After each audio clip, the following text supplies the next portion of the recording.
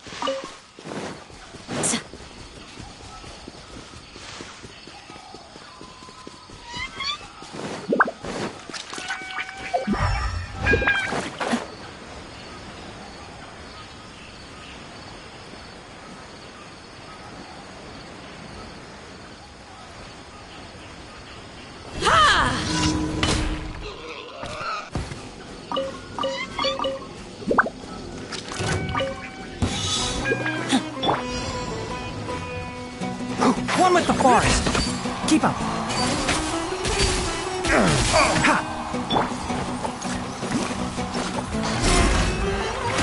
You're exposed! Illusion shattered!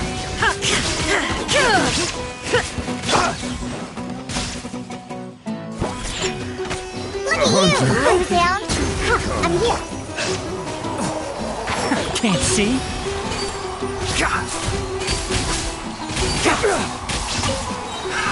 Another test zone. We shall prevail!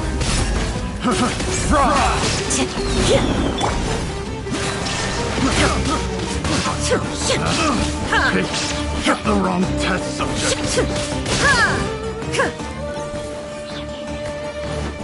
There is no escape! Think you can bully me? Enshroud!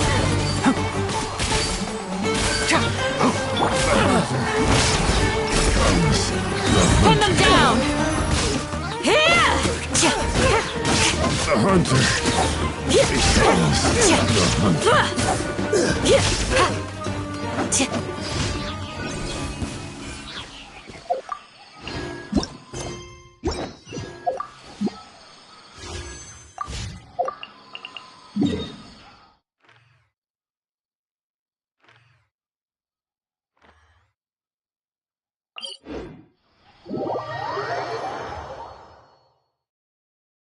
I am right by your side.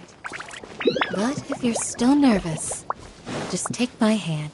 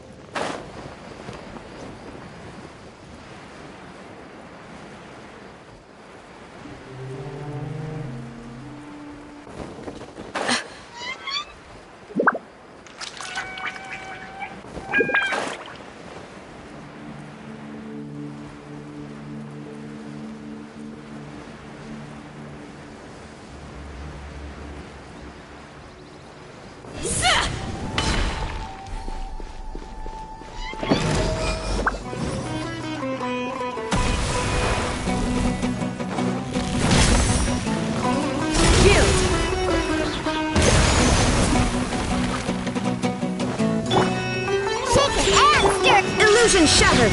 One with the forest!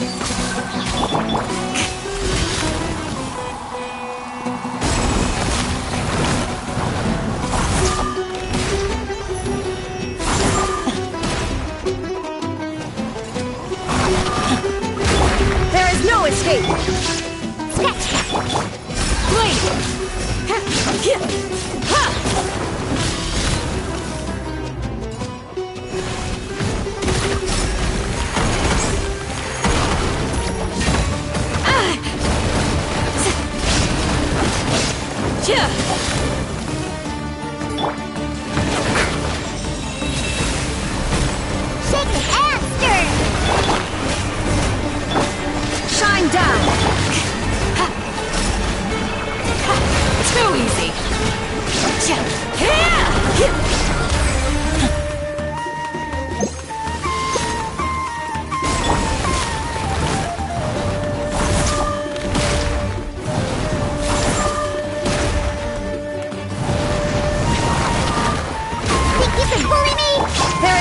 escape! Now you shall perish!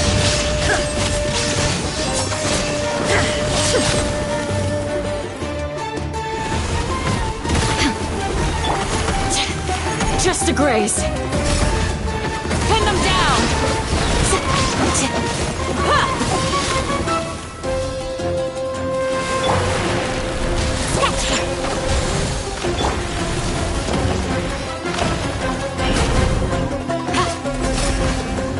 You're exposed! Illusion shattered!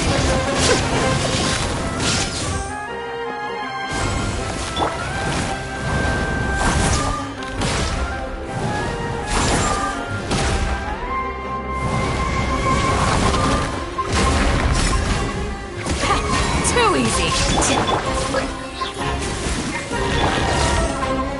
Enshroud!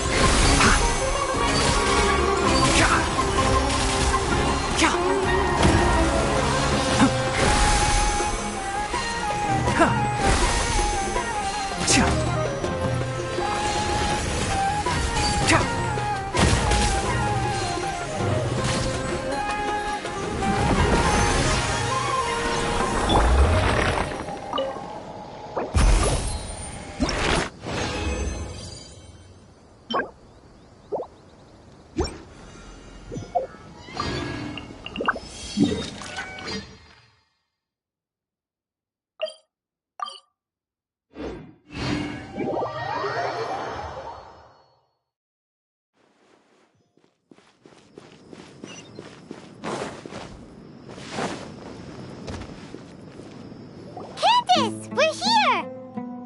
Has everyone arrived? Everyone is already waiting inside. Well, what are we waiting for? Let's join them! Please, wait a moment. Before attending the meeting,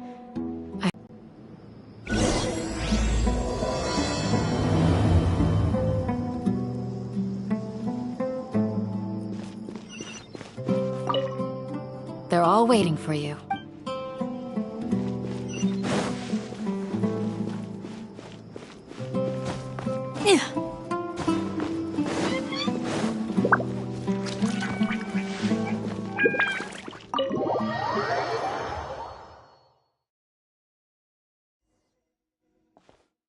Everyone's here so early! But We already discussed things a bit. Hey, where have you been? I've missed you too. Are you ready? Very well. are you sure this is gonna work? I gotta admit, it's bold. Color me impressed. It's worth a try. The point of discussion is to arrive at a solution. Let's cut the small talk and move to the next point. You're making Paimon nervous.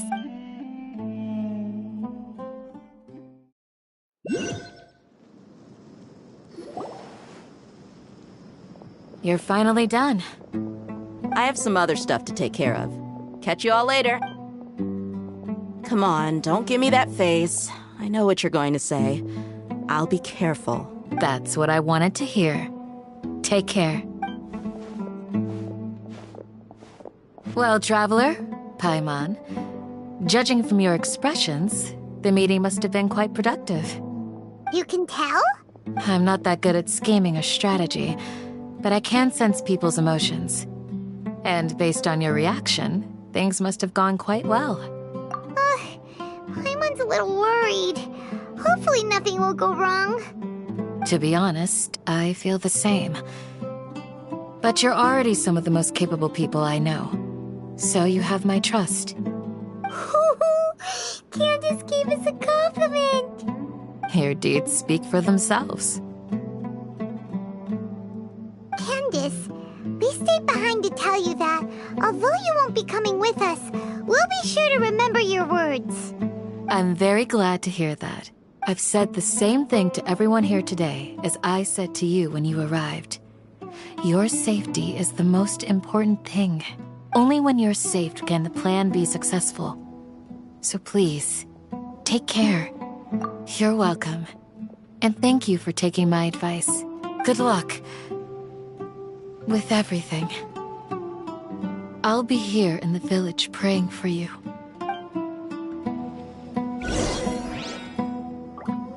Stay safe, everyone. I'll be here, praying for you.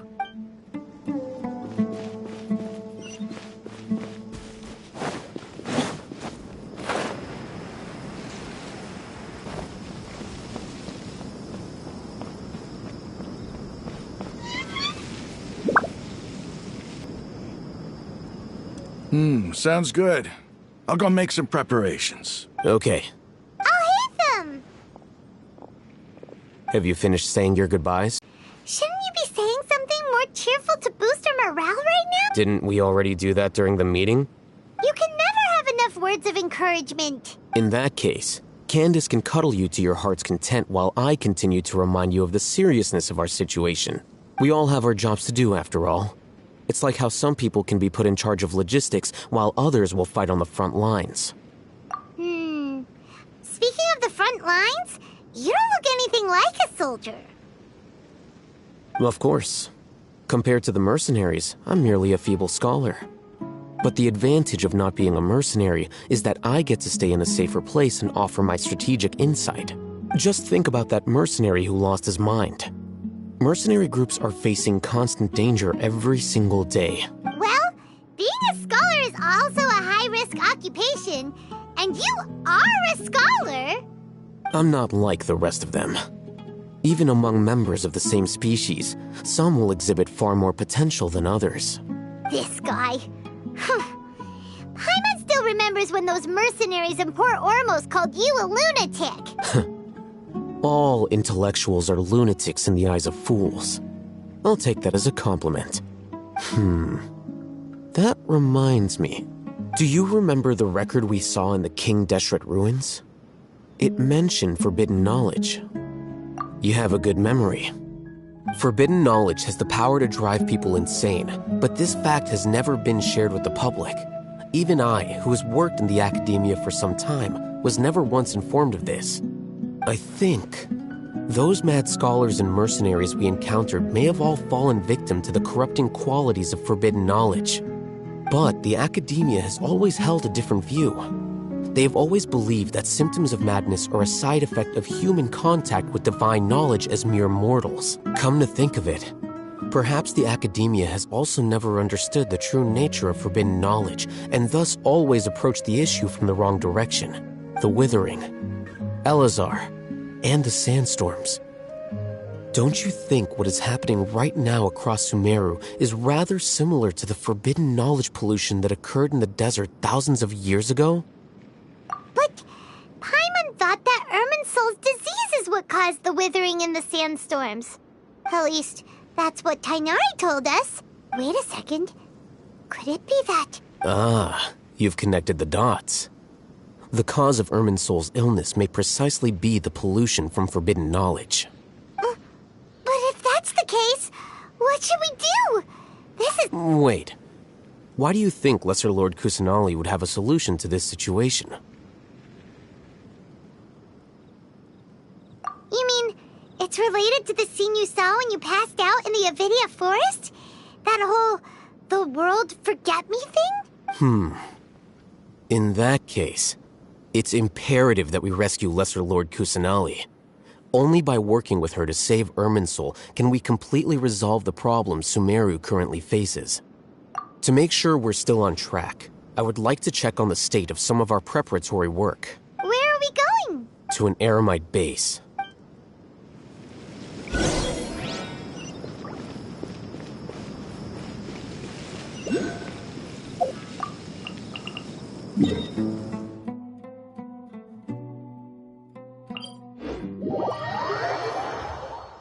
I am right by your side.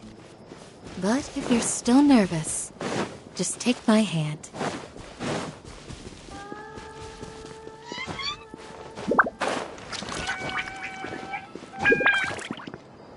Huh. Oh, you made it. Huh? What are... I gave them some technical work to do. Ah, it's the scribe. And is that the traveler I see? How's the work going? Ah, yes! We have fixed the devices according to your instructions. One of them is already ready for use, while the others are still under repair. Aren't those devices for canned knowledge extraction? What are you doing with those? Look here. Huh? More canned knowledge? Are you going to put more weird stuff into her head again? What's that look on your face? Are you scared? Paimon's a little scared, but very, very furious! That's an interesting response. Anyway, we're not going to use this just yet. As I mentioned during the meeting, this knowledge capsule contains a decree I drew up in the past. The academia should also have their own copy. And according to the plan we just came up with, Traveler, I want you to record something into this capsule. Do you believe we can save Lesser Lord Kusanali?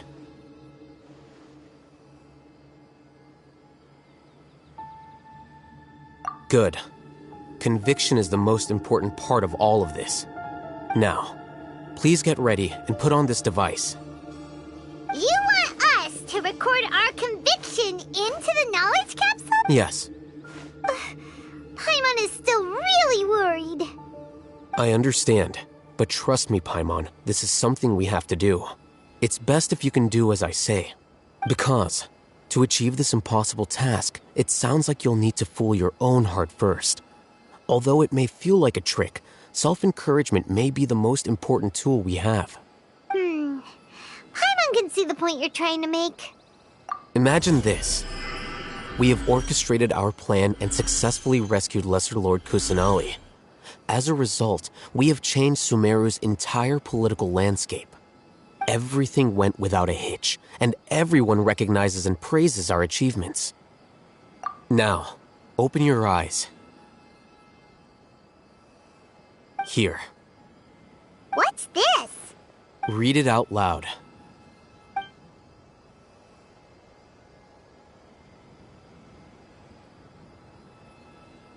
It's done. Is your head okay? Does anything hurt? It's just a recording. There should be no negative effects. But what was the point of doing this? Paimon doesn't get it. And that's perfectly fine. In any case, these capsules aren't meant to be used by you. Huh? What do you mean? Have you forgotten? Our plan needs to account for those who have long relied on the Akasha. You may find it hard to believe, but for those people, everything the Akasha transmits to them is nothing short of absolute truth. Imagine if you've been using a device like the Akasha since the day you were born, and this device has always supported you during times of need. After all that time, what do you think you'd become? A fool? A machine? A slave to orders. And that's why rules are so important. In addition, those who understand the rules can delineate boundaries and identify gray areas. But why would you need to identify the gray areas? You could say that those kinds of ambiguous zones can be very interesting. One might even say they're advantageous in the right hands. Things you're interested in are really out there. Are all Sumeru scholars like this? Anyway, that's enough chit-chat. I'm going to take those two to work on some small projects. You can head to Caravan Rebot and start preparing for the next step.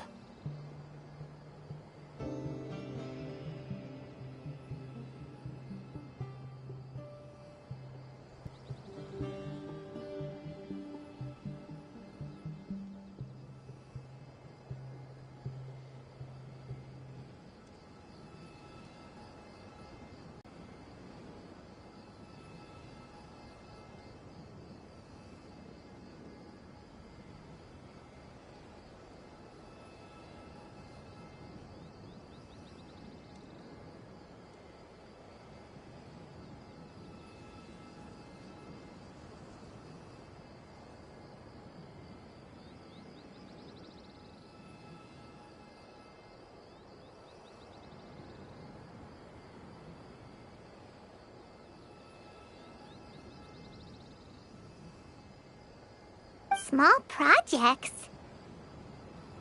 We're going to tinker with the Akasha terminal and make a few modifications.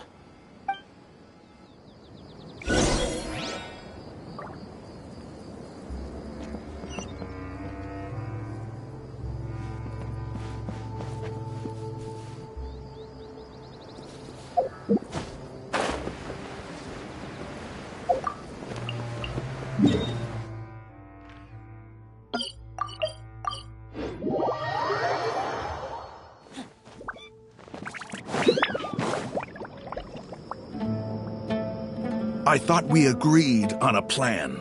How can you go back on your word? The plan is too radical and carries a high risk for casualties. I've given it a lot of thought. And in the end, I still can't agree to it. But it's still the best plan we have. As a former Matra, you of all people should be able to see the bigger picture and recognize the innate advantages of our plan. I did.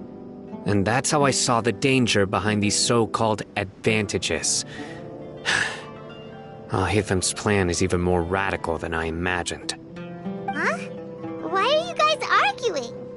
My friend, you're just in time. Why don't you help me persuade Sino? He's turned against our plan. We agreed to work out a plan at the meeting. As mercenaries, you're familiar with the local environment, so you'll take care of the specifics. But then, you went to Alhaitham for suggestions. Had I known Alhaitham would give you those kinds of suggestions, I would not have agreed to the plan. Look, you already know that we're all on the same side here, don't you? Mercenaries place a lot of importance on their bonds of friendship, but also will not hesitate to make sacrifices if they deem the situation to be sufficiently dire. I'm sorry, but as things stand, I can't accept your principles. Seems you really do understand the ways of the desert. Traveler, Paimon, this is also something you should know. Rahman's plan is to have me work with the Caravan Reebok guards in my capacity as a Matra. We will arrest the mercenaries and escort them into Sumeru City. Wait, how can we work with the guards? We can't get through that wall easily, remember? Caravan Reebok would never let so many unregistered members of the Eremites enter Sumeru City. My plan will clear us of any possible suspicion, and also let us enter the city as a big group. There is no better way. That also sounds like something Alhaitham told you. Am I right? Doesn't Alhaitham know how dangerous this plan is? Of course he does. He told me, there is no perfect plan, but this can get the job done. He also said that with the help of Sino and the Traveler, our chance of success would increase significantly. I never blindly trust anyone, and I've always had a good eye for people. I think he made a number of valid points. It's my own choice to trust you. If I make the arrests alone, I can control myself and prevent you from getting hurt. But I can't guarantee that kind of discipline from the guards. To make the whole thing more convincing, you'll need to resist to some degree. Casualties are inevitable once push comes to shove. I'm okay with the deaths of enemies. But now that we're allies, I'm against the meaningless loss of our own. I can't believe a Matra would actually care about us. I've lived a hard life, and I can say that people like you are hard to come by. I've always treated my allies with honesty and respect. They have the right to know important things like this. Now you're making this hard for me. Hey, is there something we can do to help? I knew you would say that. We can help fight some of the mercenaries, which should reduce the number of times you'll have to struggle directly with the guards. That should help at least a little bit. Sino, on behalf of my people, I thank you for your kindness. But this is a mission we cannot turn our backs on. We strongly value the lives of our friends, but the goal we are about to achieve is even more important. We have no fear of casualties, because we crave the spoils of victory. So please, lend us your support. We will show you the determination of us desert dwellers. Well, now that you've put it that way, I can no longer refuse. But remember, you need to follow the plan and not do anything reckless. Candace made it very clear that we can only achieve our goals if we can ensure our safety. Since you and I both recognize the significance of this operation, there should be no more animosity between the followers of the Dendroarchon and those of King Deshret. Everyone's life is equally important. Okay, you have a deal. Let's do this for our shared dream.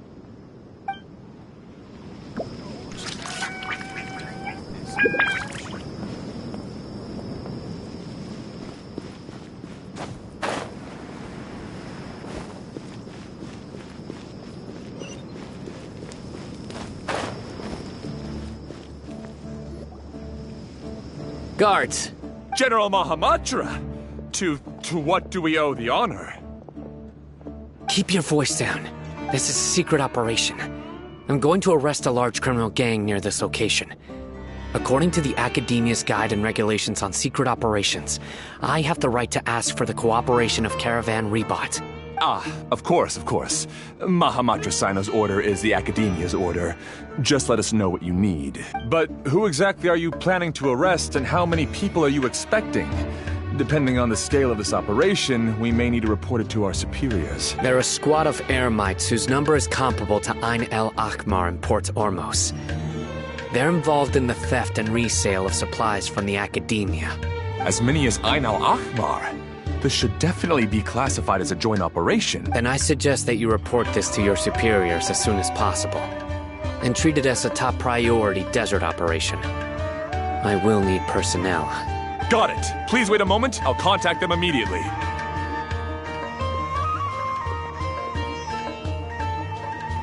Because this is work. Because I trust you. Paimon can't believe you're still in the mood to chat.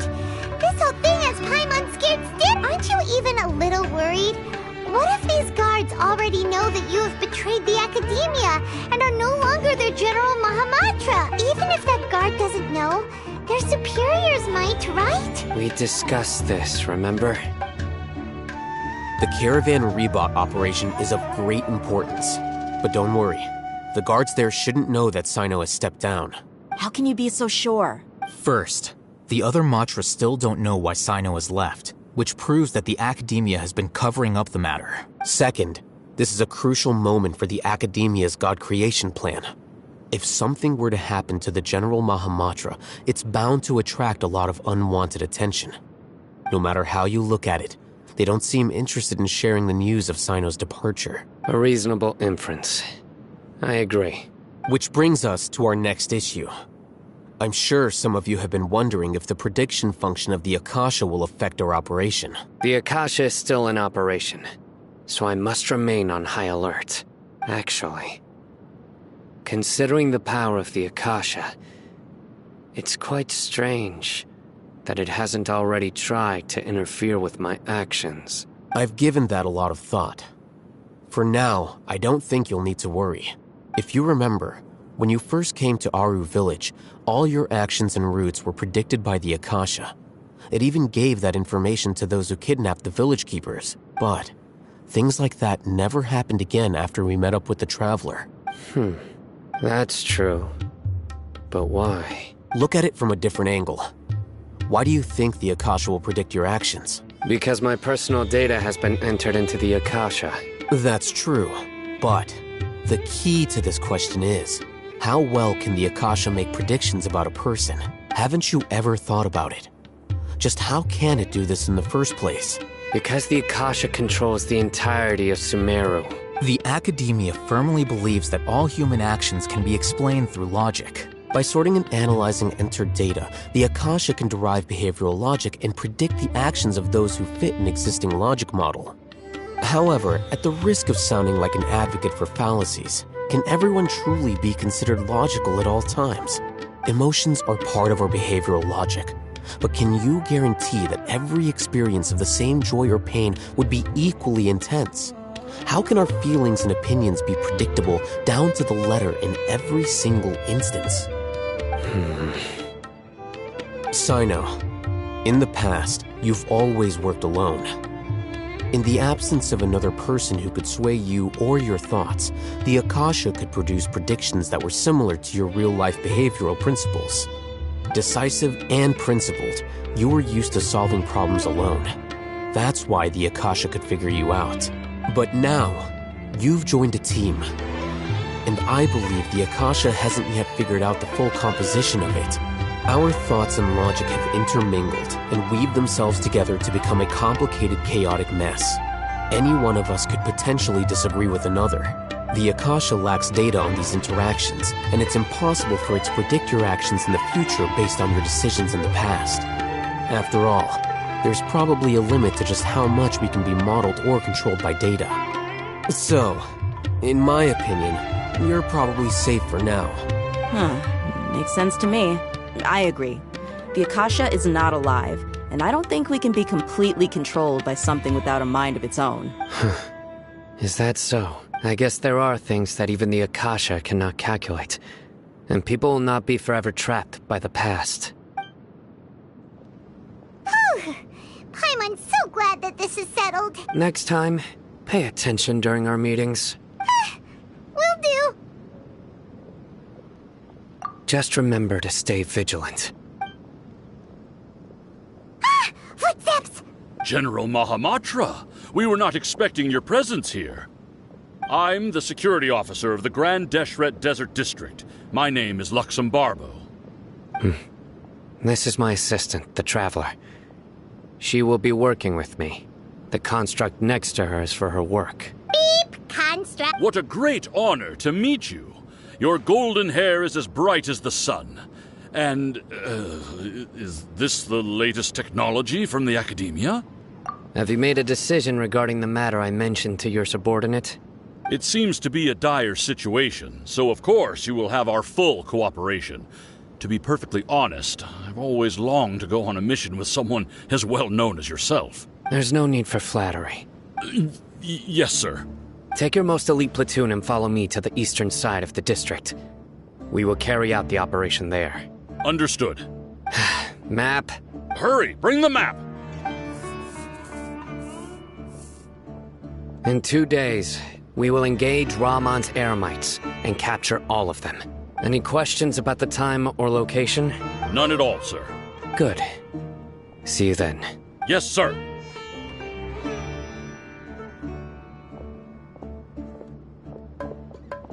Maybe hanging around the General Mahamatra isn't so bad after all.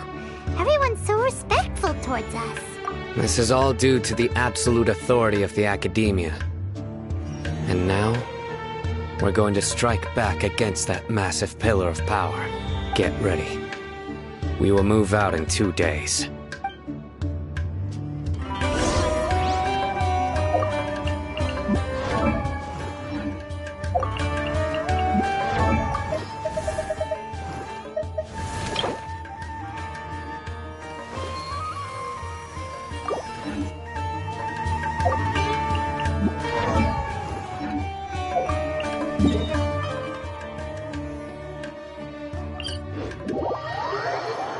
I am right by your side.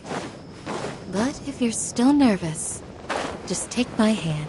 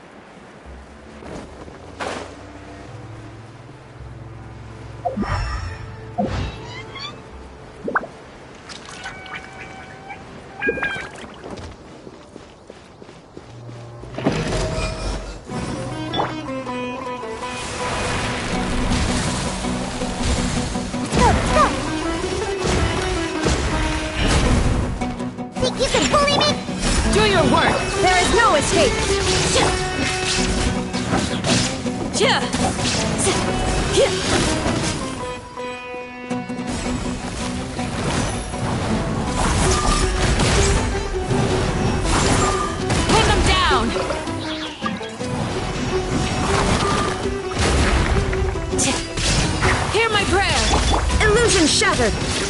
Inazuma shines eternal!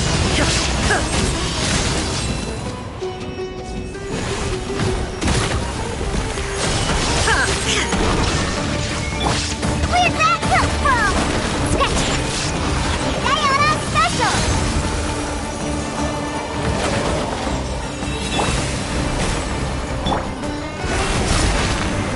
You're exposed! There is no escape!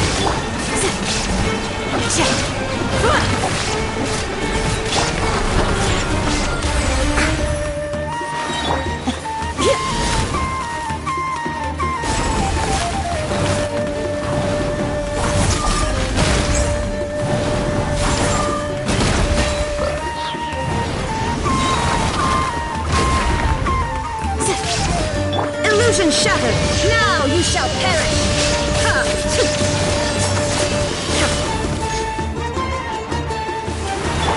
Go, shake it after!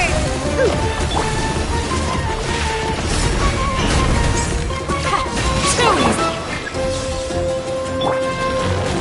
One with the forest! God!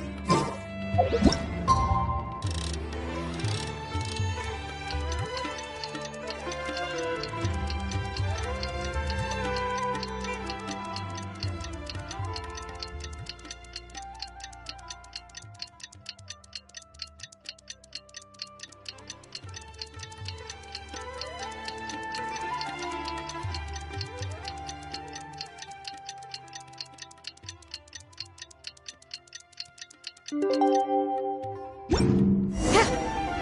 for the operation! Let's go meet Sino in the desert!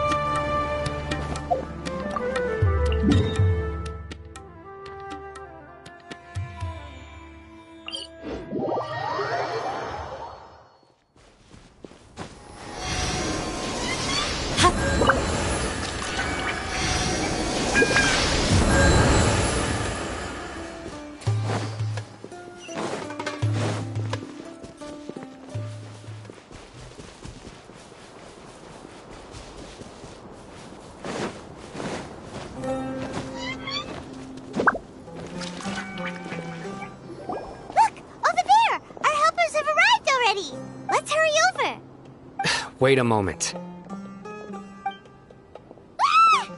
Oh, it's you. You're my assistant, remember? Being my assistant, you must stay with me. Now let's head over there. It's General Mahamatra and his assistants.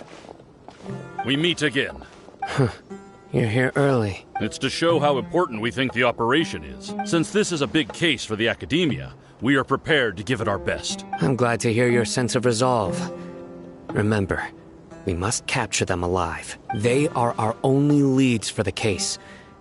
If they die, we will be unable to continue the investigation. Understood. Everyone! The Eremites are approaching from the west! Make preparations and be ready for combat.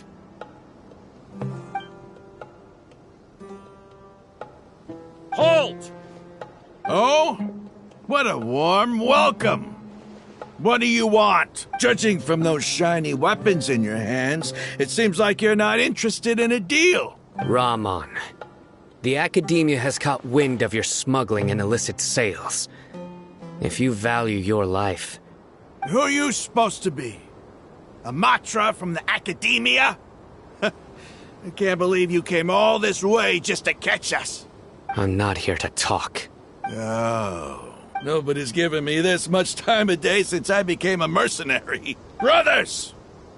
For that slight, let's wash our blades with their blood. Let's show them we Eremites are not to be messed with.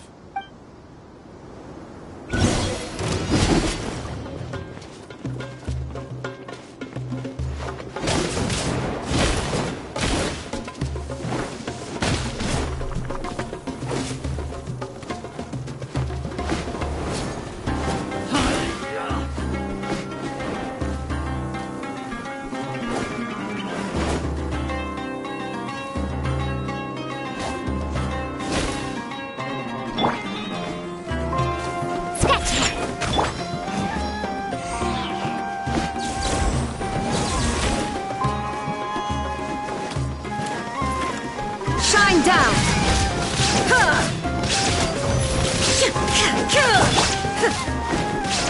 Can't see?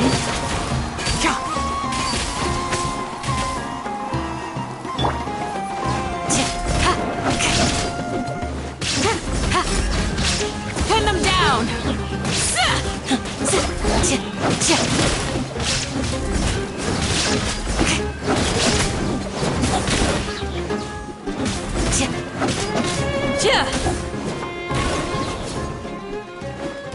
We shall prevail! Too easy!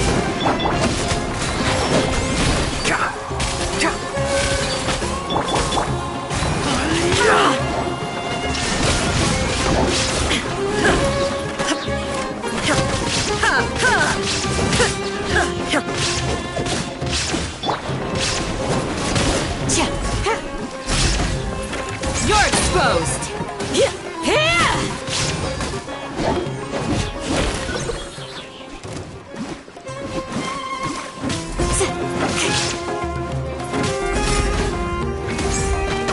Pin them down!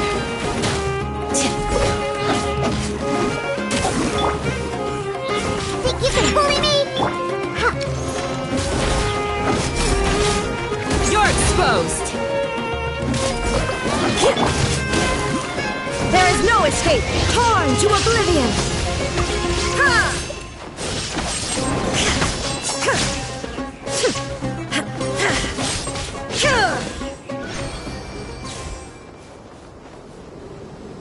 It's over. Ah! We have subdued them. The operation is now over. All Eremite mercenaries and related personnel in the area. Ah, you pitiful dendro!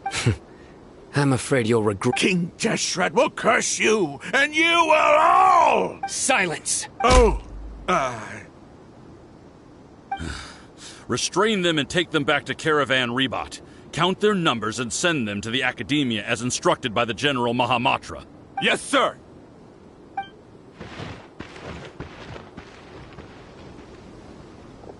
Mahamatra Sino, I will now take my leave.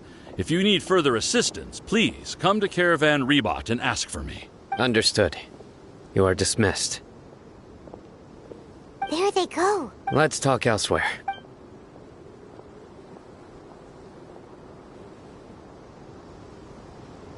This part of the plan went really well. Yes. Things went perfectly. That's fantastic. And that punch you gave Ramon there? Sure. Once we're done here, I'll return to Caravan Rebot and oversee the group's transport. I promise. I'll get everyone into Sumeru City safely.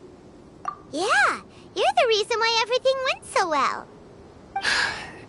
It's not the time to celebrate yet. I believe Dia should already be waiting for you. Go join up with her. She will need you to introduce her to Tainari. Speaking of which, is it really okay for us not to share the full plan with Tainari? What if he'll feel miffed about it and refuse? I have a very close relationship with Tainari. Given how well we know each other, I believe my message alone should be enough to bring him to our side. He knows I won't make jokes about things like this. If we need help, Tainari is the best option. Get ready for the next phase of the plan. Don't keep them waiting.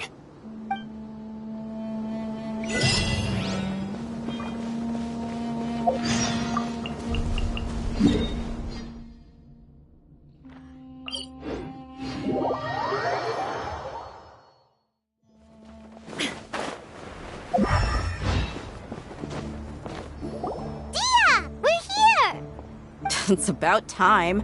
Didn't you say our part of the plan is the most important of all? And here you come rolling in late. In the time it took you to get here, I already did 5 laps around the place, downed 7 drinks, and even did some clothes shopping. Sorry. We didn't mean to keep you waiting. I just wanted to fix your attitude and rub it in a little. After all, you took your sweet time getting here, and we've got important stuff to take care of. I just like seeing that serious look on your face. All right, I'll stop. All joking aside, I'm glad you're here. Let's get moving and take care of this as soon as possible. But where should we start? Our responsibility is to get a status update on the Fatui Harbinger known as the Doctor. We need to make sure he won't get in our way when we rescue Lesser Lord Kusanali. Dealing with an institution that controls all of Sumeru is already hard enough. If the Doctor were to crash the party, it would be next to impossible for us to achieve our goals. Yeah, we sure don't want him showing up. Ooh, he really gives Paimon the creeps. Right? Hearing his name just reminds me of those stuffy old geezers in the academia. I'd rather not have to deal with someone like that. According to the plan, we should first go to Pardis DI and ask for Forest Watcher Tainari. If all Hatham and Sino's sources are solid, then we can be sure that Tainari still has the Academia's trust. So, we'll find Tainari and convince him to get us the latest intel on the Doctor. Then, depending on what we learn, we'll make any necessary adjustments to our plan. The sages have placed spies everywhere on the other side of the wall. I'll follow you as a bodyguard. You should be honored. I don't offer my services to just anyone you know. But Paimon thought mercenaries would do anything for Mora. That's certainly true. But when multiple employers are vying for— Do you want? Paimon's not sure we can afford it. How much do I want? Hey, how about paying me with a smile? What do you say? I haven't seen you smiling much recently. If you ask me, someone like you must look lovely when they smile. Come on, give me a smile so that I can be less worried. Looking good! I hope this pretty smile will become our lucky charm. There are many kinds of smiles, but only a truly joyous one can bring blessings to others. Let's consider this smile a down payment for our future victory. Let's go. It's time to pay a visit to Pardis DI.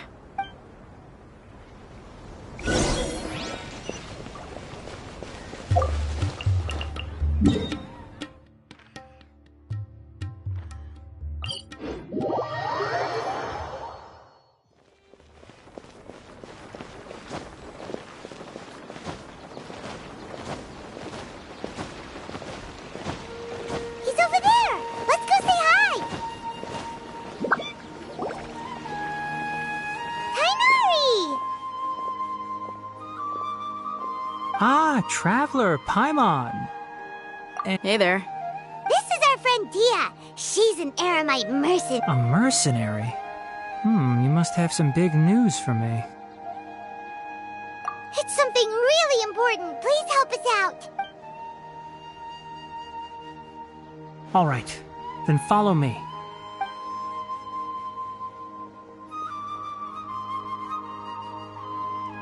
This place is better. We won't be disturbed by any passerby. Okay, what is this important thing you want to ask me? The Doctor, huh? He's that strange-looking Fatui Harbinger with the mask. Paimon thinks he has blue hair. Yes, I know him. Actually, he left Pardis DI just a little while ago. He left already? Yeah, he came looking for me. Can I ask what it was about? Sorry to ask you like this after having just met, but your answer is very important to us.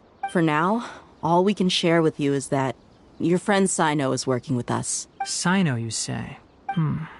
I see. So that's why he hasn't been at the Academia. Okay. I will answer your questions and will assist you any way I can. You don't have to tell me everything that's happened. Sino's name really does work wonders. You're not even a little worried that we might have made it all up? Despite having just met you, I can sense that you're the serious type. Between you, the Traveler, and Sino, none of you strike me as the type that would conspire to deceive me. You don't need to tell me anything you don't want to. I'll also get straight to the point. The Harbinger you mentioned came to me because he wanted to take the scholar Hypatia away with him. Hypatia? Why would he want her? And what do you mean by take away? Is he planning to leave Sumeru? Yes. He told me his return to Snezhnaya is imminent.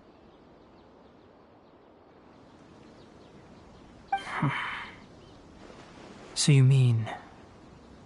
you're leaving this place soon? Indeed. Otherwise, we could have perhaps talked a little more. I was just about to set out when I remembered something important. To that end, I made a final trip to Pardis Di. Let me ask, have you been taking care of a scholar by the name of Hypatia? Your sources are accurate. No doubt because you recruited many informants.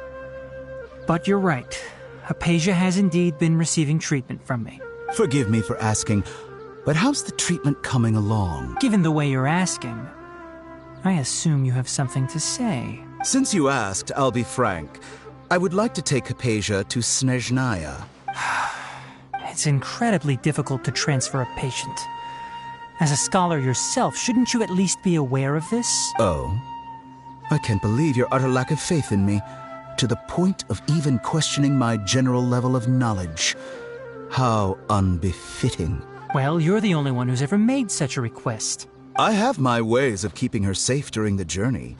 In addition, I can also promise that under my care, Hypatia will receive the most advanced and effective treatment. I will personally supervise her treatment and see to her recovery. Would that be agreeable to you? Hypatia was born in Sumeru and remains a scholar of the Academia. Her situation has not become dire enough to necessitate her transfer to another nation. Transporting her to Snezhnaya is risky, and the potential benefits are unknown. As the person currently responsible for her treatment, I cannot possibly sign off on this transfer. Your suggestion is rude and reckless.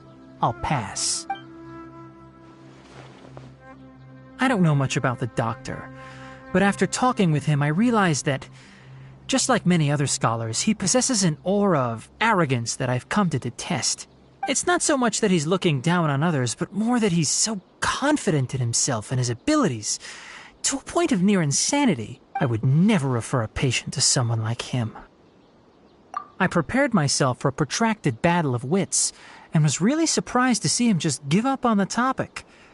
Still, his reaction really concerned me.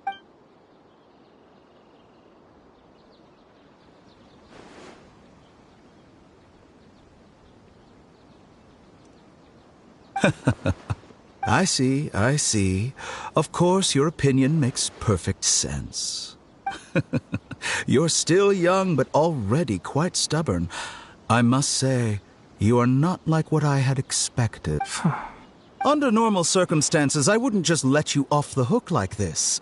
But unfortunately, I'm in a hurry today, what with Her Most Noble Majesty the Tsaritsa calling for our return. Luckily, there is still some time left for me to take care of everything before I leave. It's just as the Academia said, you're a responsible and gifted scholar. Sadly, even with all of that, you're still lacking a bit of shrewdness. And that's also why people like you can never realize that sooner or later, everyone must pay the price for what they've learned.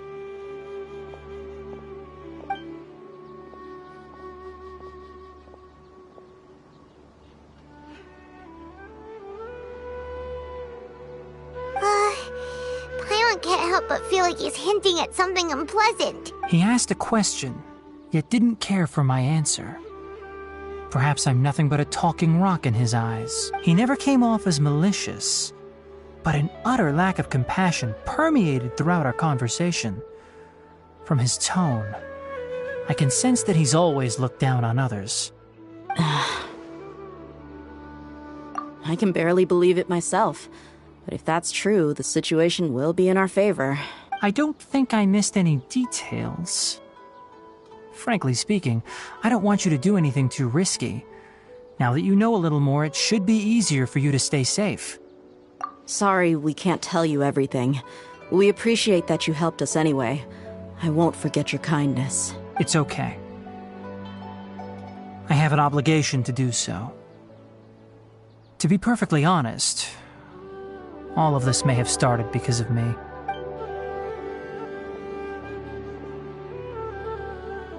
Recently, my master wrote several letters to me, asking me to return to the academia and assist him with his research. Hasn't he already asked you several times before? Yes, but there's something off about this most recent batch of letters. The handwriting and tone are both familiar, but some details have been omitted.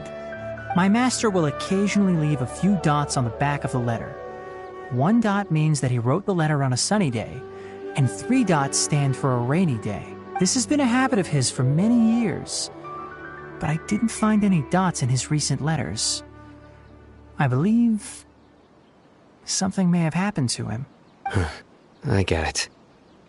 Since you are always at Gandharvaville, you would like me, someone already working at the academia, to investigate this matter, right?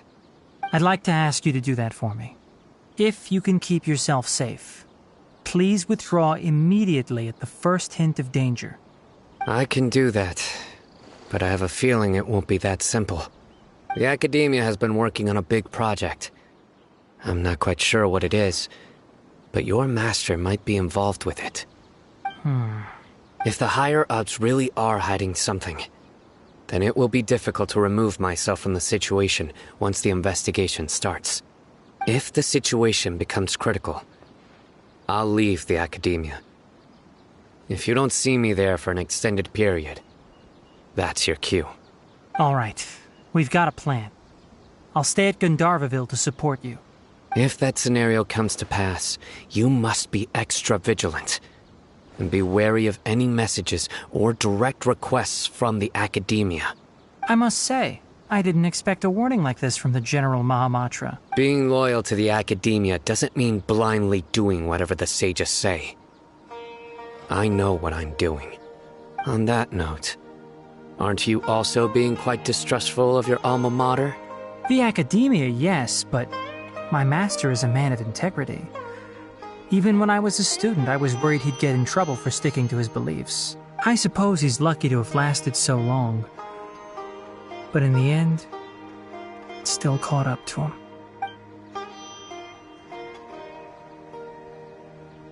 I see. So you noticed something was up with the academia from the very beginning. This may well be how Sino became involved in all this. In that case, I must keep my promise and help you however I can. Also, if you run into Sino again, please help me pass on a message to him. Trust your own senses and experiences. I think this may be something he needs to hear right now. Okay, we'll find a chance to tell him. Thanks. Right. Now let's go hunt down this Harbinger. Oh, by the way, which way did the doctor go when he left Pardis Di? That way. Gotcha. Thanks so much. We'll be on our way.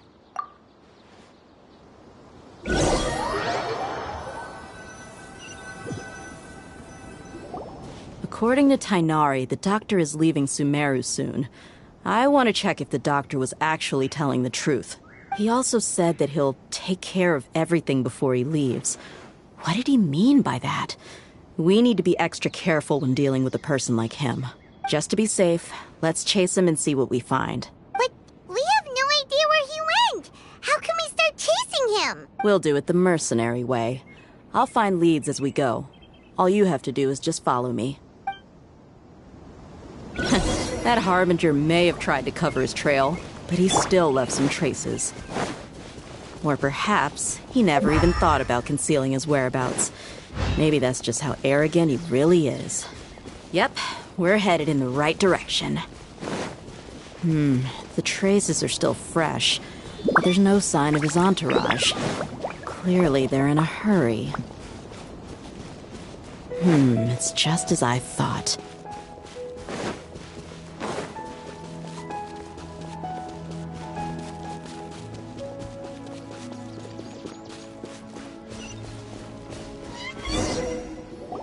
We can stop here.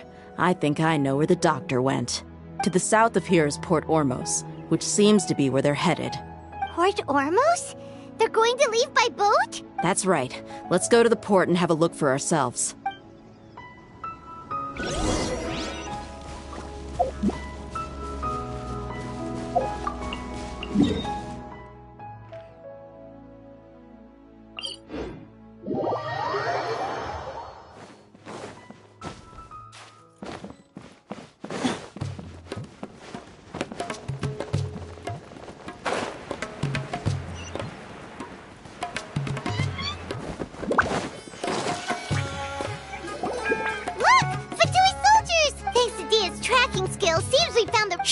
Don't draw their attention. The port is crawling with Fatui soldiers.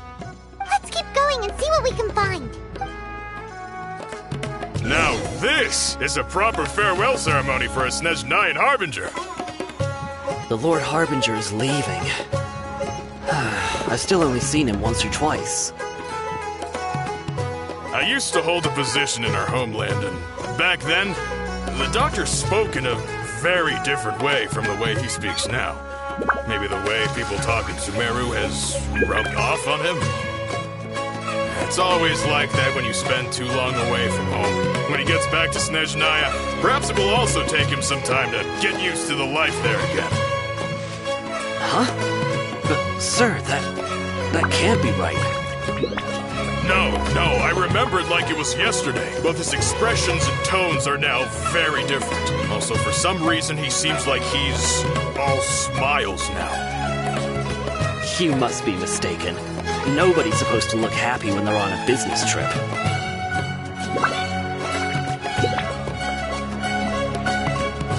The Doctor is on that boat. So he told the truth after all. He is actually leaving Sumeru. Let's get closer and find a place to hide so we can observe him.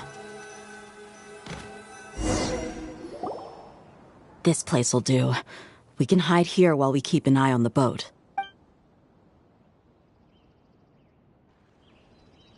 Uh-oh! He saw us! Huh? Is he waving at us? It's time to say goodbye. Wait, is he the only person on the boat? You mean there's nobody with him? And where are all the soldiers we saw in the port just now? They were all here just a few minutes ago, but now they've vanished. So this was a trap. Wait, don't tell me that. Luckily, there is still some time left for me to take care of everything before I leave. Oh no. They might be after Hypatia. Let's get back to Party's DI. Huh? What do you mean? I'm afraid that she's seen something that she wasn't supposed to see. If I were the Fatui, I would also try to take her away. And if I couldn't... Oh no! Are you saying they're going to kill her? Let's go!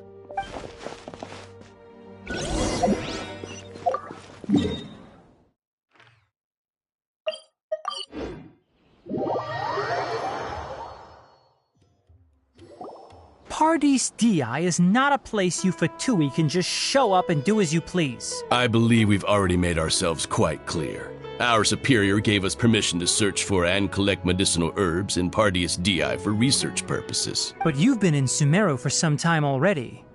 I find it coincidental that you chose to only come here today. Even the Grand Sage himself may not have the right to question our research, much less an ordinary scholar like yourself. I've done my duty to inform you. Don't make things difficult for yourself. It would seem that my words have fallen on deaf ears. You can keep trying to deny it, but coming to Pardes Di now? I'm pretty sure you're not just looking for herbs. With all due respect, your baseless speculations will only lead to unnecessary trouble. Well, you only have your Harbinger to blame. He knows nothing about keeping a low profile. I may be staying at Pardes Di as a scholar, but that doesn't mean I'm no longer a forest watcher. It is still my duty to protect the peace and safety of the scholars who have contributed so much to Sumeru. Then it seems our conversation has hit an impasse.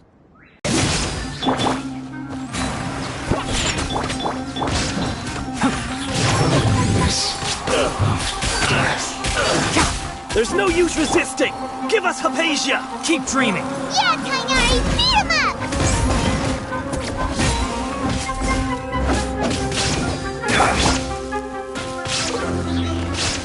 Think you can bully me? Look at you, Boomtail! I'll uproot you! One with the forest! I guess this time.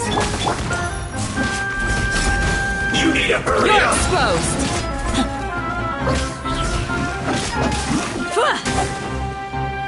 This one's well done! You need to hurry up!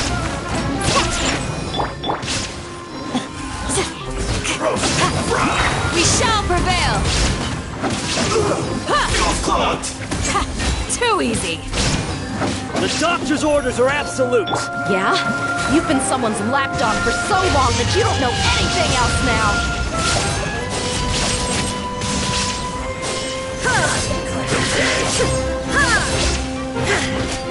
Illusion shattered! We're not getting anywhere. Traveler, Paimon, please go to Hypatia. We need to make sure they don't try to sneak around and attack from behind. Got it! Hypatia's still here. Doesn't look like anyone's broken in.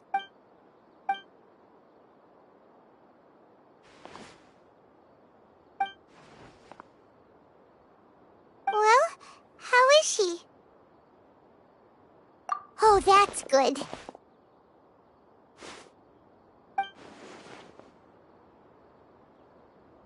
So, you think this is over?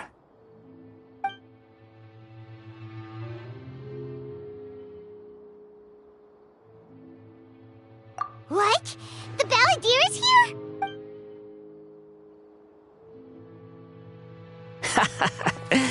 I've missed that look of abject horror. You've given me that look every time we meet. But, where is he?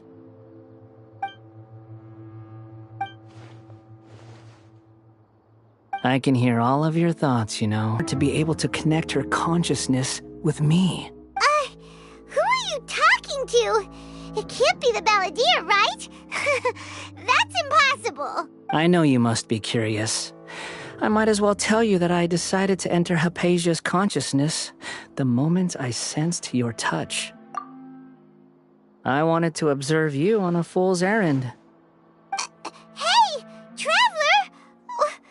What are you doing? My deification is nearly complete. All that's left now are just some final details. Do you understand? Even if you manage to rescue Lesser Lord Kusanali, it will be impossible for you to defeat a bona fide god like me. Is it wise to force that childlike god into a divine battle against me? Scholars consider the god of wisdom to be the sum total of their faith. It's how they can justify reverence for a god as they construct it. But this also shows that humanity's worship of gods is a combination of blasphemy and exaltation. It's truly laughable. Yes. What is it? Yeah, I'm in a good mood, which is why I'm talking to you like this. What do you mean?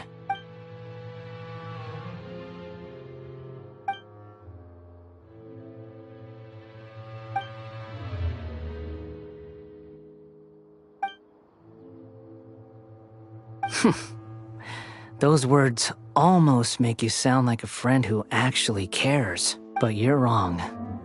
I'm different from all of you. I was born to become a god. My entire life up until this point has just been a meaningless routine.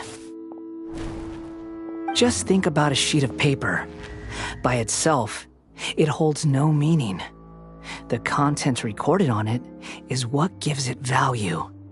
All I had recorded down before were some painful memories and boring human feelings. Such senseless drivel should have been erased a long time ago. Indeed, to me, the sight of you fools in your futile struggles is far more amusing. Tell me, Just what has this world done for you to protect it with such zest and conviction? I'm connected to your consciousness, so I can hear what you're thinking and sense the depth of your determination. This is a good conversation we're having. So here's a word of advice.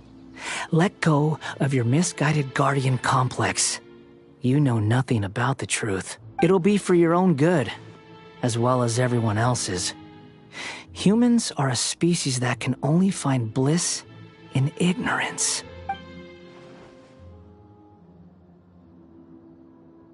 Ah, you've seen my affection for her. If you were in my position, I think you'd feel the same way. She peered into my consciousness and saw my past. Someone like that is qualified to become my first follower. All gods need followers. So Hypatia has been chosen. Her appearance heralds my imminent arrival at the throne of divinity, while her worship shall become my glory. You're doubting me again? No matter. Soon, you'll know what kind of authority you're challenging. Who wants to hurt my devout follower?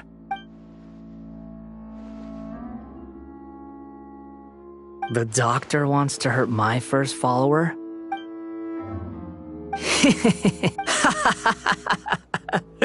How very amusing. Has anyone ever told you that you're not good at sowing discord? The doctor has never known his place. Even now, the puny human thinks himself capable of interfering in the business of the new god. You're still too naive if you think a few words will be enough to convince me to destroy the doctor. But I'm willing to give you a gift, just like my expression of affection towards Hypatia.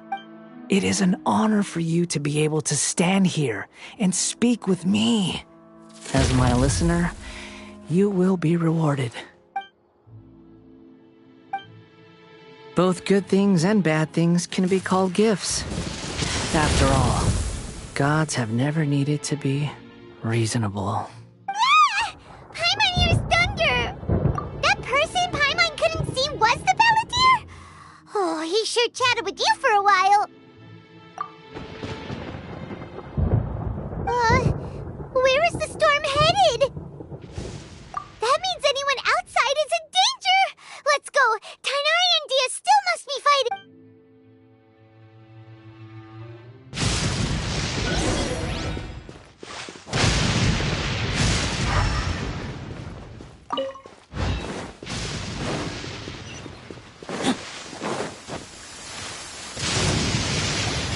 Oh!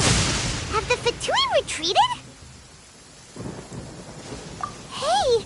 What happened to you? He's hurt. I'm fine. Don't move. I've seen Eremites get struck by lightning before. You need to rest. Struck by lightning? We were fighting, and just as things started looking grim, the weather suddenly became extremely strange. Lightning started attacking everyone, almost as if it were alive. Luckily, there were only two of us, and both of us were nimble enough to dodge most of the strikes.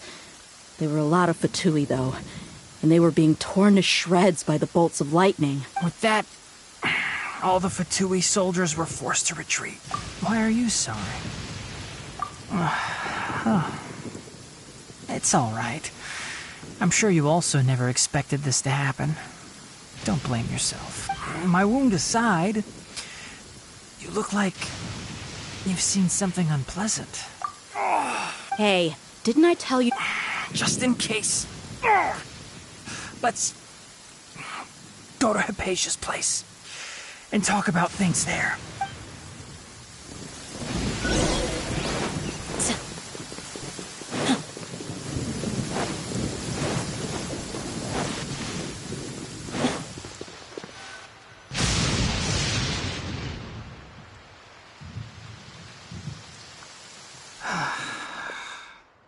Thank goodness she's fine.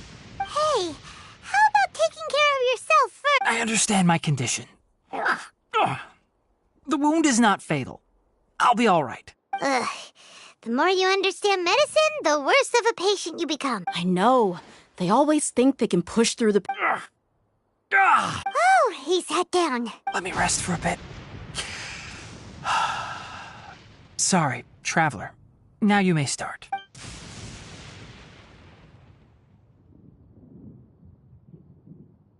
So that's what you were talking to the balladeer about? Oh, Paimon can't believe what he's thinking. The Academia's God creation plan. How ridiculous. That sounds, ambitious, I guess? Anyway, this is all way beyond me. As long as I can enjoy every day with a drink in my hand, tasty food in my stomach, and a good night's rest, that's enough.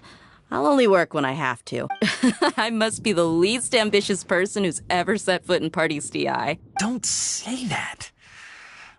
I haven't even thanked you for your help back there. Don't mention it.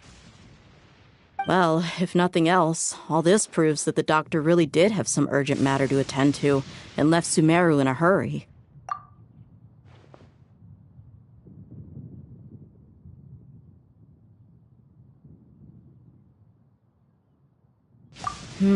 Maybe the Fatui want to cover up some secret of the balladeer. Is that why they tried to seize Hypatia? You said the balladeer claimed that Hypatia has seen his past.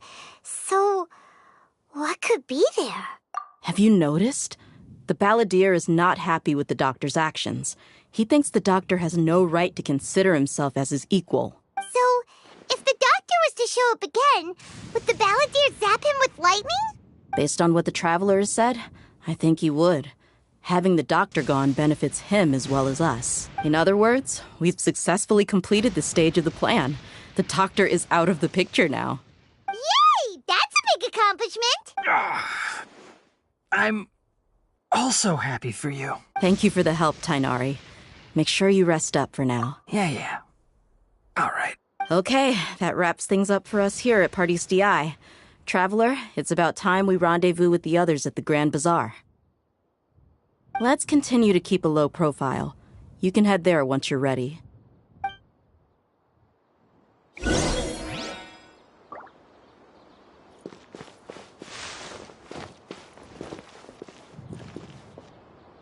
You can just focus on your plan.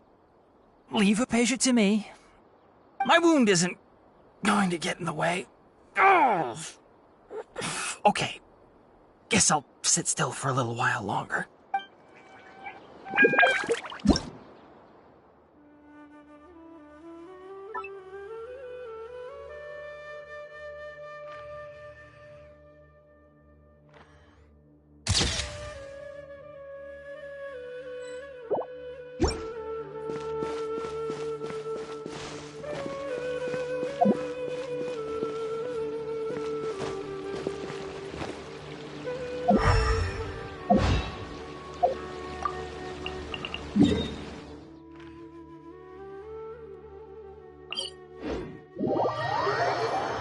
I am right by your side. But if you're still nervous, just take my hand.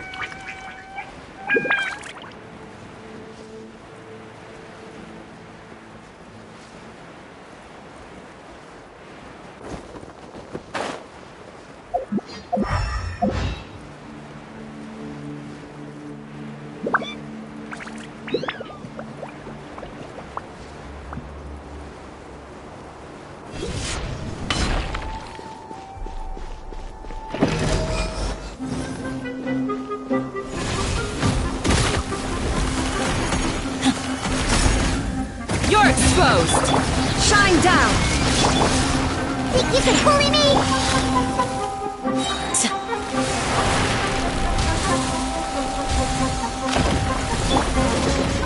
Illusion shattered! Now you shall perish!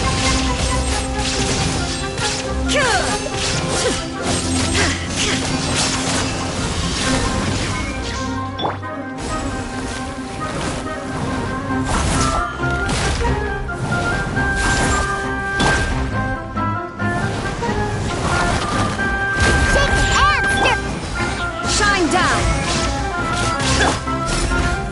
Pin them down!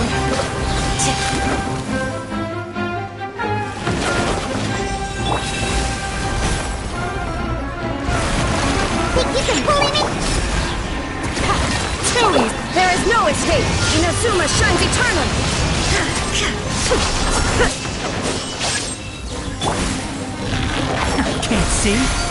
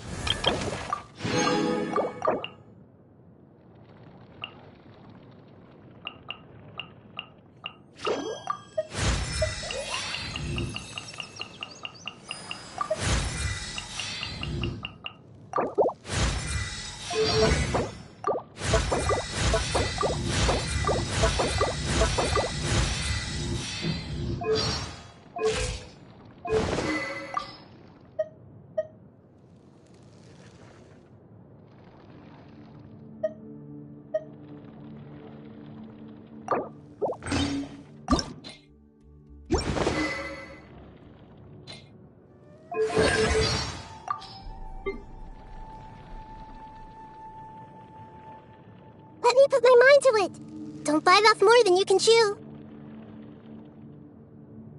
Time to broaden our horizons again. There are still so many places for us to explore.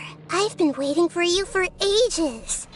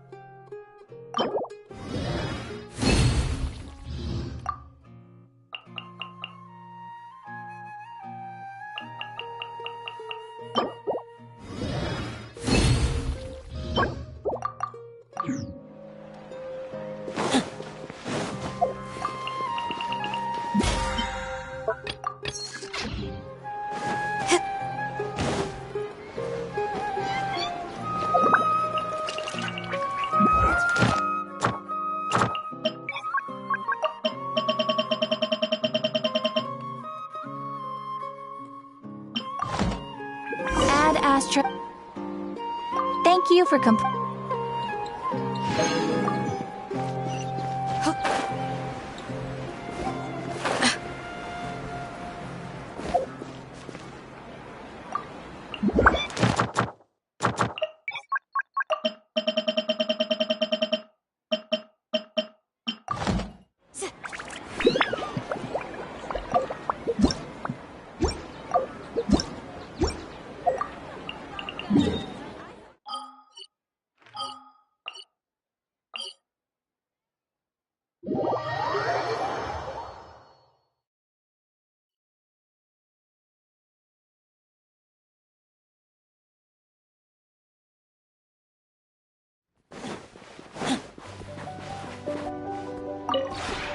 This realm is...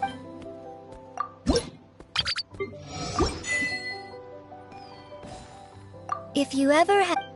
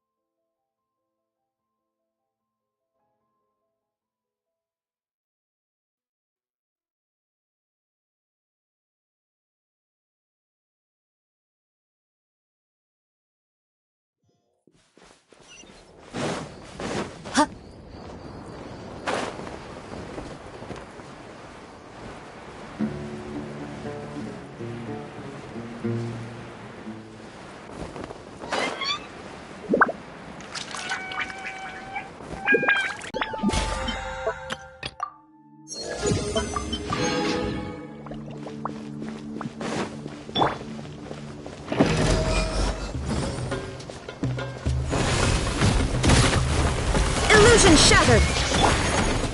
Do your worst! Take it, Ash!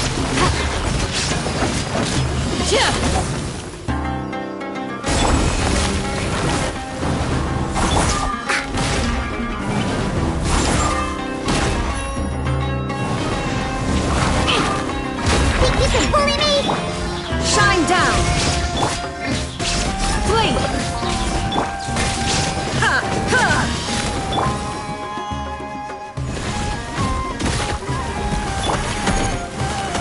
Do your worst!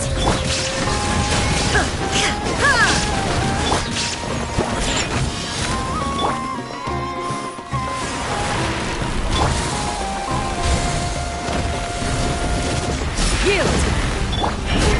Illusion shattered! Now you shall perish! Ha!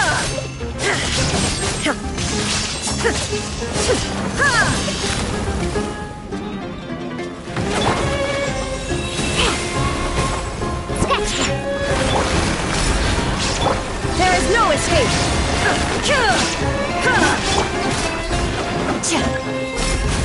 Flee! Enshroud!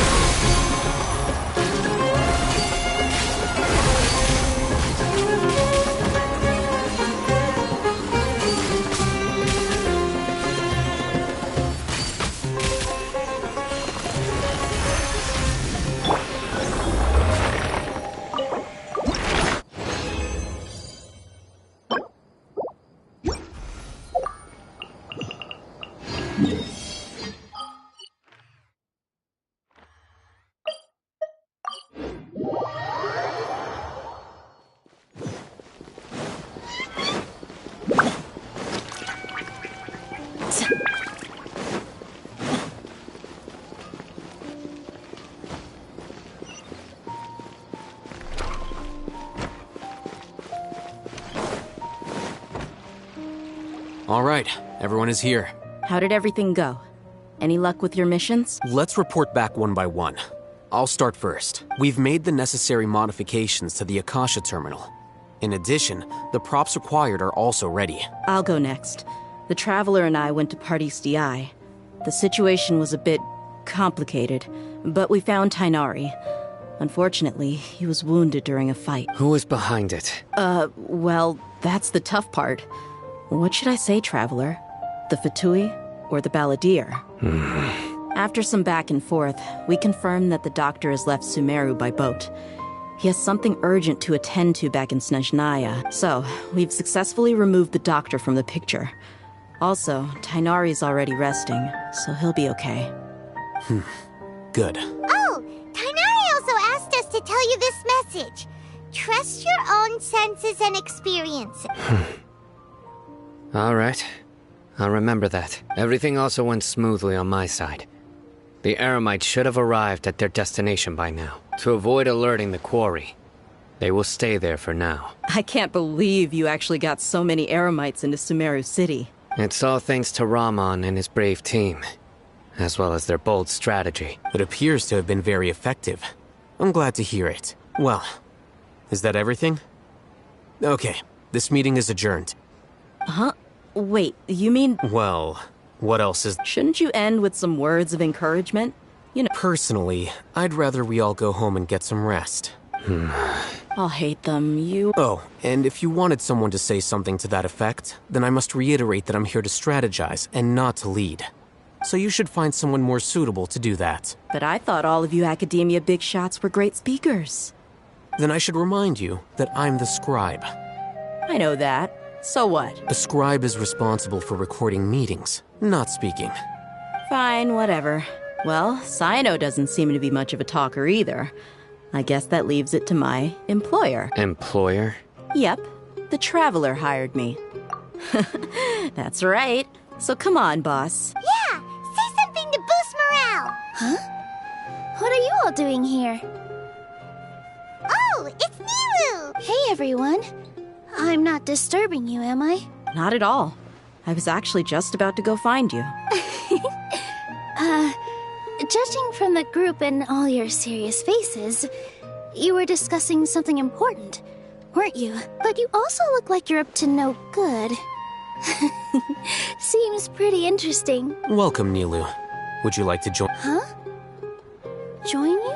You mean you also want to discuss something important with me? Yes.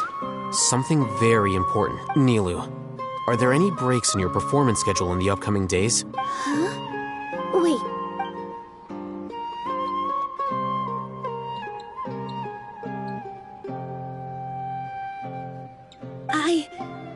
I can't believe my ears. Ahem. Oh, right. The Traveler and Paimon are not from Sumeru, but I must admit that I'm a little scared, but I'll try my best for Lesser Lord Kusanali. If I can somehow use my abilities to help you, then count me in. Remember, believe in yourself. Okay. I'll get my friends at the Grand Bazaar to help. Just remember not to say too much. Be discreet. Yep, you got it. All the preparations are done. Now, can we finally conclude this meeting? So, have you thought up what you'd like to say, boss? Yep. It's a grand plan and we're all super awesome. Well said. A good night's rest before an operation can be the difference between success and failure. Thankfully, I've had my place to myself recently. It's been nice and quiet. Uh-huh? Oh, nothing. Alright, let's all go home and get a good night's sleep so we can be up early tomorrow. Okay. So I guess that means it's time to say goodnight now. Yep, good night everyone!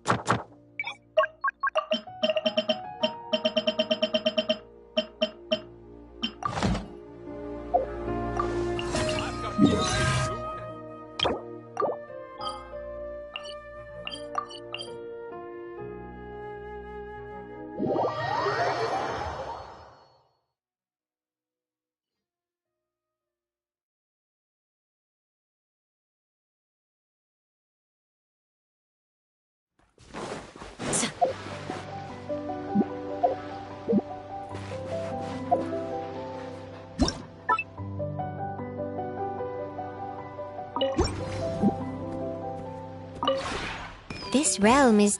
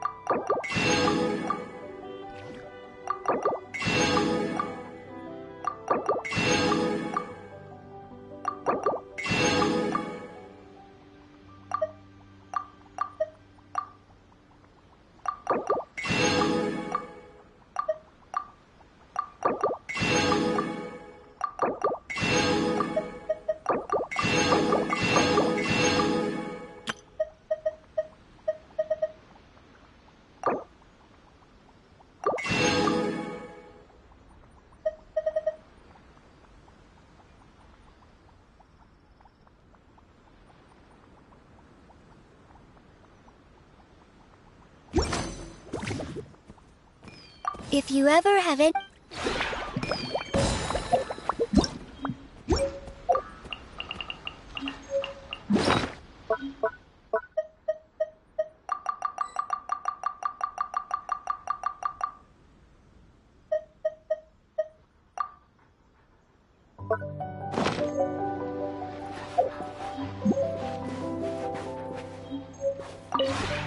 This realm...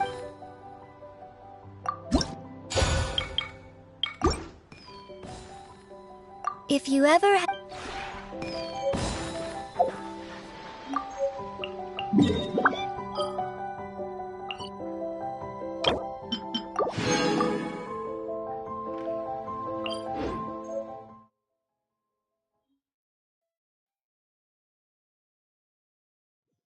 I am right by your side. But if you're still nervous, just take my hand.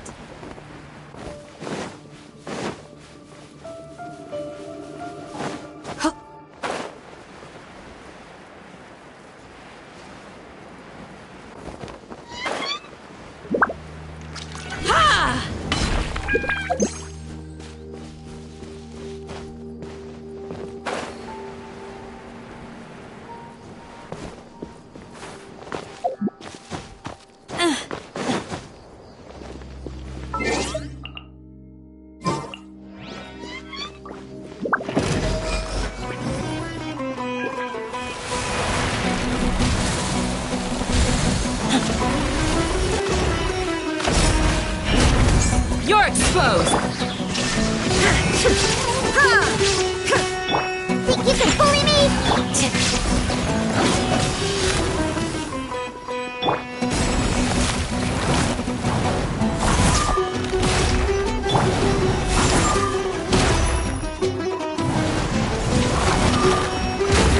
Do your worst! Shine down! Torn to oblivion!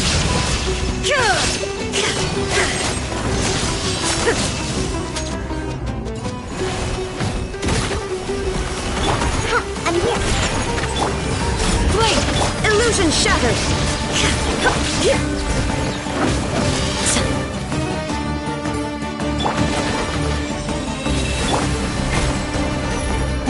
Do your worst! Shine down! Now you shall perish!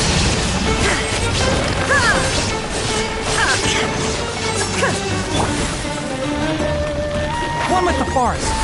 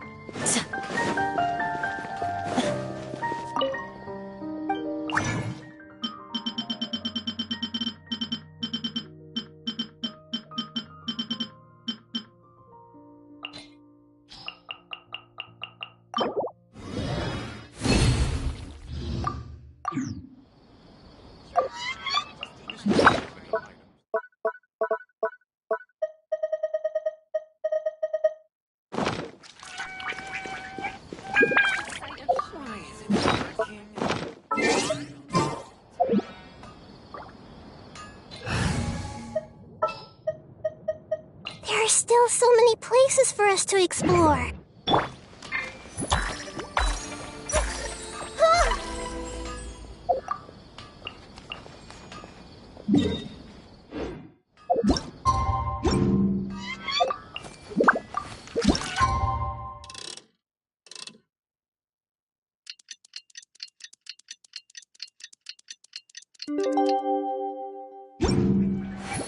Hearts are safe for sure. Just take my word for it.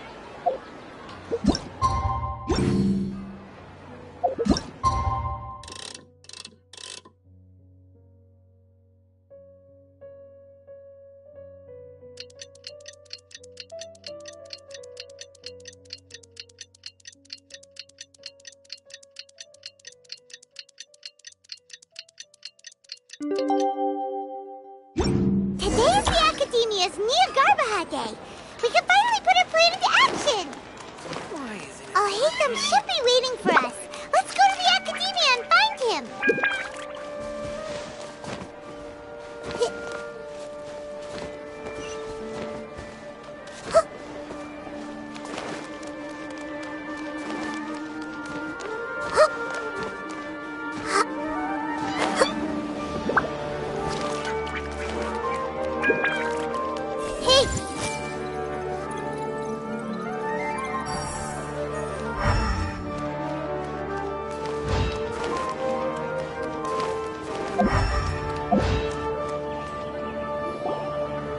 Hello, you two. Sleep well? Not really. Paimon got too nervous. What about you all, Hatham? Naturally, I slept just fine. After all, a good rest should be considered part of the plan, since energy is an important resource. You just want to show... It's crucial to dissipate any tension before we execute our plan. The only thing you're doing is being annoying!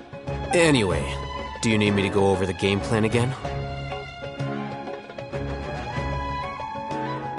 Our target is Grand Sage Azar's office. Everyone in the Academia knows that's where the Grand Sage's console is. Only they can operate it.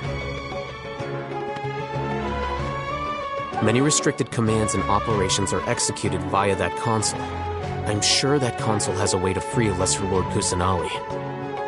Of Suristhana, there's a device of Greater Lord Rukkhadevata's that she once used to isolate herself while meditating. 500 years ago, the Grand Sage at the time modified the device so that it can no longer be controlled from the inside. They're effectively trapping one god with the power of another. So, how are we gonna get to the Grand City? Don't forget, today is Nyargarbaha Day, arguably the most important day to the Academia. The sages and core Academia personnel are busy loading the latest batch of research developments and legal decrees into knowledge capsules so that they can be entered into the Akasha. All the Darshan's researchers have their noses to the grindstone, and the Academia's grounds are flowing with all sorts of people. It's the perfect time for an infiltration.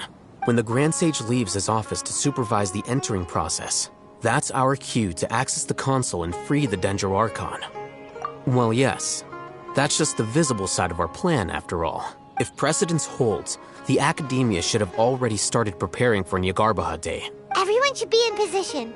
All that's left is for us to lead the charge. Let's go. So are we just gonna walk in through the front door, or...? Yes. Were you expecting a stealthier approach? Paimon can't think of a good comeback. Alright, it's all on Alhaitham if things go south.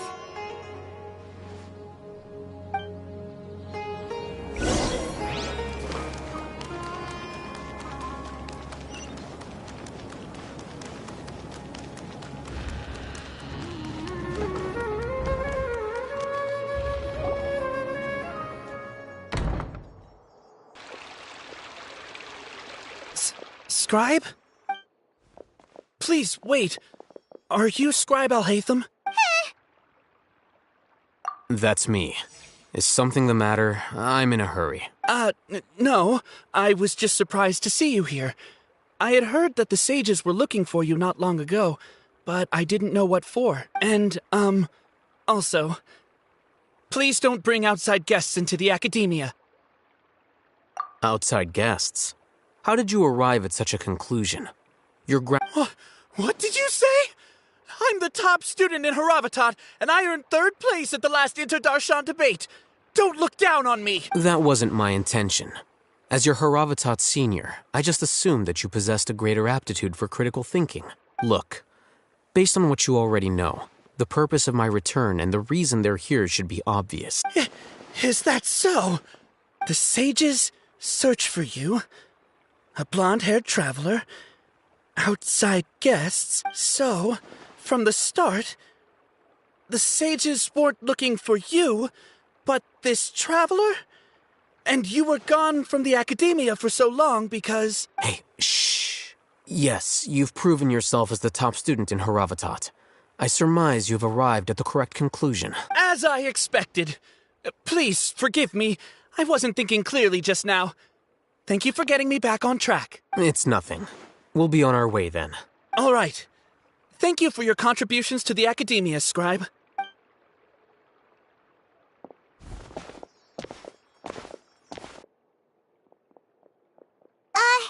What the heck just happened now? What did he just guess? I'm afraid I don't know either. You have no idea?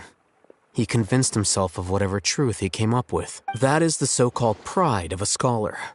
If someone questions their academic facility, they will instantly feign understanding to keep up appearances. Nowadays, the Academia is rampant with this type of scholar. Their obvious farces of intellect only serve to highlight themselves as fools. Wow, so there are special ways to deal with smart people. We don't even need to make up our own excuses. We shouldn't waste any more time. It would be problematic if we missed our window of opportunity. Let's go.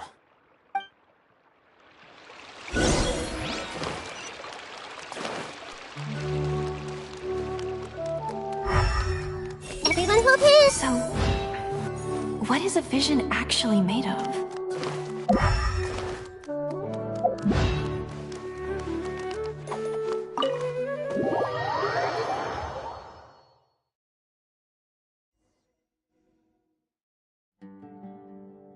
Is this the Academia's library? Indeed. Known as the House of Dana, it is quite possibly the most extensive special collections library in Teyvat. There are a lot of students going through here. Is it really okay just to waltz right in? The Academia marches to a fast beat, especially since it's Nyargarbaha Day.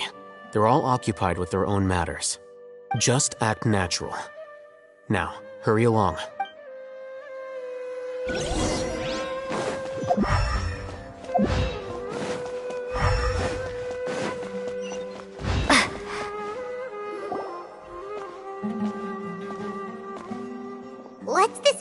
sandstorm floor. It's a lift that Academia personnel use to access higher floors. Are we gonna take it then? The Grand Sage's office. No, not right now. We can't guarantee that we won't run into the Great Sage. Let's step back and observe for now.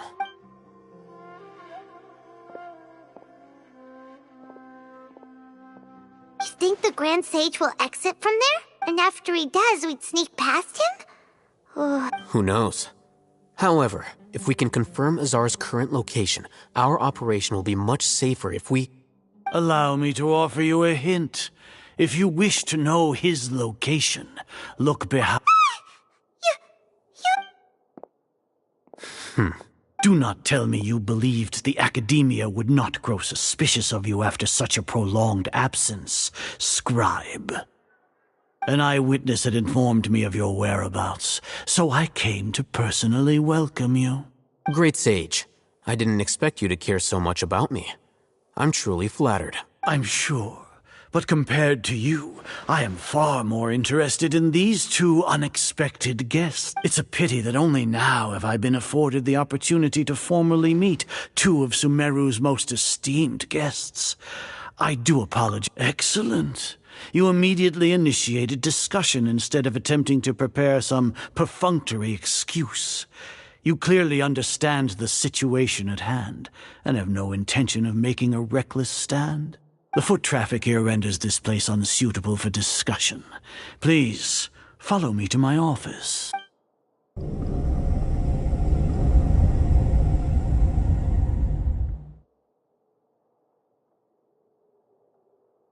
This place is crawling with guards. There's no way out. All right then, traveler. What did you... Today is Niagarbaha Day, so I still have many responsibilities to attend to. There is little time for idle chit-chat before I detain you all. You seem to know quite a bit about our endeavors. If that is so, then you should be praising our great work, rather than using your trivial misgivings in a futile attempt to sway. Trivial? Then tell me, what do the Fatui want from me? Worthless. Those are all completely worthless. Benefits, divine power. These materialistic words do nothing but debase our great work, creating a god. Yes, we are using human wisdom to create a god. If humanity cannot attain omniscience and omnipotence, then we shall create a god to reveal them. This is the pinnacle of human wisdom. We shall regain a god's guidance at long last. No longer will we flounder in the interminable void of consciousness and knowledge. Even Ermin's soul will be freed from its plight. For our nation of scholars, this is the ultimate aspiration. No cost is too great to realize it. You will never understand the rapture of having a god be born within your very hands. With your degree of knowledge, you cannot even comprehend such an emotion. Gods exist on a plane that far eclipses humanity's. Lesser Lord Kusanali, what can she even do? Care for the people? Fend off sandstorms? Fabricate silly fairy tales? These are but child's play for the Academia. Does that make us equal to the gods? We are a people favored by Greater Lord Rukadevata. Though I may have personally not seen it, our forefathers bore witness to true wisdom. The ascension of the Lesser Lord has brought nothing but bewilderment to the scholars. They all ask, is that truly what true wisdom is supposed to look like? With that in mind, it is better to keep her isolated in the sanctuary of Suristhana, so our academy will not become embroiled in turmoil. What a pathetic justification! Do you really think that only the super smart or powerful should be able to call themselves gods? As per your judgment, Grand Sage, they are indeed dangerous individuals. Not only are they acting against the Academia, but their ideologies have the potential to lead scholars astray. Looks like there really was merit in my assignment. Hatham? Are you talking about us? Anyway, I've brought them to the Academia as ordered, but it took some time and trouble. Oh, that reminds me. Here's the investigation report you had requested. It's a summary of my time spent with the Traveler. An array of information about her ready for your perusal. Hatham! So we finally started to trust you!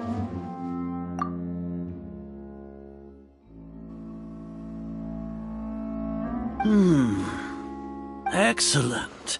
Detailed contents with no errors. I would expect nothing less than an immaculate report from the scribe. As it is Niagarbaha Day, I'll enter the information on you into the Akasha. Surely you know what that means. We'll be monitored, just like... With the Akasha's calculation prowess, all of your actions will be predicted with an accuracy of at least 98%.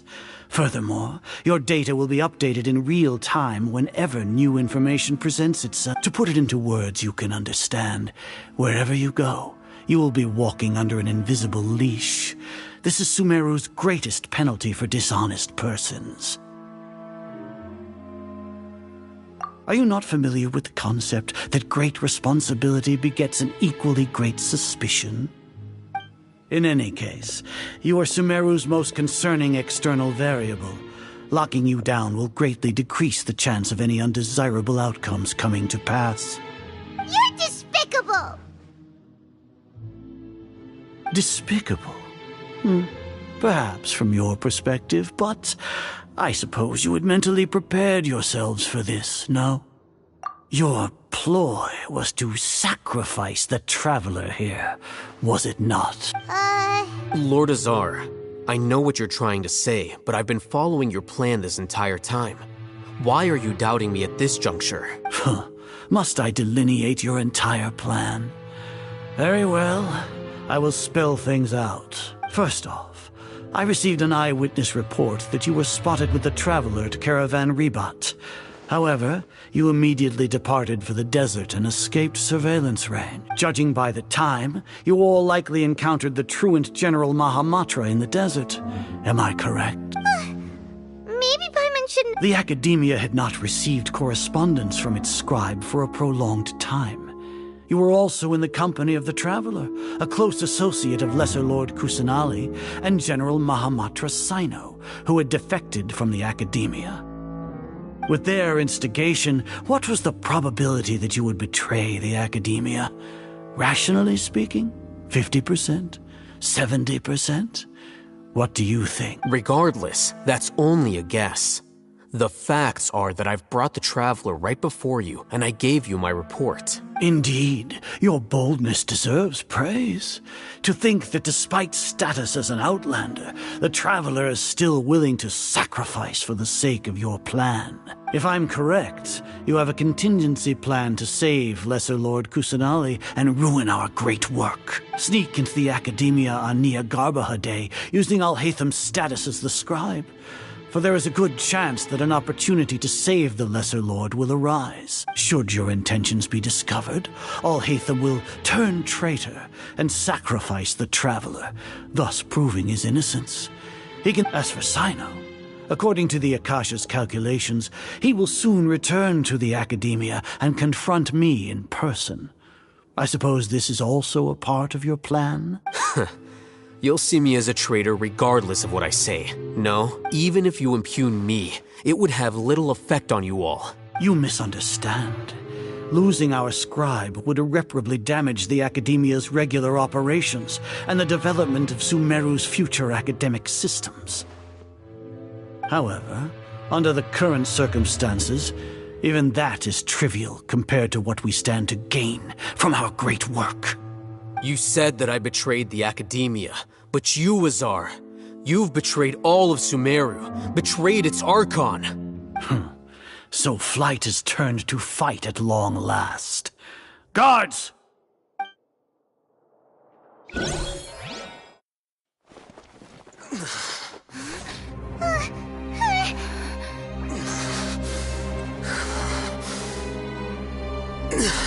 Azar.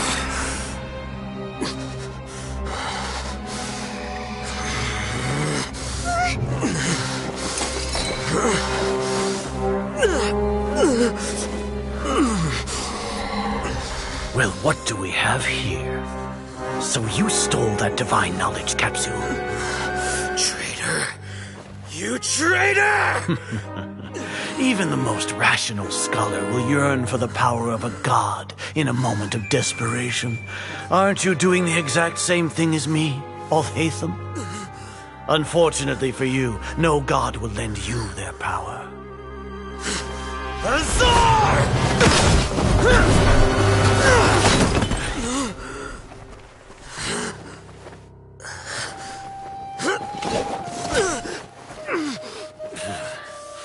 He has gone completely insane.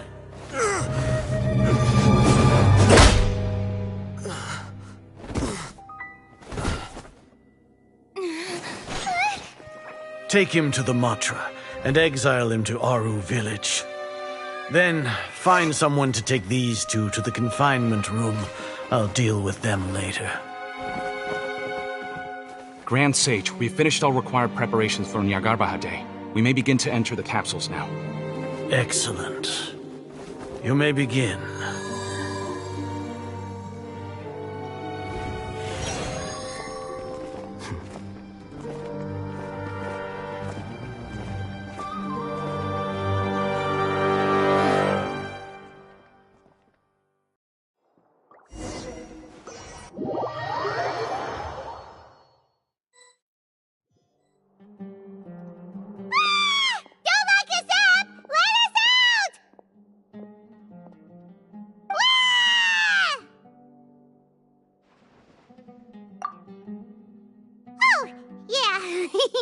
Paimon got a bit carried away there.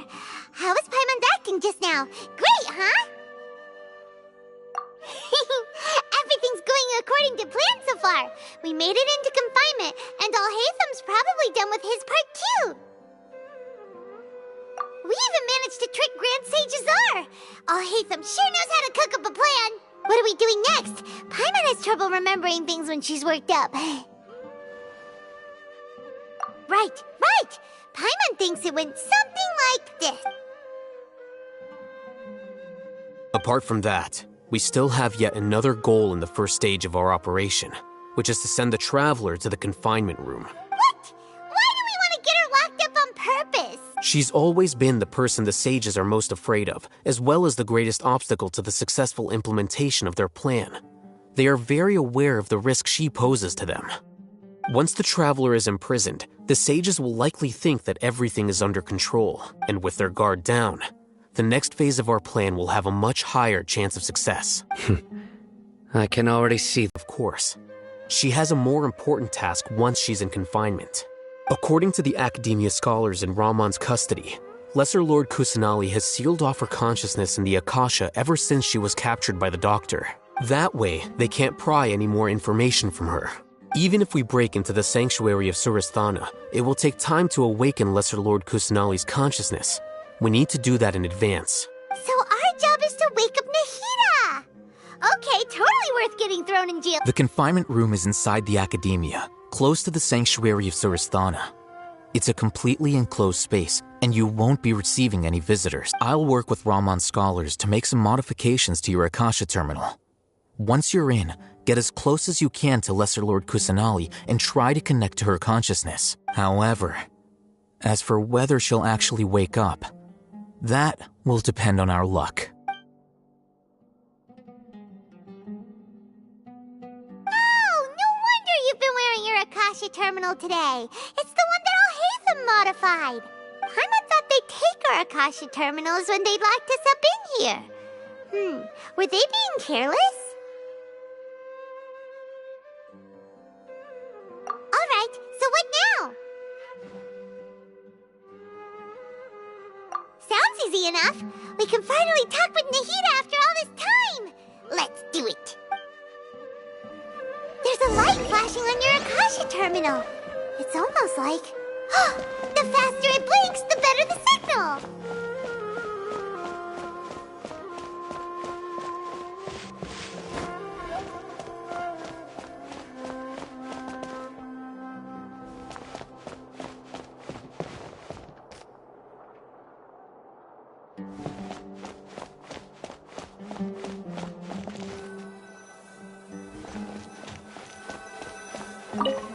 Whoa, it's Mora! Ooh, Mora! No, Paimon, we're not here to hunt for treasure.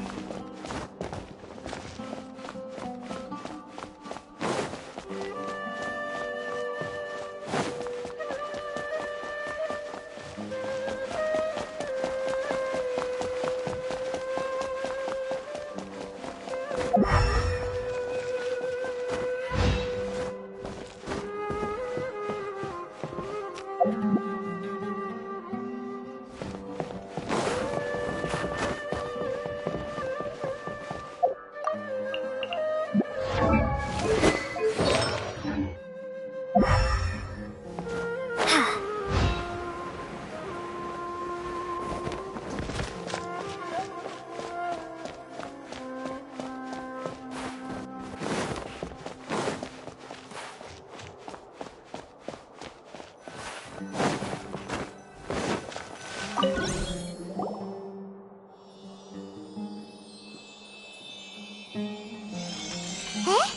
Is this the right spot? Are you getting anything?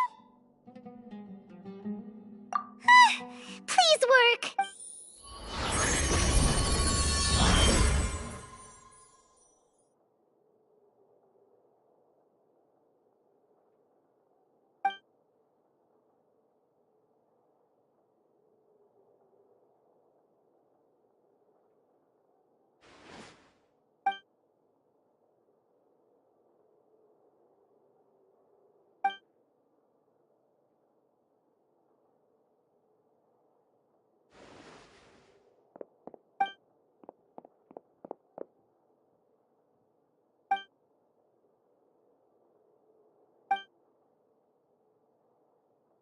Nahida!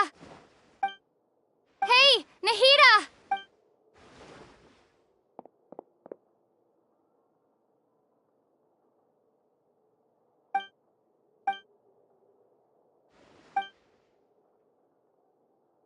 When did it first start? Oh, right. It started from the moment I was born. I want to become a worthy Archon.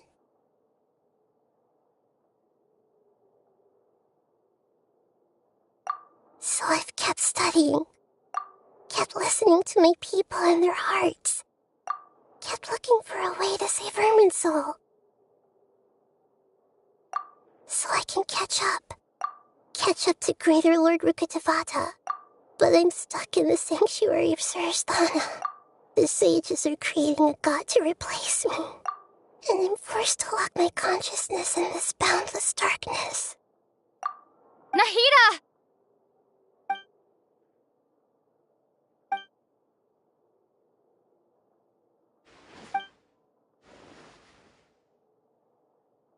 Nahida!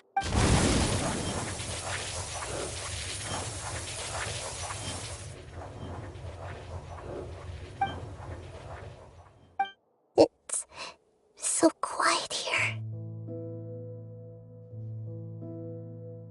Now that I think of it, I don't think I've ever actually listened to my own inner voice. Do Archons have them? Should Archons have them? Have I been doing the right thing? Am I really not needed? How do I really feel about all of this? It's so quiet here. Since you're the god of wisdom, you've known the answers to all these questions since the very beginning, haven't you? Who are you? Whose voice is that? It sounds familiar. You're right, though.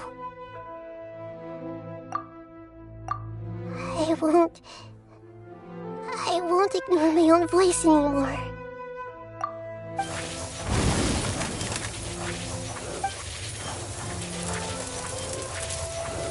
Nahida!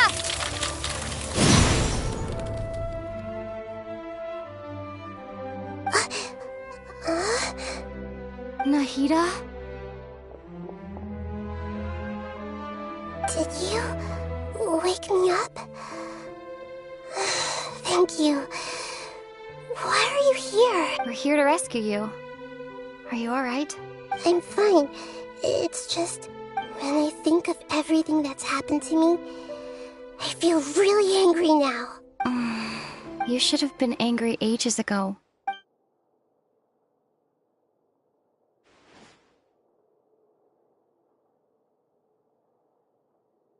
Huh? Oh, you're back! How's everything? That's wonderful news! Great! We weren't locked up for nothing. When you went to wake up Nahida, Paimon was listening for any sounds outside. You were out for a long time.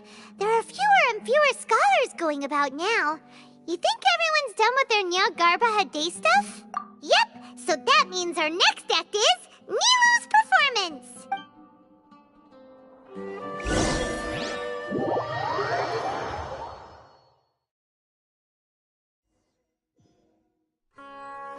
Nilou, Are you sure about this? You're taking such a great risk for them. I'm sure, and I'm going.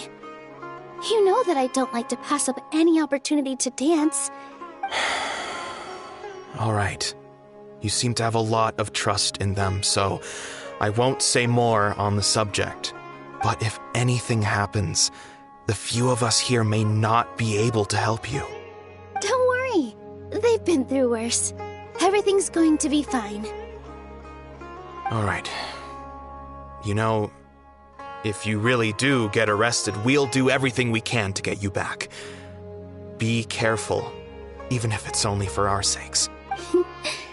Thanks, Mr. Zubair. You're so very kind.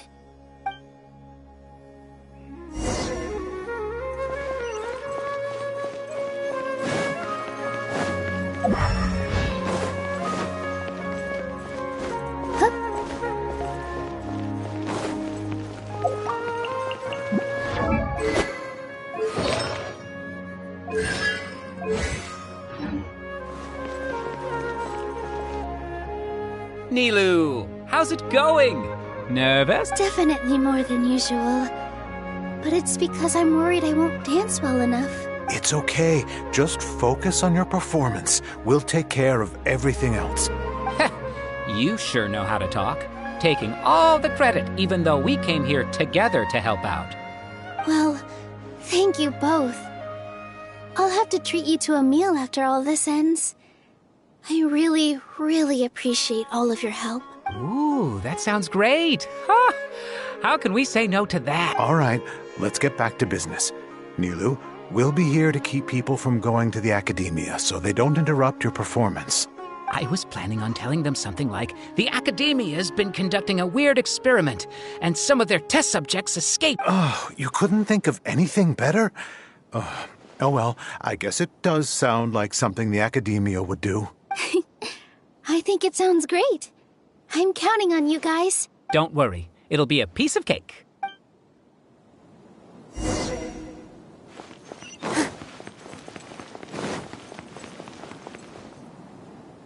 Hey, Nilou! Sorry, it's great to see you, but I'm really busy right now. Our Bait People Away with Yalda Candies plan is working Do you want some candy? We have more than we can give out. Vihar, thank you so much for doing all of this. And even dressed up as the Knight of Flowers, no less. I'll pass on the candy, though.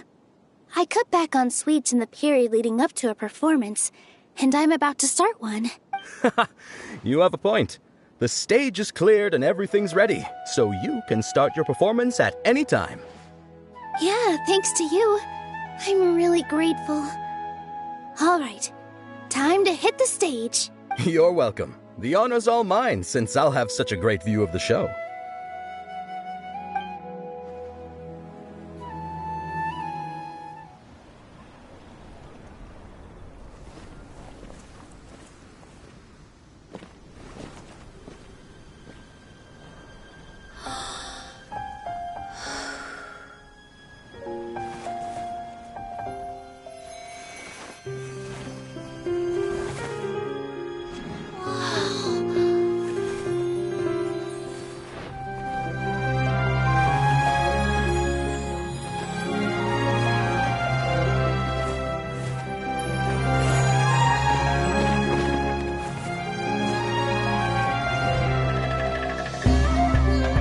I've never seen a performance like this. This is incredible. Yeah, but I heard that public performances like these have been banned. I can't believe she's doing this here.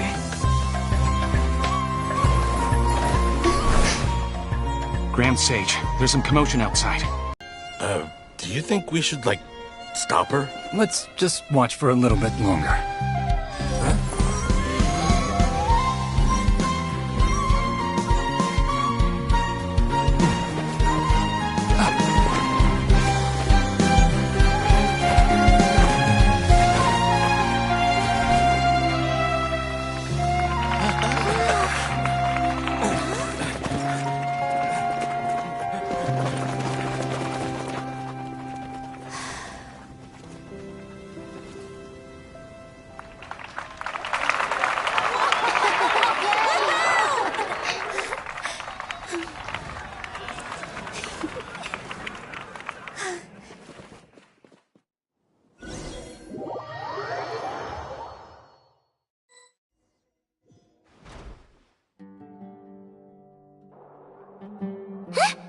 Did you hear that?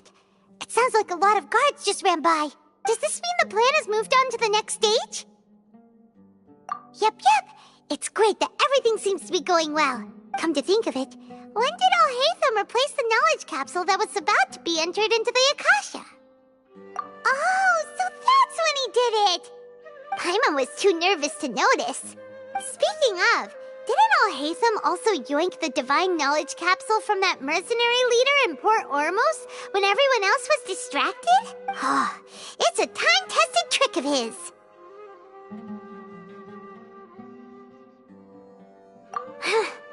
Why are we complimenting him? Yeah, he's smart and all, but he still makes Paimon's blood boil. Let's review our plan for this stage again. It's not like we have anything else to do right now anyway, and it'll help us feel more confident. Paimon remembers that Nilou's task was supposed to go a bit like this. Now that Lesser Lord Kusanali's consciousness has been forcefully sealed, the core figures of the Academia and their guards have started to wear their Akasha terminals again. With the Doctor's technological support, they think they have nothing to fear. How despicable of them to rely on such a person. But this is also our chance. I was originally asked to draft the knowledge capsule for the Artistic Performances Prohibition Act when I was still at the Academia. It should be on the Grand Sage's desk right now, and will be entered into the Akasha during the next Nyagarbaha Day. Are they really going to stop all artistic performances? That's horrible! I'll make an identical knowledge capsule, but this time, I'll smuggle some misleading information into it. We only need to find an opportunity to switch the capsules. Once it's been entered into the Akasha on Nyagarbaha Day, if someone were to be seen performing in public, the sages would definitely use that opportunity to announce the ban, and so the misleading information will be disseminated amongst the guards. Sure sounds complicated, but it seems like if everything goes well, we'll be able to get rid of all the guards in the Academia without any effort. That's pretty clever, getting right into their heads. I just have one question. Even if we manage to get the misleading info out to the guards, how can we be sure that they'll believe it? People who are used to relying on the Akasha become less inquisitive, and their ability to distinguish truth from misinformation is significantly reduced. They will view everything the Akasha releases to them as the unequivocal truth. The Akasha will turn humans into machines. I've seen it happen many times. Yikes. Good thing I didn't wear it for long when I was working in Sumeru City. At first, I thought it was a good thing too. By the way, this plan still requires a performer, right? Do you have someone in mind? Nilou of Zubair Theater. I know her really well. We can trust her. I'm kinda hesitant to ask her to participate in a dangerous plan like this, but we can ask her in person. All right. After the guards in the Academia are gone, then it'll be time for me and my stowaway brothers to shine.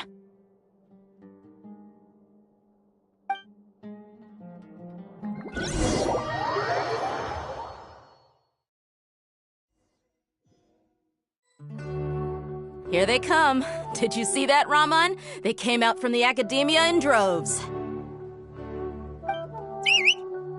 After laying low in the city for so long, this is the moment we've been waiting for. My brothers have already sprung into action. We couldn't do anything to them inside their coop, but outside the Academia, this is our hunting ground. With a lioness like you, the prey sure won't be able to run far. We still need to eliminate the guards as soon as possible. If we give the sages enough time to realize what's happening, the plan's doomed. All they've done is to sit on their cushy salaries and twiddle their thumbs all day while we fought and struggled every day in the desert. The only advantage they might have is their numbers. Speaking of which, most of the guards who report directly to the 6 sages belong to the Corps of 30, but they have a completely different reputation, following those blasted sages every whim, throwing away all the principles of being a mercenary. As someone in the same profession, I'm obligated to teach them a good lesson today. Indeed, the trap has been set. All we need to do is lead them there. All right, let's each take a road and herd those scattered guards back into one place. Make sure to attract their attention. Isak will be the key. You gave such an important task to that child. Will he be okay? It'll be fine. Isak was so determined to help, so let's put our faith in him. Besides, even if he's caught, the guards would be too scared to do anything to him. They've never seen Lesser Lord Kusanali in person, after all. You've got a point. Anyway, I think I see them coming. Let's head out. Good luck.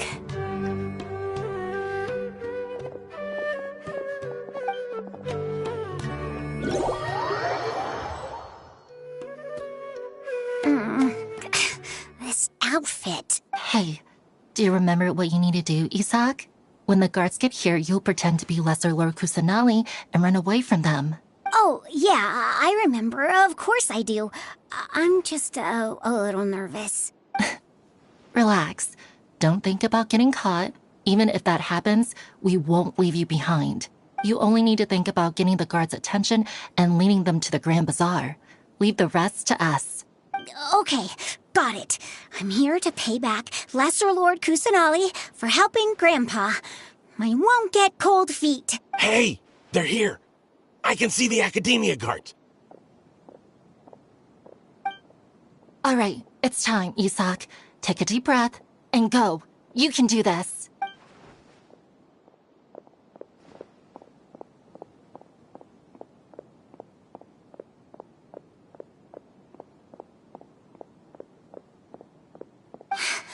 Why is there a guard over there?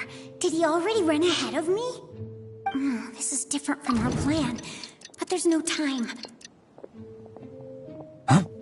Did I just see something dart by? I'd better go have a look.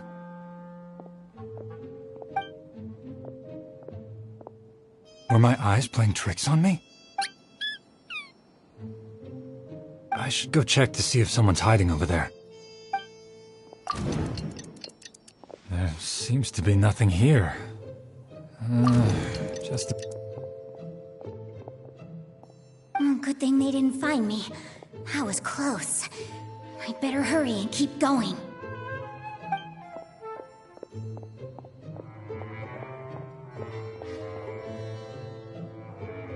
Hey! Lesser Lord Kusanali's over there! Stop! What? Lesser Lord Kusanali? How did I not see anything just now? Oh no, they found me. Where...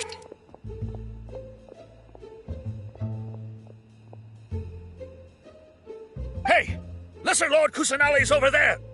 Stop! What? Lesser... Oh no, they found me. Where should I go? The target suspected to be Lesser Lord Kusanali has escaped into the Grand Bazaar. Assemble and arrest her!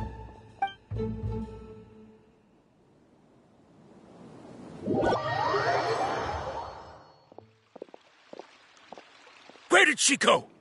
How did she disappear? Did we lose her? Hurry up and find her! Hey, why is your team here? Didn't we say to split up our search? Hurry! Hurry! This place is... Why are you all here?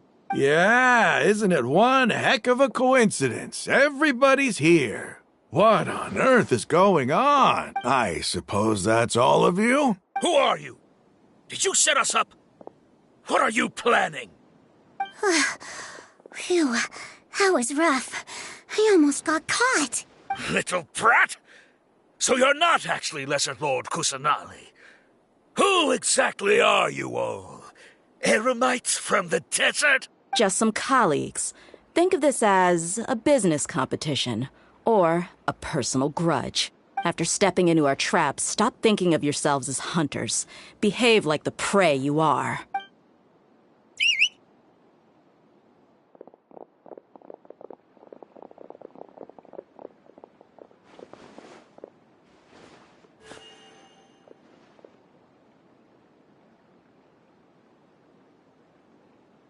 An ambush?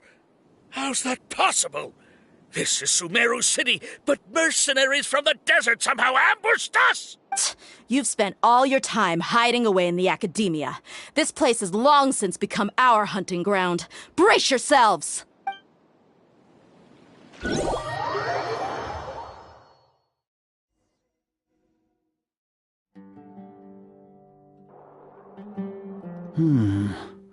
This is odd. The Academia has quieted down after the conclusion of the Nyargarbaha Day ceremonies, but it's much quieter than usual.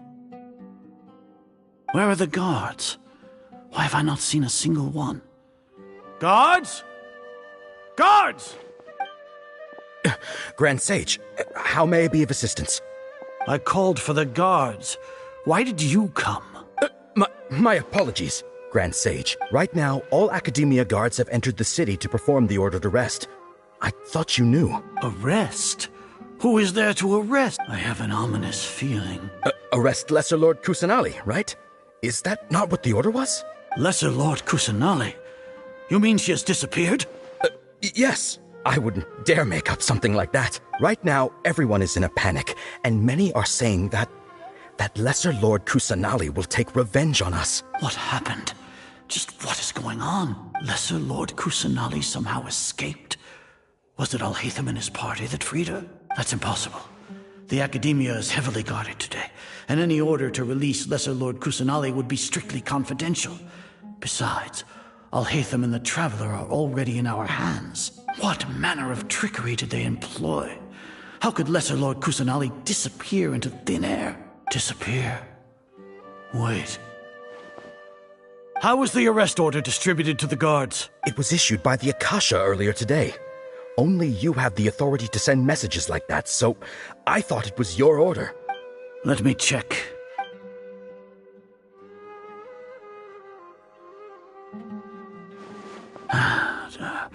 Here. Akasha indeed contains this information, and it clearly appeared in my mind. How did they bypass my permissions to issue this kind of message? Was it the report about the Traveler that Alhaitham submitted? No. I specifically checked that knowledge capsule before entering it into the Akasha. Could that have been? Well, even if I figure it out now, it won't make any difference. The important thing now is to confirm Lesser Lord Kusanali's status. Have you been to the sanctuary of Surasthana to confirm that Lesser Lord Kusanali has indeed escaped? Confirm? No. It may be a bit offensive to say this, but Grand Sage, how can the information in the Akasha be inaccurate? If we have to confirm the information and knowledge from the Akasha ourselves, then how is that any different from us learning that information ourselves? Wouldn't Greater Lord Rukkhadevata's legacy lose its meaning that way? In the beginning, it was I who asked you to believe in the Akasha, to believe in the legacy left by Greater Lord Rukkhadevata. Are you trying to use my words against me? No, Grand Sage. I'm merely confused because I believe in you. I never meant to refute you. Stay here and see if there are any suspicious people around. I'll go to the sanctuary of Surasthana on my own. Yes, Grand Sage.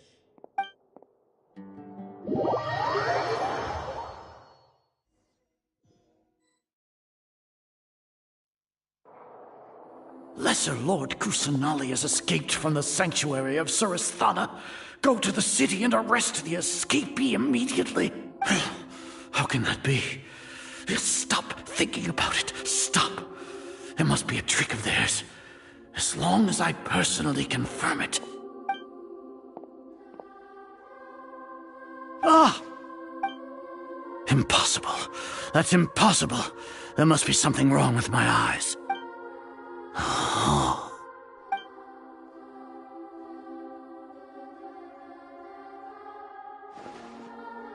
What a comical sight, Azar. Once the Akasha has put certain thoughts into your head, even the Grand Sage can no longer see what's right in front of him. You all can only see the world in your mind, the one you think you know. And precisely because of this, you disregarded Lesser Lord Kusanali's existence. She has been a wise and worthy Archon. Sino, have you been waiting for a chance like this? The Akasha predicted that you would return to the Academia to confront me, but I didn't expect it to turn out like this. I was careless. No, you were blinded. Your faults stem from your reliance on the Akasha. You're still the same as always. I truly did not expect a proud person like you to cooperate with Alhaitham and the Traveler. People change, Azar. Admit it. The Akasha can't predict my actions anymore. Then tell me, what have you found during your investigation? You want to buy time? This is the sanctuary of Surasthana. Under your own regulations, even Academia staff are forbidden to come here. No one will come to save you. As for the investigation, I've at least confirmed that you are guilty of insurgency against the Archon. A serious crime. So what? Did you do all of this so I would plead guilty in front of you, General Mahamatra?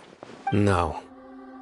I want you to plead guilty in front of the Archon herself.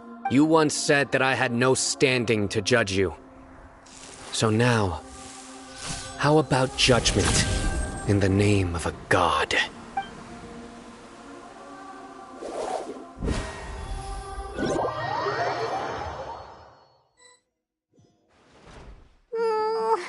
How long do we have to wait? Paimon wants to know how things are going out there.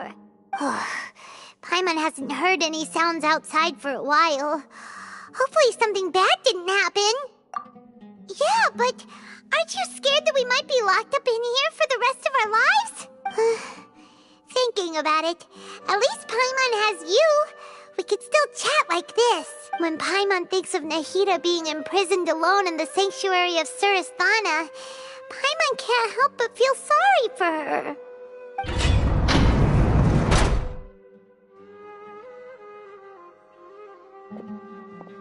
Here comes your savior.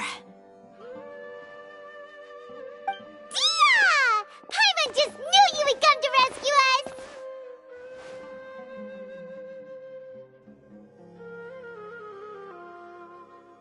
You two really owe me some big thanks. I had to search through who knows how many guards to find the key here. It felt even more tiring than whacking them. I'm exhausted. Thanks a lot. Need Paimon to rub your shoulders? No, that's, I'll pass. What are you afraid of? Oh, are you ticklish? Now isn't the time to talk about being ticklish. Things in the city and on Sino's side are both going well. The guards that stormed out of the Academia are all taken care of. The Corps of 30 is in charge of the city's defenses, but we already talked to Asfand. They've been fed up with the sages bossing them around. As long as it doesn't break their employment contracts, they'll turn a blind eye. That's probably because you've been super great friends with them for a long time.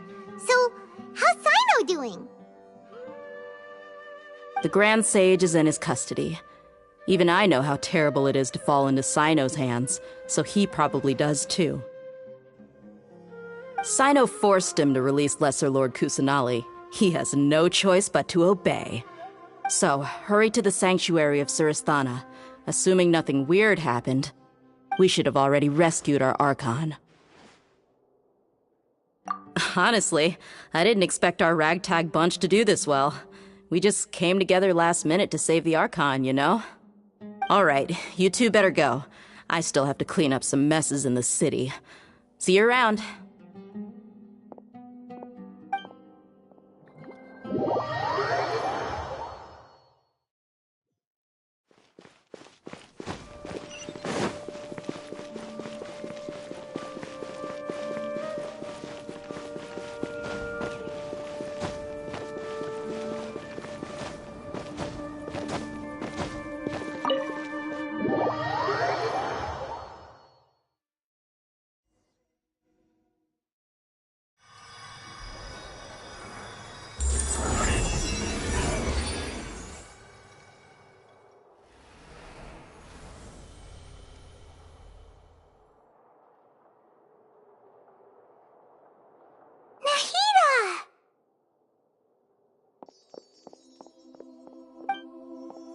Should I say it's nice to meet you?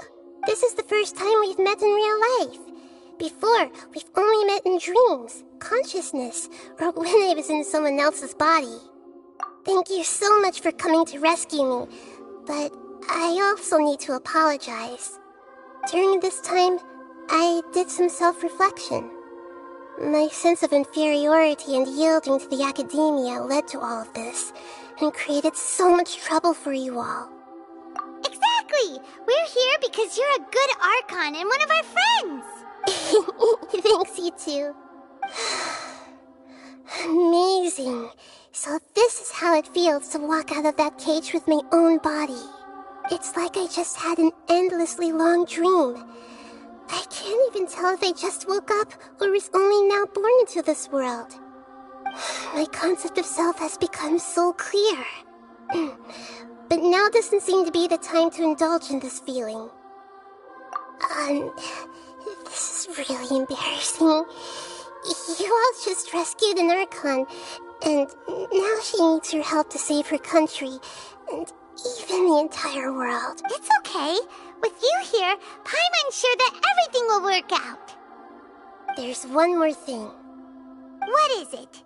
For all the things the Academia did to me, and for all the folly it committed in the name of wisdom, as their Archon, I will make them pay. Ah! Wow! That's the spirit! You're finally standing up for yourself and not letting people walk all over you! I understand now. To be a better Archon, I first need to better myself. If you haven't even figured out how to be a caterpillar, how can you be a butterfly? Yes, true. That reminds me. I wonder how far along the Academia is with their god creation plan. We need to hurry and prevent the birth of that false god. I need to make some preparations.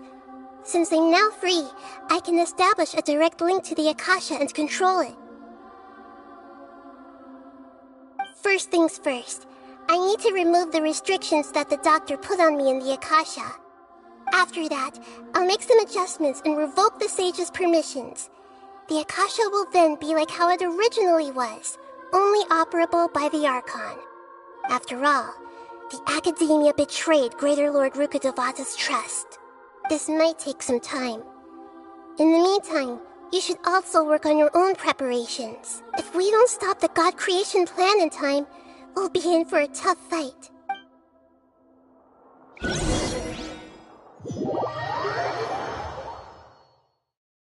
You might as well prepare for a fight.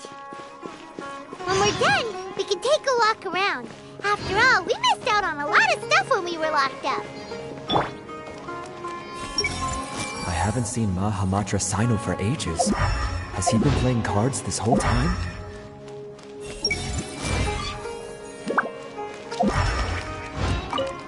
The blonde-haired traveler? How did you come out from the sanctuary of Surasthana? It's normally forbidden to enter that place. Sorry, we don't know the rules here. It's fine, just pay more attention next time. Anyway, I'm looking for Grand Sage Azar. Have you seen him?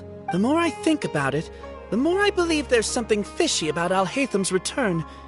I need to let the Grand Sage know somehow. You're finally starting to put two and two together.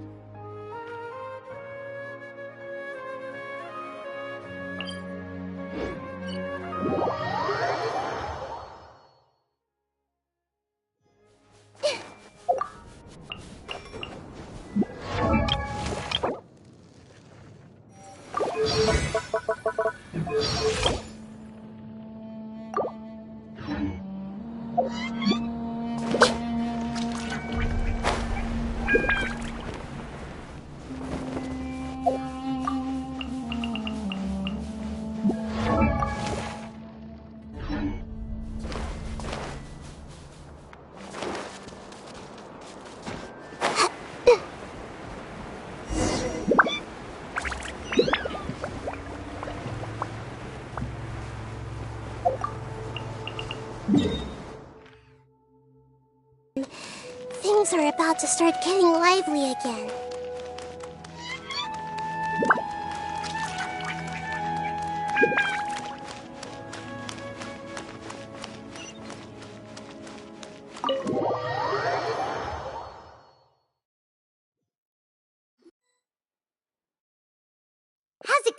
Nahida? I'm done with the parts that needed my involvement to complete. Although it's my first time working with the Akasha like this, its internal structure and operation procedures are easy for me to understand. Greater Lord Rukkhadevata's design is truly brilliant. Oh, also, this is for you. Huh? What's this little floaty thingy? It's a small device I put together just now. You can think of it as an upgraded Akasha terminal. You may not need it right now, but it should be helpful in certain situations. Wait! This thing has the same characteristics as Paimon! We're both small things that float! Oh, all the things that make Paimon special got copied!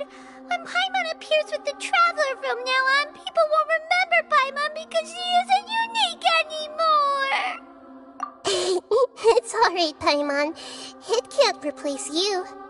It's only a flying device, but you're the Traveler's irreplaceable friend. You're so good at comforting people, Nahida. If only the Traveler was as smart as you. I was simply telling you what I feel to be the truth. I wasn't trying to comfort you. Nahida, you're natural at this. What you just said made Paimon even happier. By the way, there's something I need to confess. Even though I'm the Archon and in control of myself again, I'm not very good at fighting. You may have heard that an Archon's power is derived from their people's faith. However, I'm not as well loved as Greater Lord Rukkhadevata. If we get into a situation where combat is our only option, I'll have to count on you, and I'll do my best to provide support. I'm glad I can rely on you. So the God of Wisdom isn't good at fighting? That actually sounds about right. I've located where the false god is. Time is of the essence, so let's skip to it.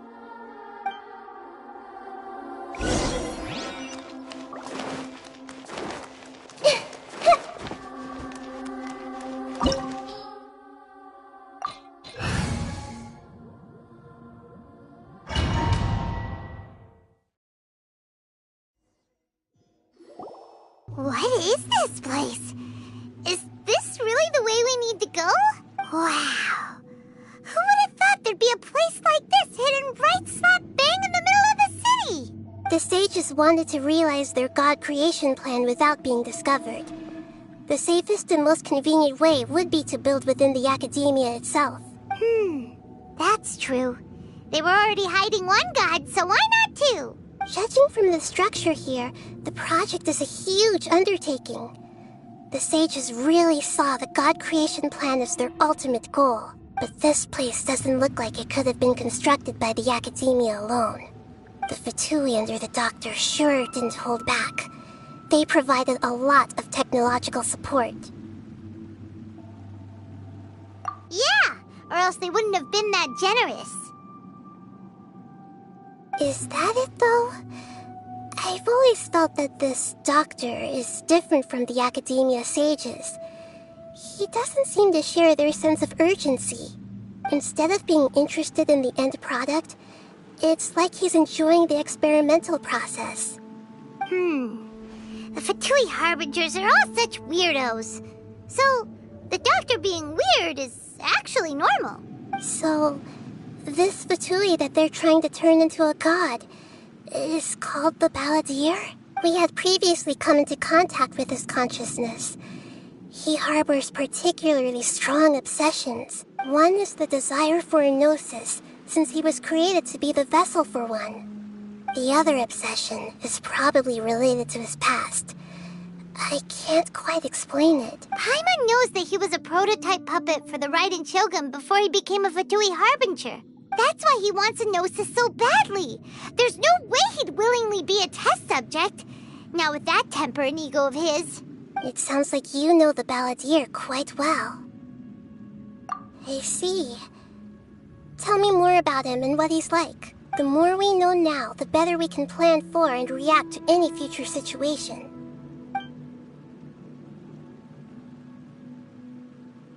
I see. How fascinating. Alright, time to go. Let's get through here and meet him in person.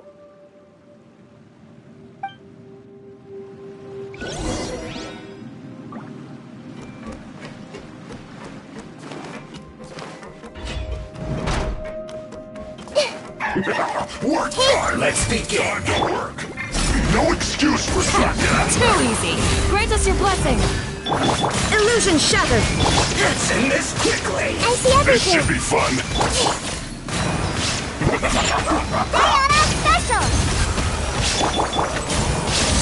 Shine down! Inazuma shines eternal! Yes. This is it.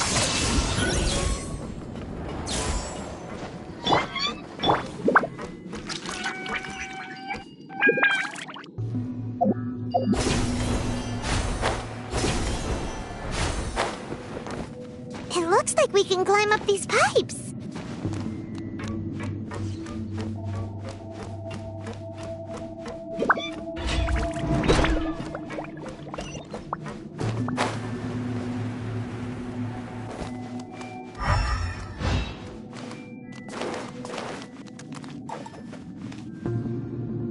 The pattern on the ground seems all messed up. Let's go around and see if there's a way to fix it.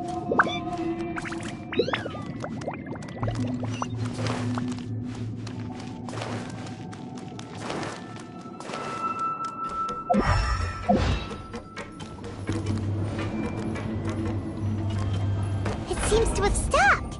Let's continue.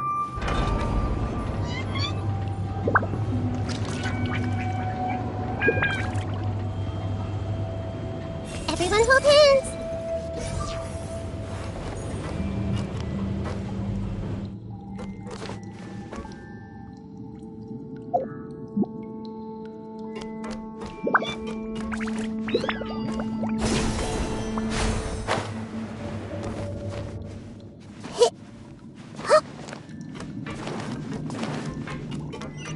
Hey!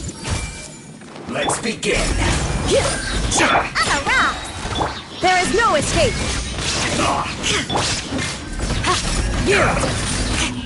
I see everything! Let's end off! I guess this is it.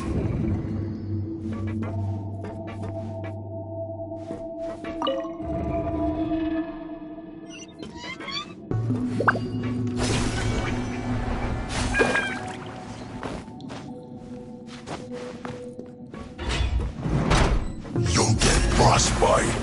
Shine down! Hey! Flee!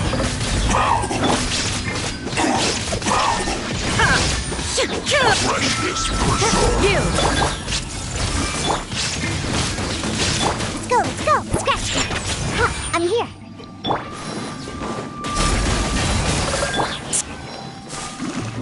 Everyone hold hands! There is no escape! Food to steal it. I see everything! Shake your hands!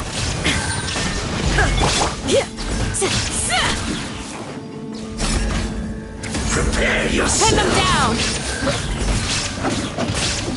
No escape. Grow!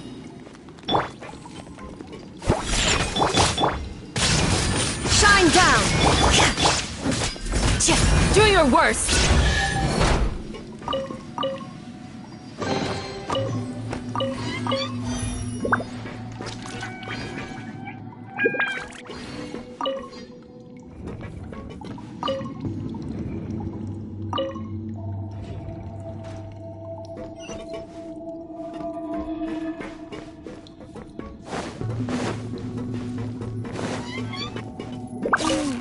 The cart is stuck. Maybe there's something wrong with the tracks. Let's try adjusting the direction of the device to clear the tracks.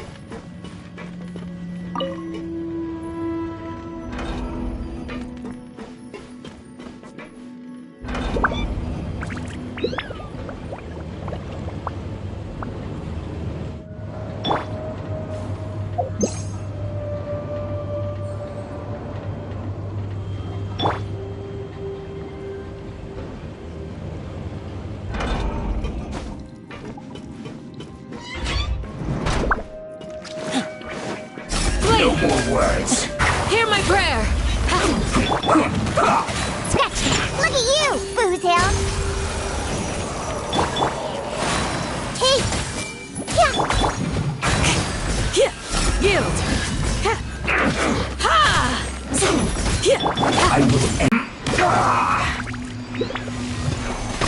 I slipped up. Shaken and stirred!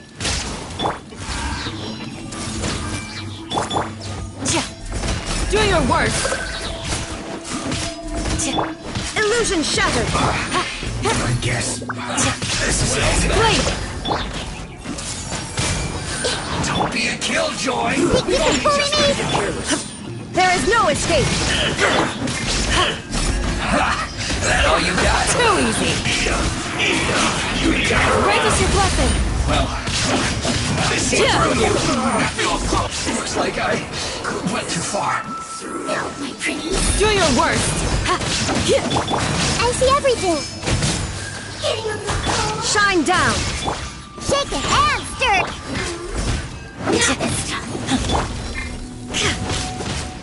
Now you shall perish! There is no escape!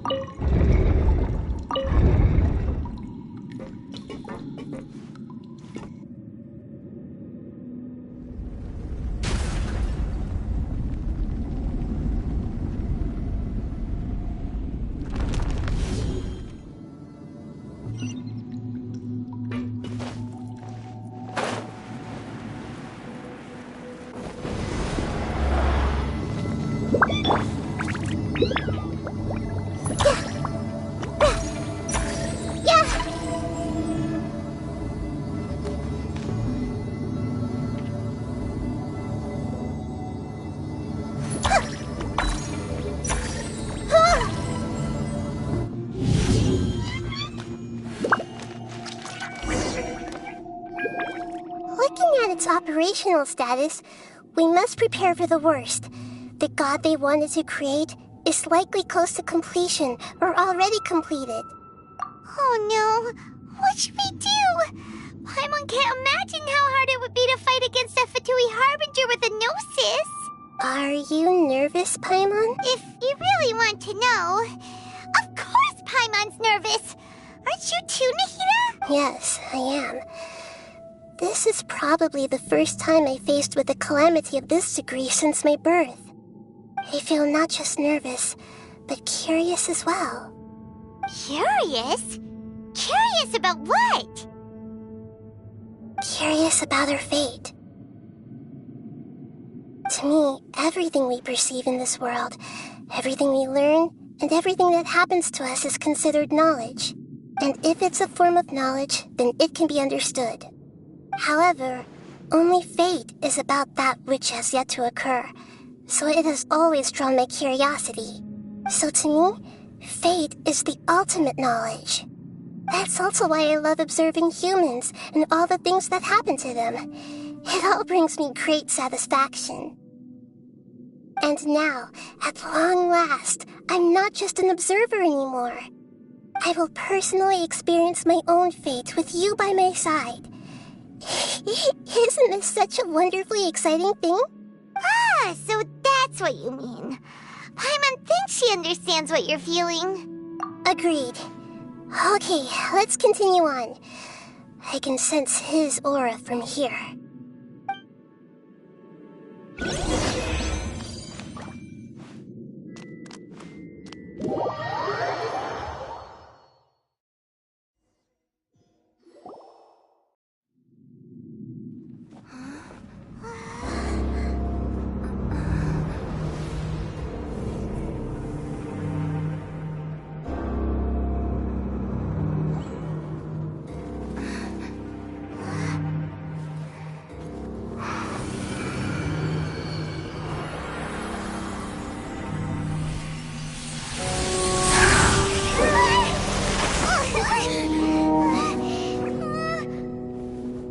have thought the world would be so eager for my birth?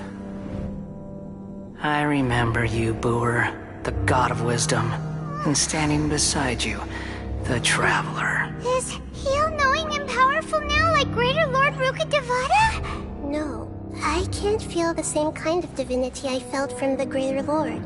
It seems that the sages didn't get the chance to infuse the divine knowledge capsules into him.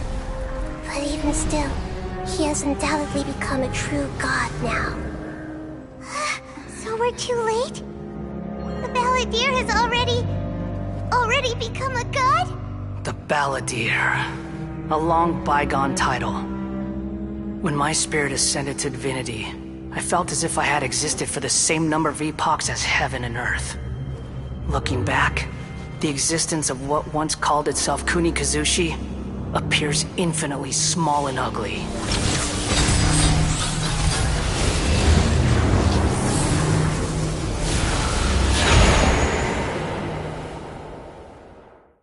This imposing aura, it really feels like the gods! A body that capitalizes on the Balladeer's original construction as a mechanical puppet, with the Gnosis serving as a constant power supply. How much effort and resources did the sages put into this? From a purely technological perspective, it's a commendable achievement indeed. It's no exaggeration to say, this is the culmination of human wisdom. You sure are something! Dishing out compliments at a time like this? But I don't think he's reached the spiritual height of a god. Strife is engraved upon every god and every gnosis brought forth into this world. Can you feel it? The exhilaration of such power, and the thrill of anticipation for our contention. Nahida wouldn't feel the same things as you! Do you not realize that you are interrupting a conversation between gods? Lowly creature, know your place! The strife engraved upon a Gnosis. You're talking about the Archon War. Tevat's current peace was not easily won. I didn't personally participate in the Archon War, but the way I see it, all those losses were meaningless, driven by the demands of the laws. There's no point in bringing it up again. Is that so? Yet I am deeply disappointed that I was never allowed the fortuity to personally participate in the Archon War. This is a first. Encountering a god in this world who does not crave power. No wonder your own people have abandoned you, god of wisdom. Your judgment is as your existence. Unsubstantial. This is where everything ends, Booer, the god of wisdom. You should know that wisdom cannot solve every problem. Like now, where your only option is to face me in combat. Come! Let us reenact a scene of the Archon War. Come and inaugurate my birth as a god.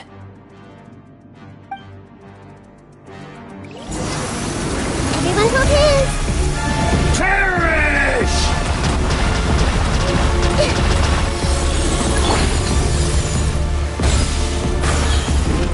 Let's go, let's go! Churn!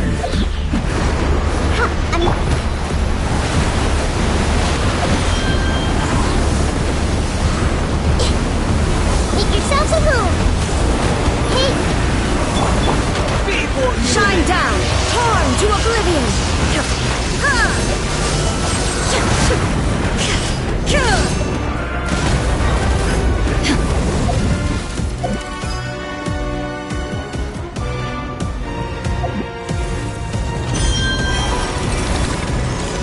At my command, you shall fall!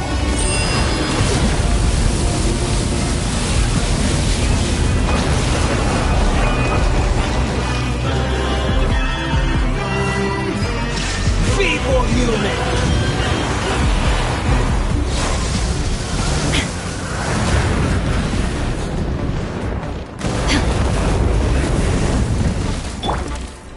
Think you can bully me?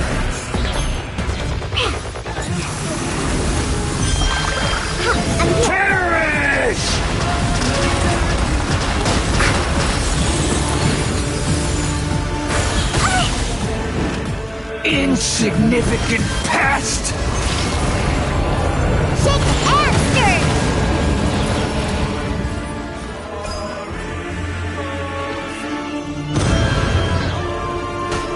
Illusion shattered! Inazuma shines eternal! Cycle begins!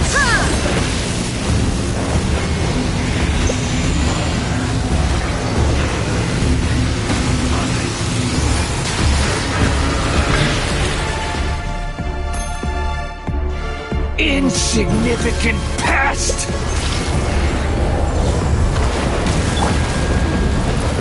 We shall prevail! Flee!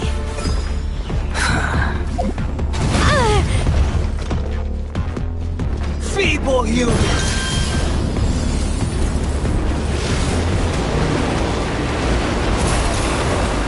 Yield!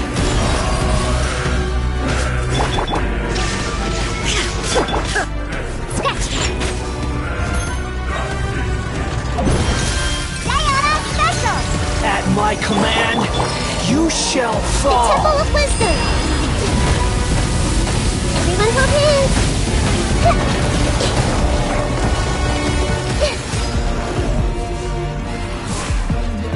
Insignificant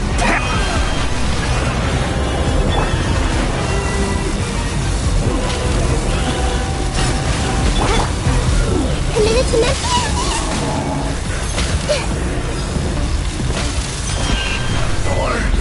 power!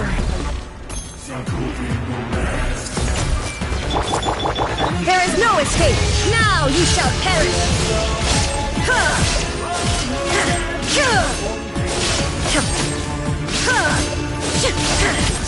Shine down!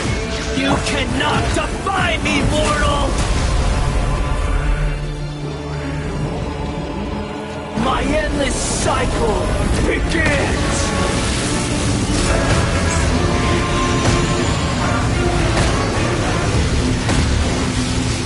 Pin them down!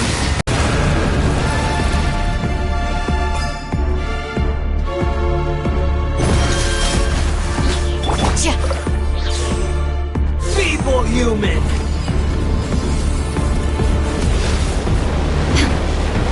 There is no escape!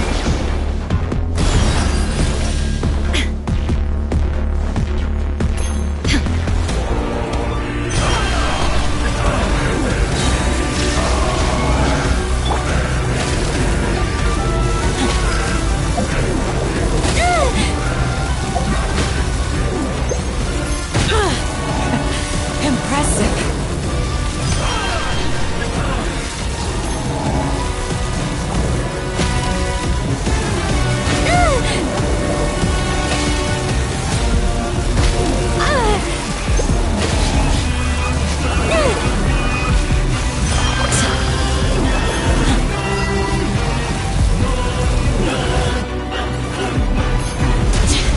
Just a graze.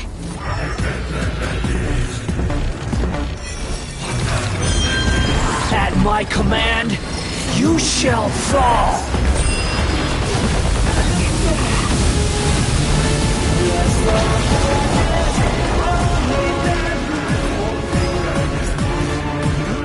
Insignificant past!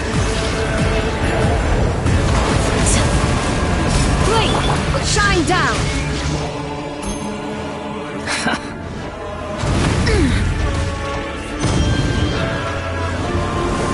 Churn!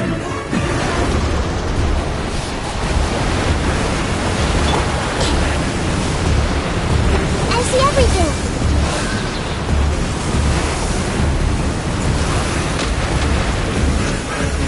Perish!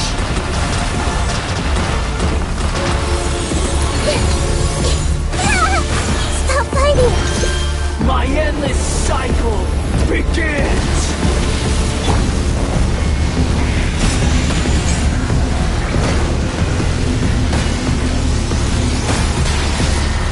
You're exposed!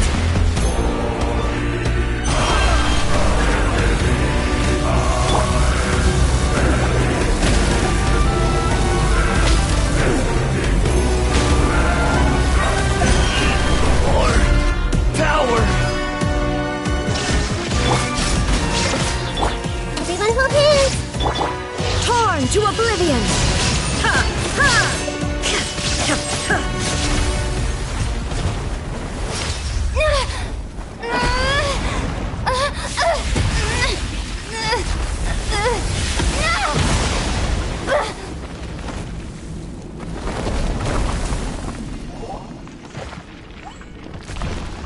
I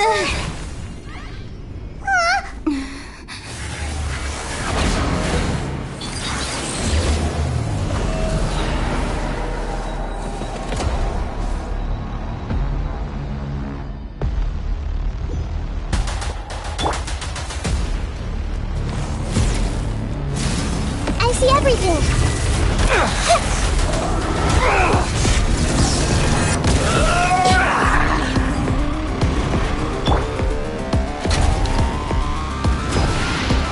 Burn to oblivion!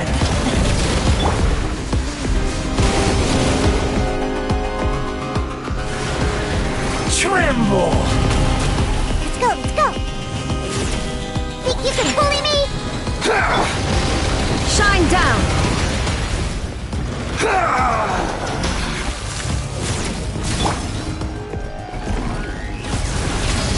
Kneel!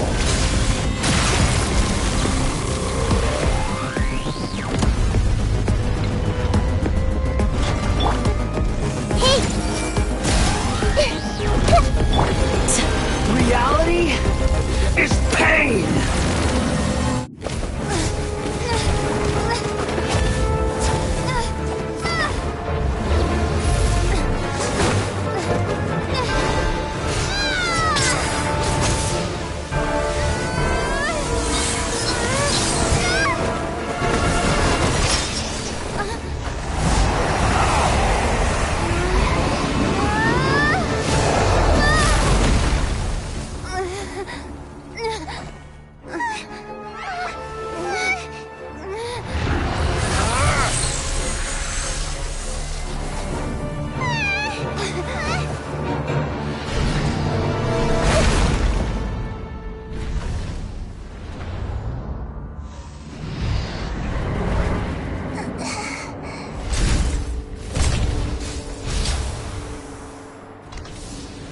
This is supposed to be a battle between gods, yet you choose to hide behind a mortal. And now, you're acting like you'd sacrifice yourself for a human. Are you having fun proving a false sense of heroism to yourself, Booer?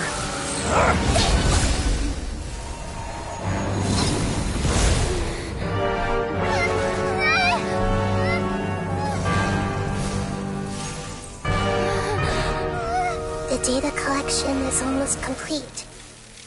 Do you even know how many times you've tried to take my gnosis from me?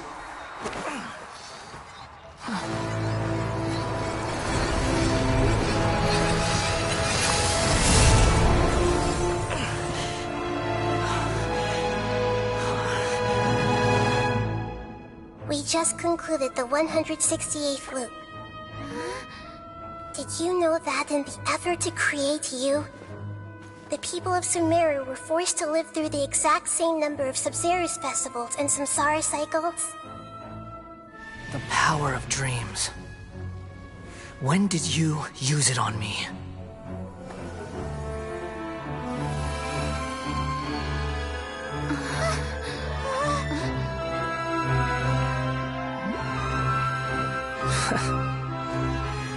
You can't even defeat me in a dream.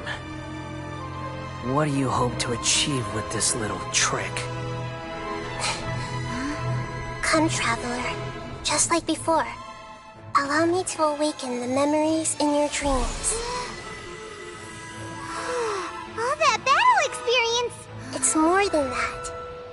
Compile everyone's wisdom in the name of the Archon. That is the original function of the Akasha. I've sent everything that happened just now to the people of Sumeru in the form of knowledge. I've asked them to help you find a way to defeat the false god.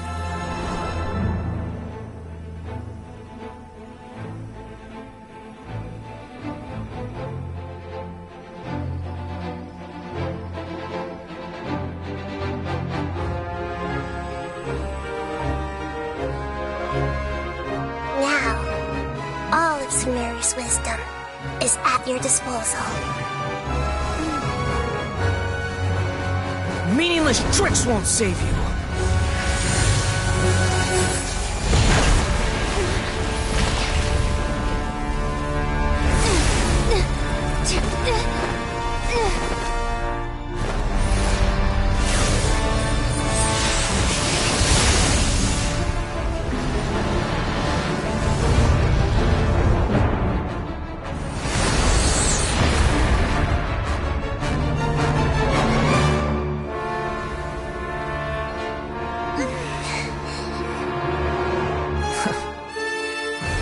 Are you done with your tricks? Can I finally take this as a real battle between gods? I'll leave this to you. The first sage of Boor.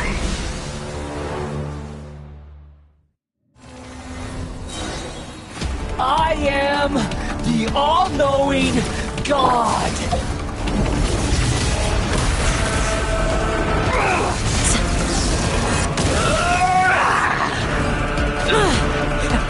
Impressive. Burn to oblivion!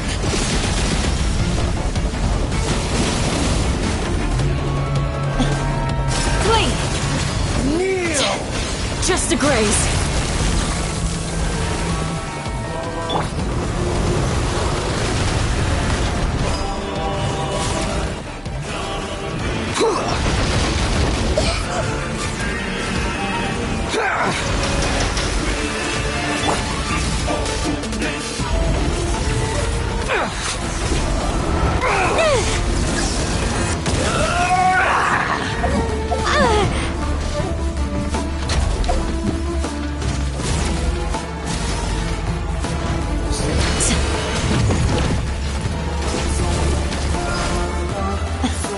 Good riddance, cruel world.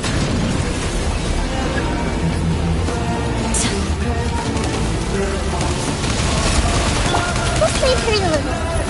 Make yourselves at home.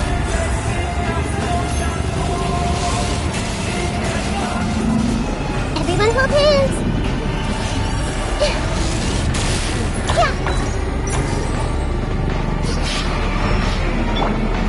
Do your worst.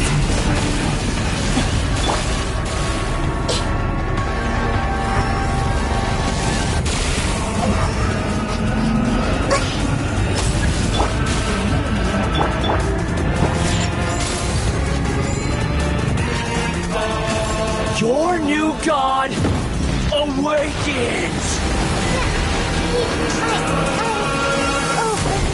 Now, your eyes have been opened.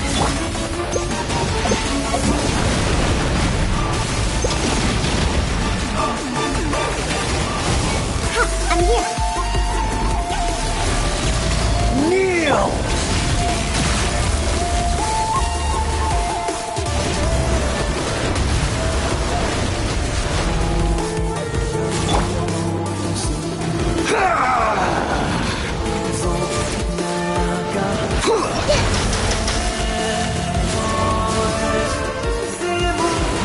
Tremble!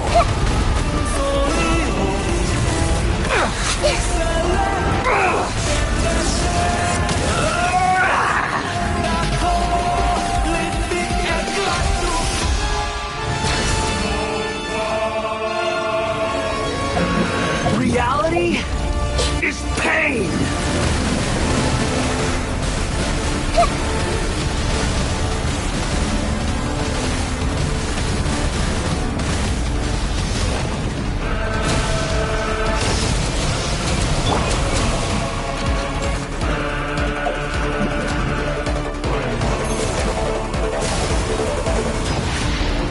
Burn to oblivion!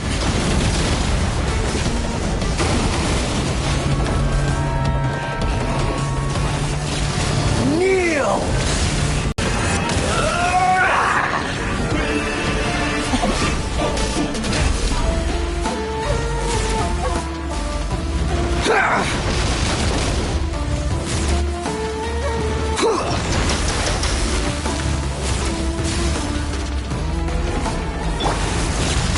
Kneel!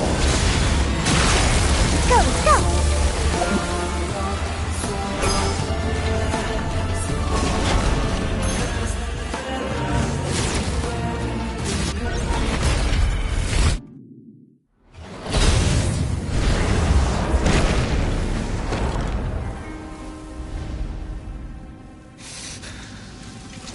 Humans.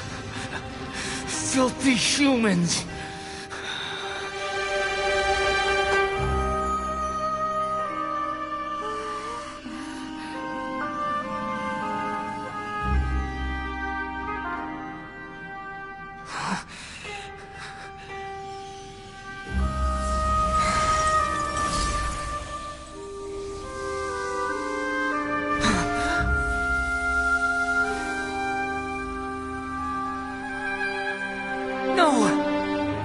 Wait!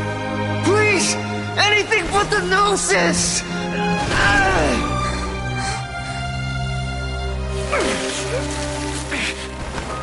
That's mine!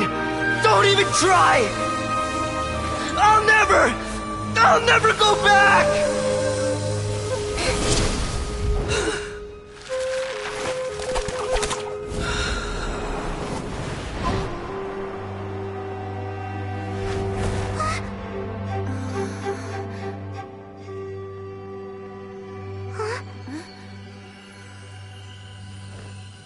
We haven't yet found the answer to the most important mystery. Irminsul is still waiting to be saved. With the power of another Gnosis, we may now finally understand the last memory of Greater Lord Rukkhadevata.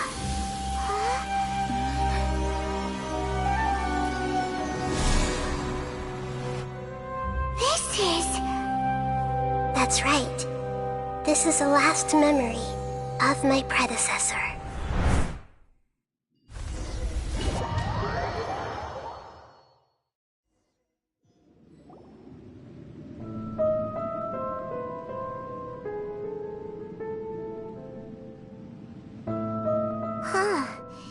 This sure seems very different from what Paimon imagined.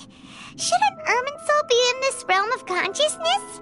Yes, that is our destination. But I didn't expect the remaining consciousness of Greater Lord Rukkhadevata to be as polluted as this.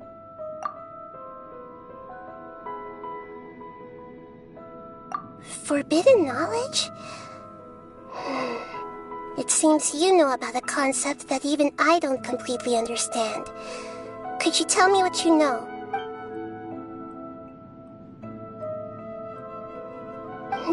Your inference seems logical enough.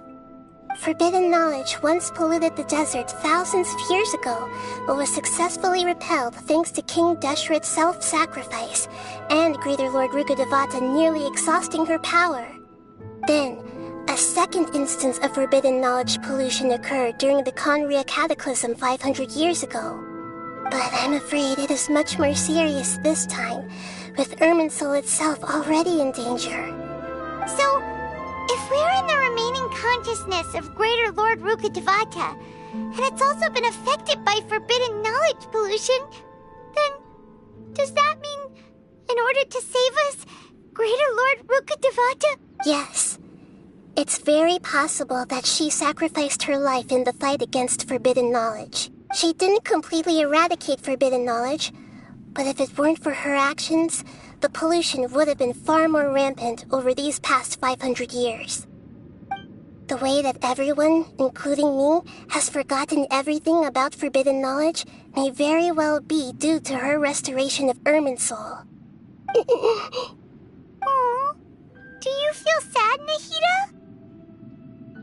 I'm just sharing her pain. The pollution of her consciousness here is severe.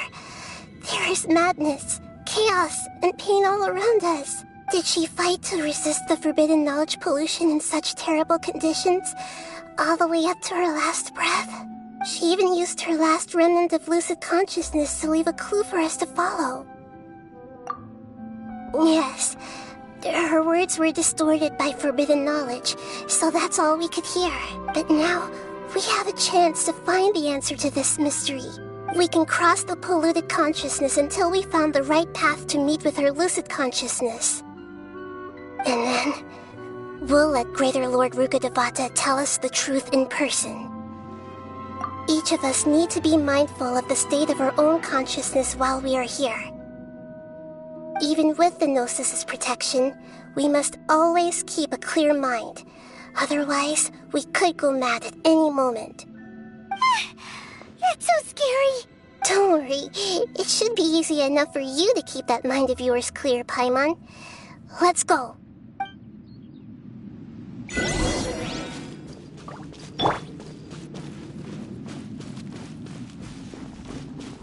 Are we in the air? And why is there a huge boat? That's the boat of consciousness, which symbolizes reason here. Its course is the direction our consciousness is traveling towards. If we lose control over our consciousness, we will fall into madness. Wow! What are these? The monsters seem to have been affected by them. Hold hands. Yeah, yeah, ha! Hey!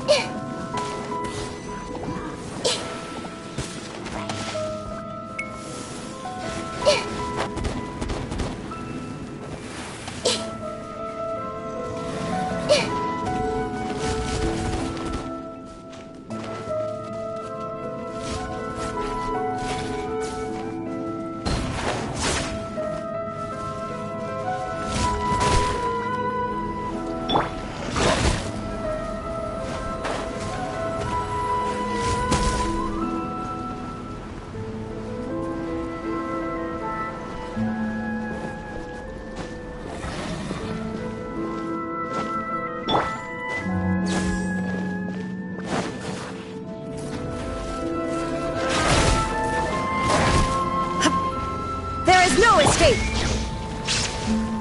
Everyone hold hands!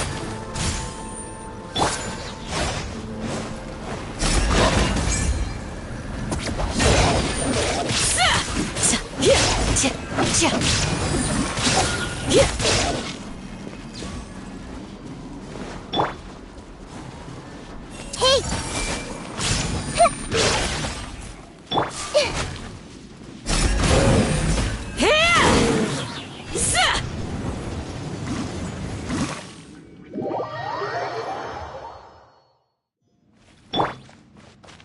Everyone hold hands!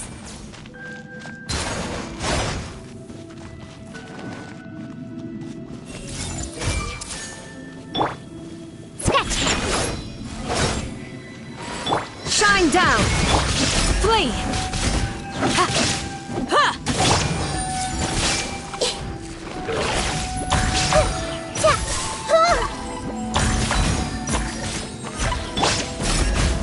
Pin them down! There is no escape! Shake it, Aster! Can't handle your drink, huh? Hey! Yeah, yeah! Shine down! Do your worst! Think you can bully me?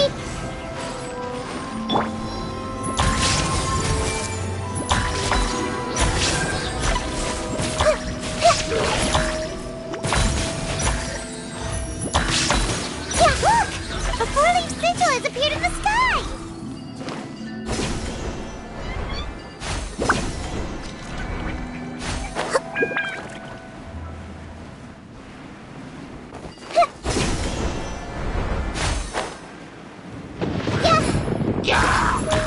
Everyone hold hands!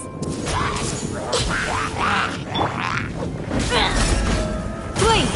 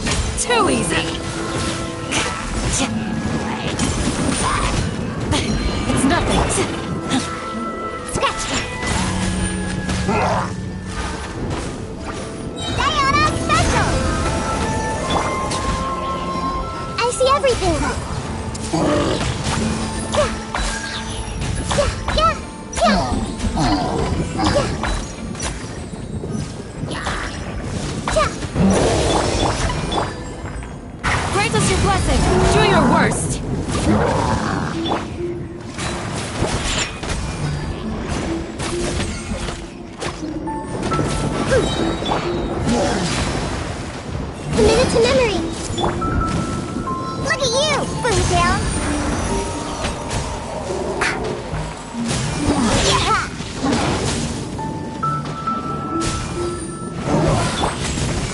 There is no escape! Inazuma shines eternal!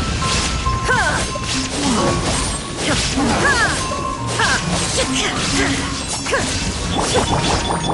Share my knowledge. Take. Illusion shattered! Now you shall perish!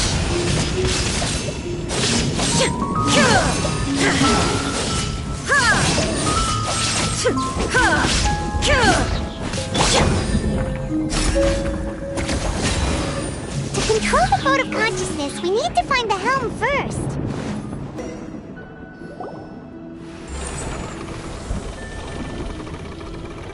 We changed direction. Are we still going the right way, Nahida? Mm-hmm.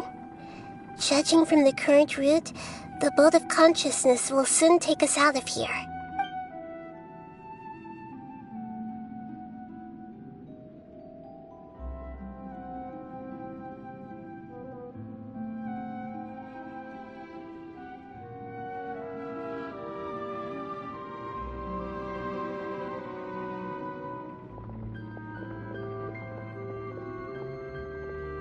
We'll be arriving at our destination soon.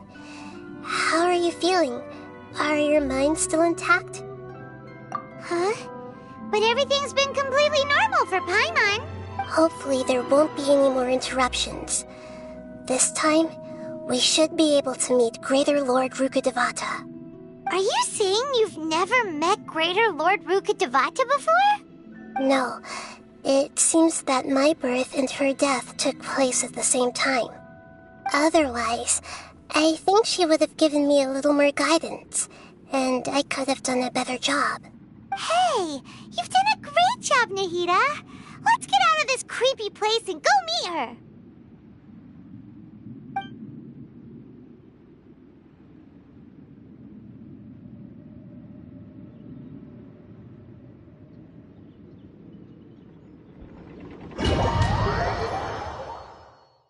So, is this the place you were talking about? The base of Irminsul?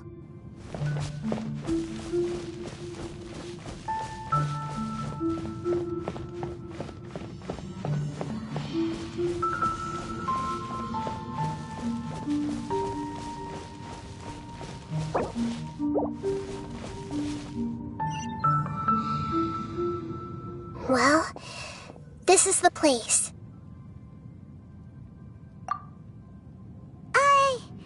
We're here to find Greater Lord Rukkhadevata, right? But the one standing over there is... Is that...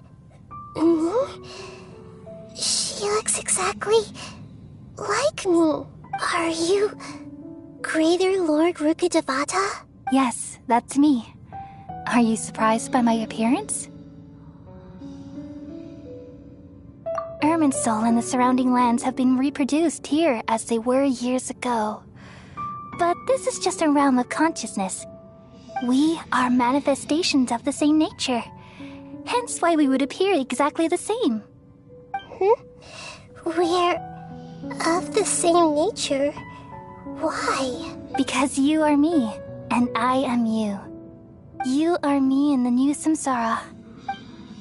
The new samsara?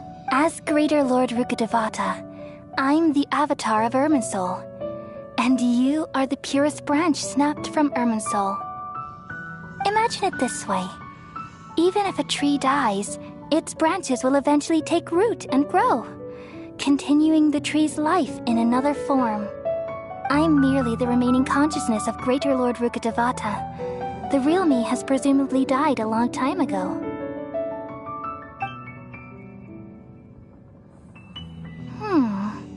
Judging from your appearance, I've probably been dead for 500 years. But you're finally here. My new self in the samsara.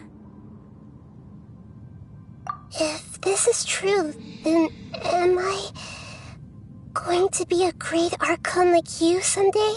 Though we share the same nature, our fates are bound to be different. All things have their own fate. When a branch grows into a mature tree, it won't be the same as the original tree. That's why fate is the ultimate knowledge, isn't it? That's a great insight. Yes, very good.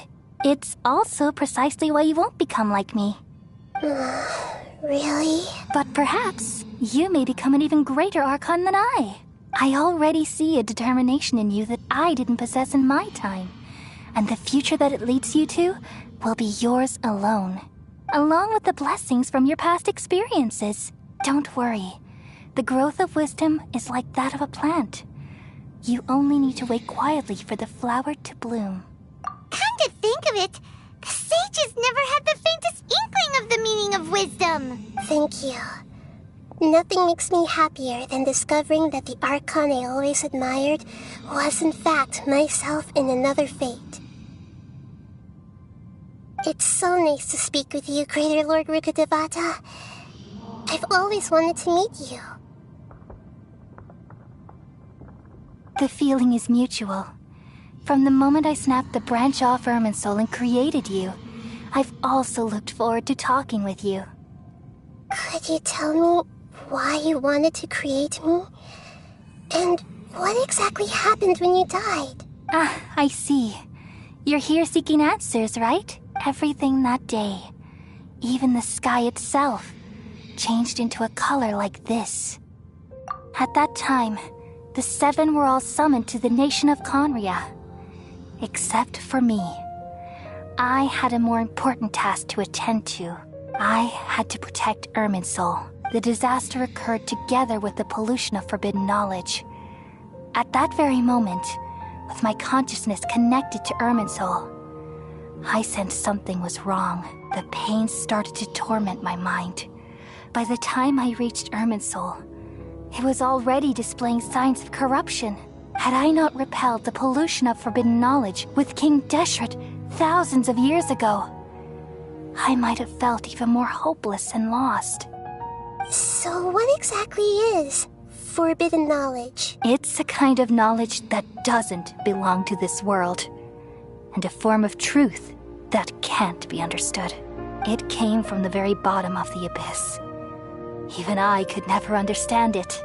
The world is constantly rejecting it, leading to all kinds of bad phenomena. If we allow forbidden knowledge to pollute Irminsul, I'm afraid the entirety of Teyvat could fall apart. So, there's knowledge that even the God of Wisdom can't understand? At that time, I knew I couldn't repel the forbidden knowledge with my strength alone, which is why I created a device that compiled human wisdom and named it the Akasha. It's truly the world's most amazing invention. Thank you. For a long time, I thought dreams were the fruit of human wisdom. Though it was selfish to do so, I borrowed people's dreams using the Akasha. Then I compiled their wisdom and all of my own power. Well, did it work? Thanks to the wisdom of the people of Sumeru, almost all the forbidden knowledge was cleared from Irminsul, but things didn't go as smoothly as I thought. I had a terrible headache, which gave me an uneasy feeling. And then I remembered that my consciousness was also connected with Irminsul. It brought me knowledge and wisdom, but vile corruption as well. From the very beginning, my existence had been polluted by the forbidden knowledge. Oh no! How could that happen? I've experienced that pain in your consciousness. It must have been a horrible experience. Yes, but my feelings weren't important. The important thing was that even if I died, my existence and everything related to me would continue to exist in Irminsul as memories and knowledge, meaning that the forbidden knowledge couldn't ever be permanently eradicated. And there's no way for me to eliminate myself. It would be a sort of paradox. So, I took the purest branch of Irminsul as my incarnation in the next samsara and left a trail of clues. all in hopes that you would come here and remove me and my pollution from Irminsul forever. Wait, no, I can't. So you realize what that implies? You are very smart indeed. Irminsul has all the knowledge and memories of this world. And as you've realized just now, removing me from Irminsul means I essentially will never have existed in this world. But this is the only way to save Irminsul. People love you so much, and they've missed you so much over the past 500 years.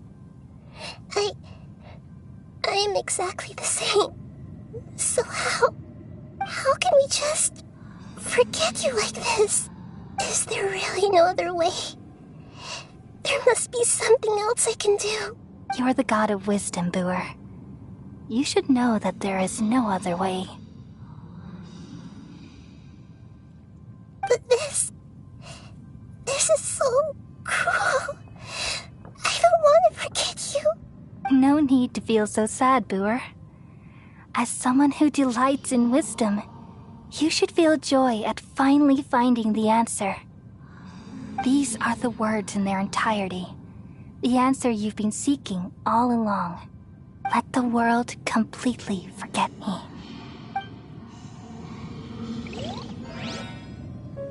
We all nestle under the great tree of wisdom, peering out to perceive the world. From the earth and from the rain, we perceive its wonders, until we become a white bird to perch atop a branch, and finally snap off the most important leaf. Once upon a time, I alone dreamed in this world. In my dreams, everybody would also dream after they fell asleep. Wild and wonderful thoughts would emerge from their minds. Some tumbled to the ground, and others floated to the sky, connecting all things in the world into one dazzling net. Among a plethora of worlds were numerous smaller worlds, all of fate, finding within the tapestry their brilliant glow. I gradually understood that these indescribable and constantly changing things are the most profound things in the world. Only they can completely repel the madness. Only dreams can awaken consciousness from the deepest darkness.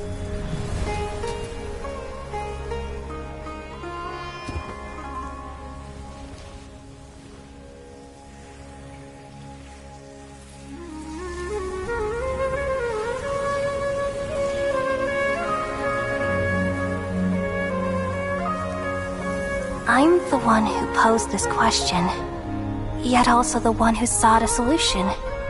Saving the world with the dreams of the people used to be my answer. And now, you've also found your own answer, and I shall return all the dreams to the people.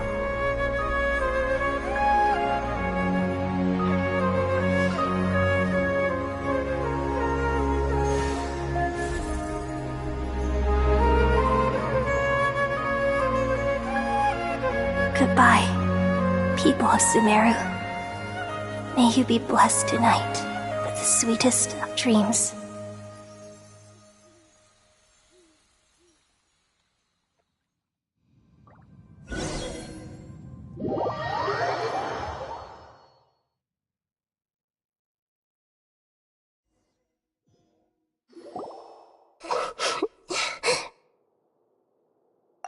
I'm alright. I'm just a little confused. We've just saved the world, right? So why am I crying? I don't know where this feeling inside of me is coming from, but I feel very sad. Just now, we used the power of two gnosis to successfully connect with the Irminsul consciousness from 500 years ago. Then, we removed the remaining pollution from Irminsul. Yeah, what's wrong? Weren't you there just now?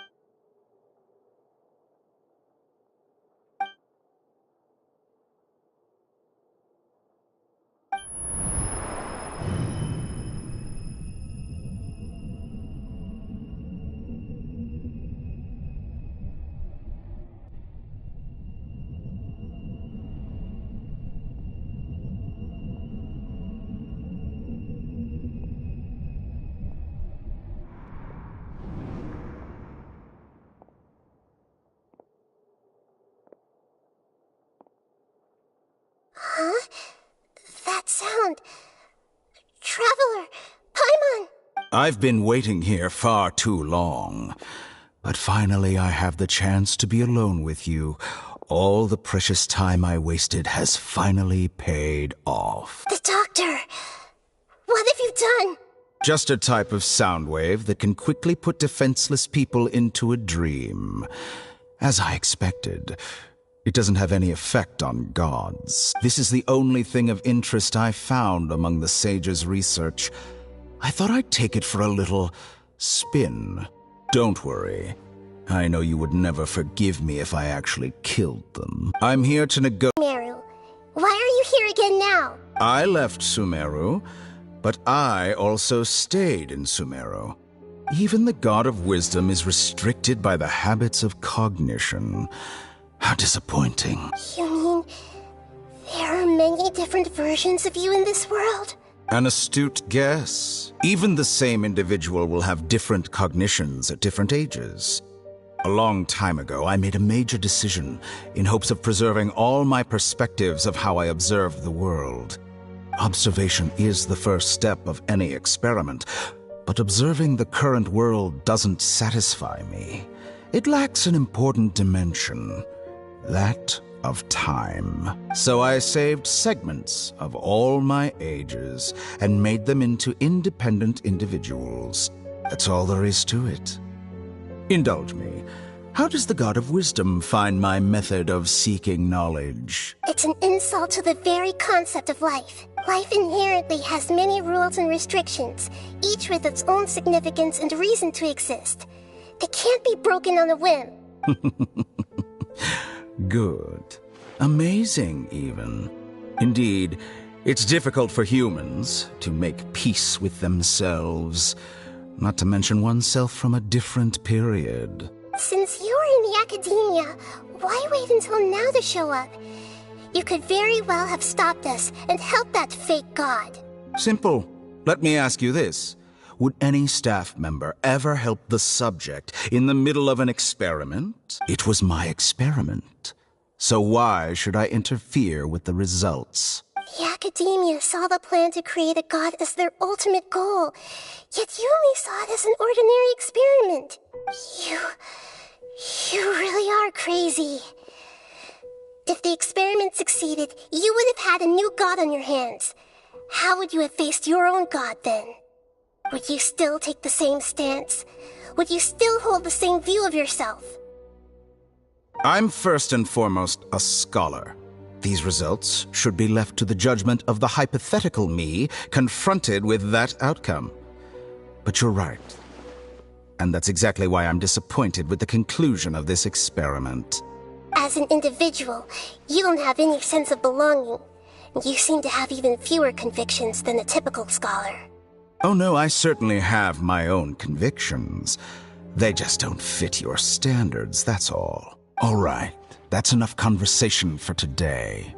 The experiment is over, and it's time to tidy up the equipment and reclaim any useful materials. For example, the Gnosis.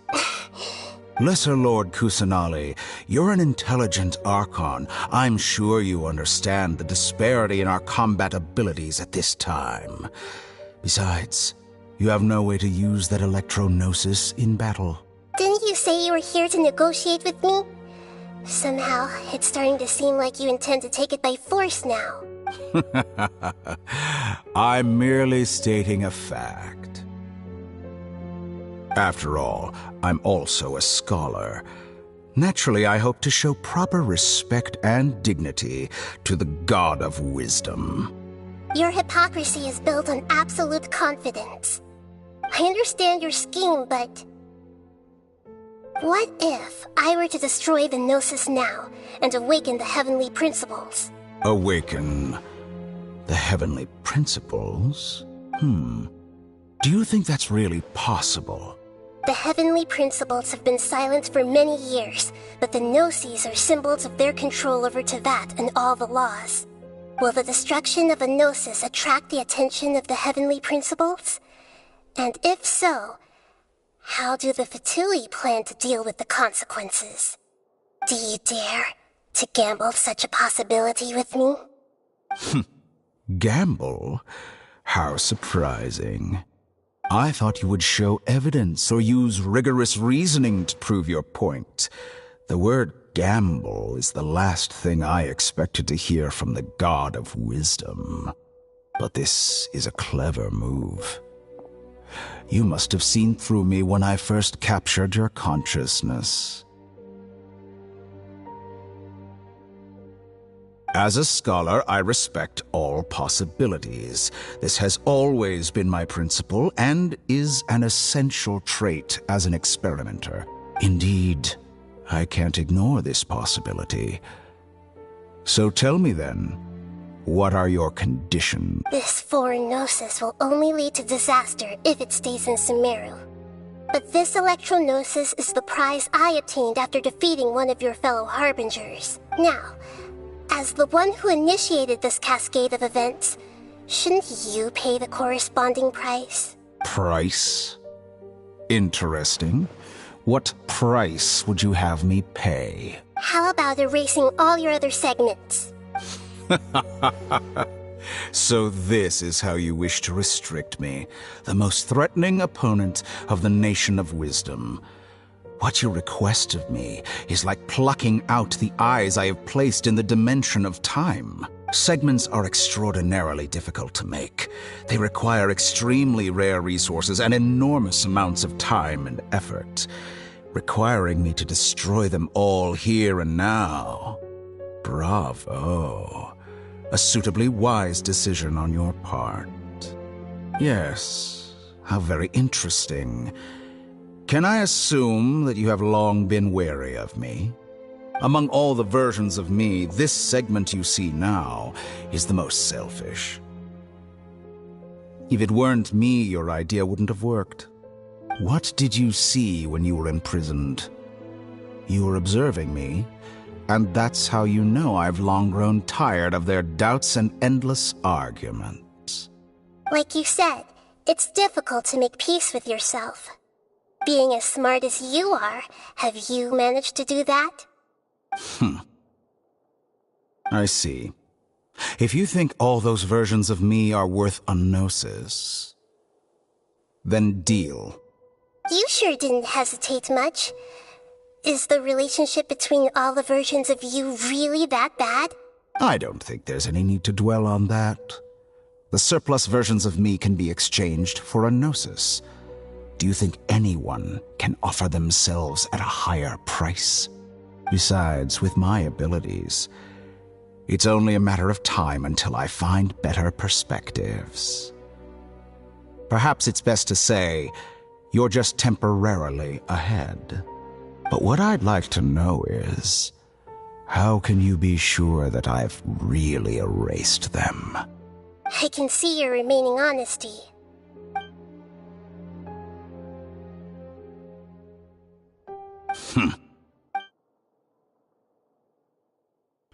What a ridiculous decision! You can't be serious! How could I have been so short-sighted? You think this is the end? Wait, I'll have Please wait! You'll make Good this moment riddance. count. You will regret this! Well, have you confirmed that it's complete? Here, take it. The future of Sumeru City will be in my hands alone.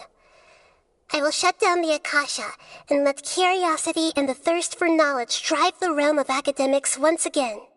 There won't be any further gaps for you to exploit.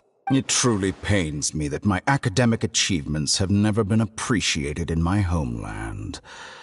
Of course, I have no interest in being rejected by this city for a third time. Another chess piece. And where is your dendronosis? Don't be greedy, Harbinger of Snezhnaya. No, this is a different transaction.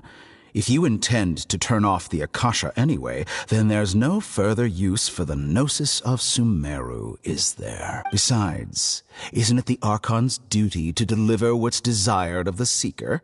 Oh, judging from your expression, you don't seem to find the idea very agreeable. Then let's think of it this way. Since you're the god of wisdom, How about I exchange some knowledge with you? People exchanging knowledge with the God of Wisdom is the stuff of legends. Yet here you wish to exchange knowledge for the God of Wisdom's property. Arrogant as that is, it has piqued my interest. Let me ask you, have you in all your mighty knowledge ever heard the rumor that the skies of Tevat are fake? Huh? That's the secret hidden by Irminsul concerning the truth of this world.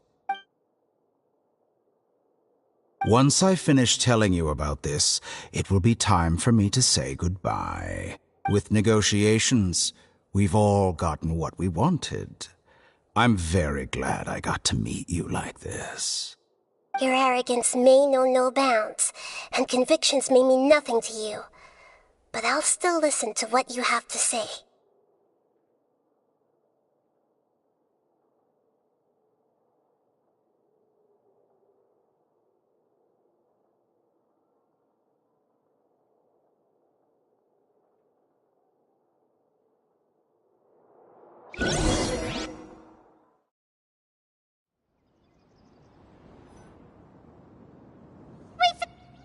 Together! Okay. Wake her up. Are you awake? Kali says it's time for breakfast. Come on, get up! Good morning! How are you feeling today? Good to hear. It looks like we've recovered pretty well. Not even Tainari could stop us from going out now, right?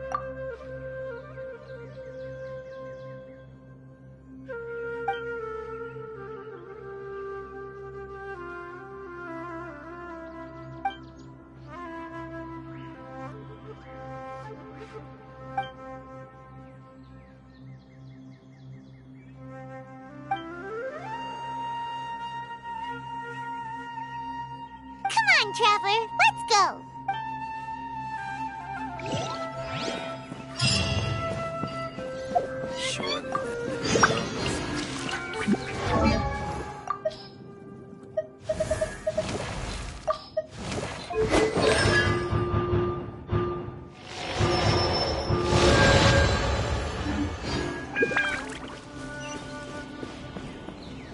Good morning. Looks like you're awake. Yep. I prepared some breakfast today. Please have a taste. I hope you'll like it. It's nice to have you here so we can eat something yummy. Well, now that I've recovered from Elazar, I'm feeling better than ever.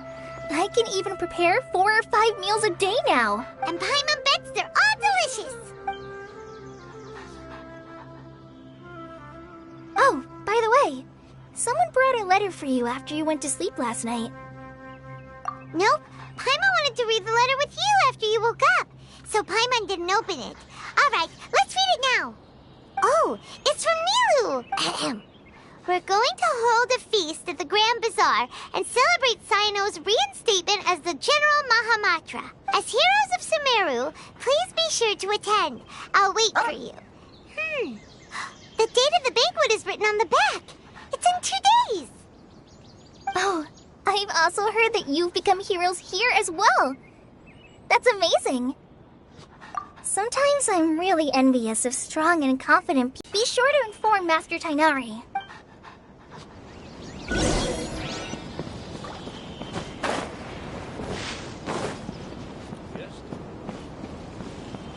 Tainari!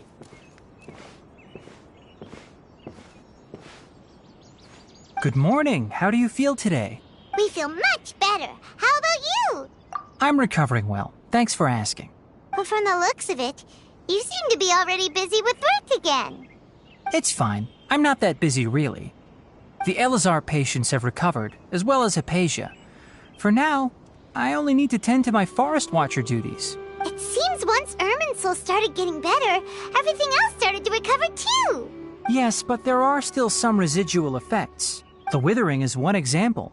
Though it won't spread anymore, the existing zones won't just disappear. We forest rangers will still need to do the work.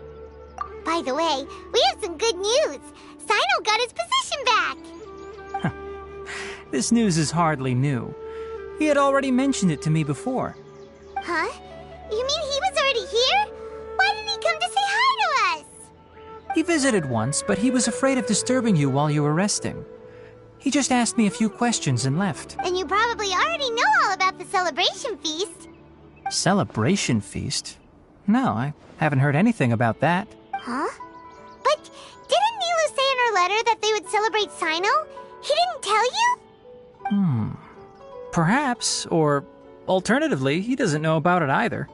Come to think of it, Sino doesn't seem like the type who'd enjoy a celebration feast. You and Kale are both Sino's close friends. Why don't you come to the feast with us? Kale has taken over some of my tasks these days. I don't think she'll have time for it. Not to mention me. You see, some VIPs have come to the forest recently. Huh? VIPs? Very important Paimons? Well, technically speaking, they are former VIPs. The sages involved in recent incidents have begun their training in the Avidya forest, and the people they had previously imprisoned have all been released. Huh? Yes, he's a little weak, but he isn't injured and his condition is stable. Lesser Lord Kusanali, in her boundless mercy, has decided to spare Azar and the other wrongdoers. Supposedly, they were ashamed of their shallow ideologies and have decided to dedicate the rest of their lives to cultivating wisdom in the Avidya forest. When they learned that Lesser Lord Kusanali had defeated the Balladeer and saved Irminsul, they were shocked at first, but also became happy, feeling that the sacred light guiding them on the path of discovering wisdom had begun to shine once again. As a result, work has increased for the forest rangers. That sounds really exhausting. There's nothing we can do, really. But that's another topic. Back to the matter at hand. Are you two planning to head out? Ah, right! We're here to request permission to head out. Would that... You've recovered well. You may go, but be careful. Yay! Will do! I see everything. Is there anything else you'd like to ask about? Ah, yes. Thanks for remembering her. She continued her training in the forest after she recovered. As a scholar, she never slacks off. A lot has happened lately. Kale and I have been busy. But don't worry, we'll take care of ourselves.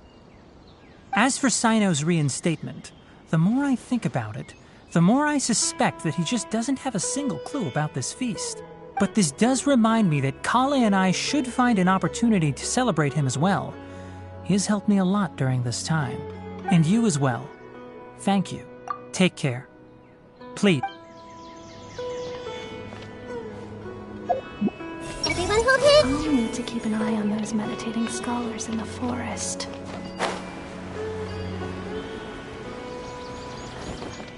I see everything! I want to experience life in the city. Everything has been getting better lately, and my mood has been improving as well. You can come find me anytime if you need anything. You're welcome. I was just doing my duty. Remember to talk to Master Tainari before you leave. Yesterday, a total of 5 dust birds.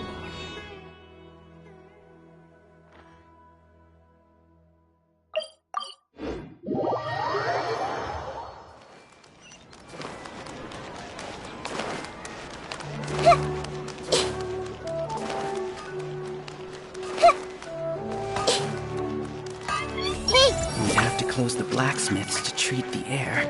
But if it gets shut down, I'll have nothing to write about for my thesis. This is so frustrating.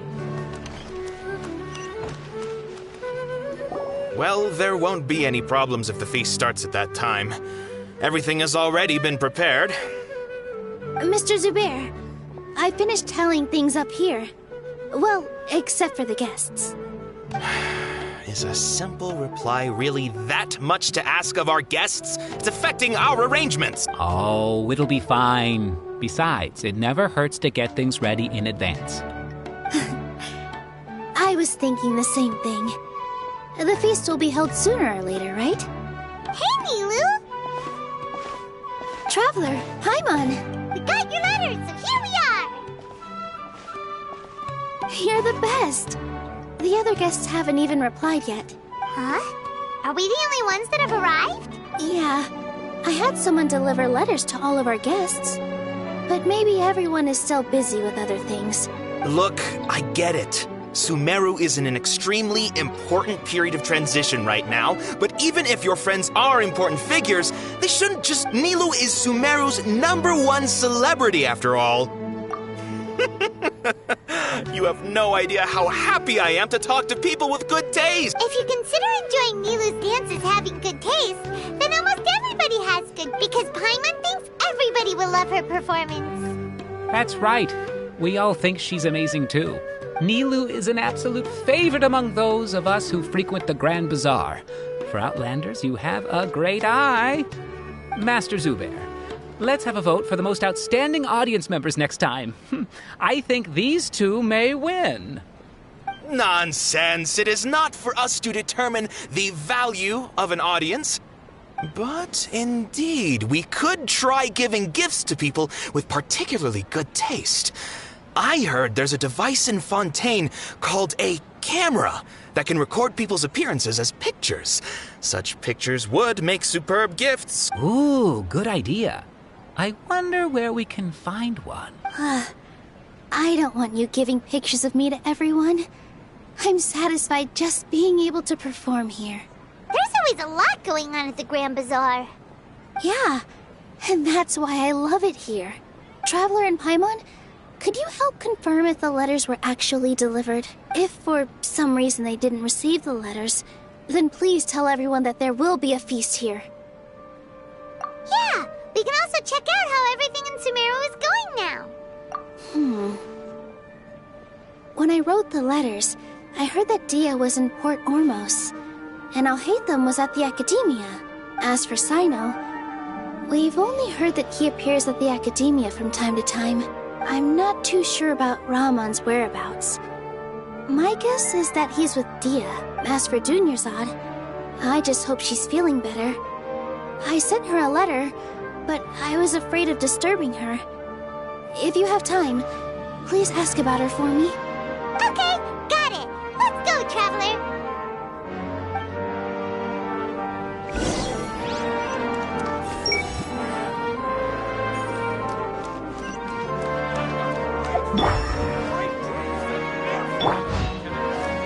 Everyone hold hands.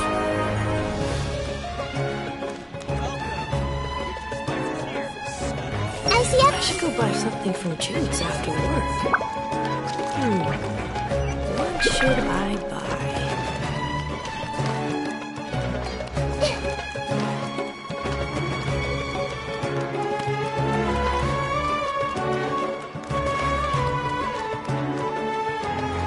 Everyone hold hands.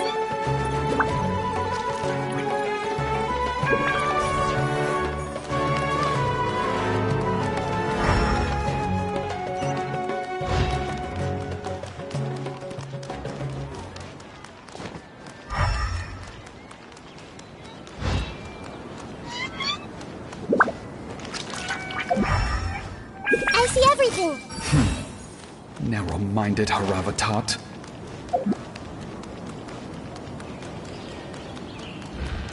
Welcome to the Academia.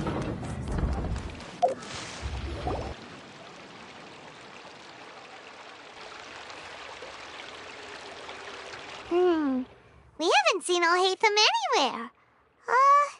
Let's ask that person over there.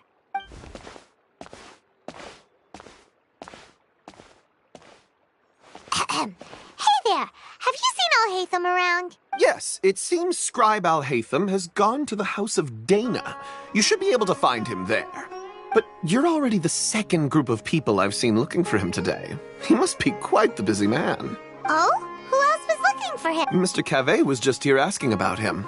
You wouldn't believe how terrible their relationship is. And now you two are here. Don't tell me everyone's here looking for gossip about the sages. No way. We're strictly here on business. Ah, I see.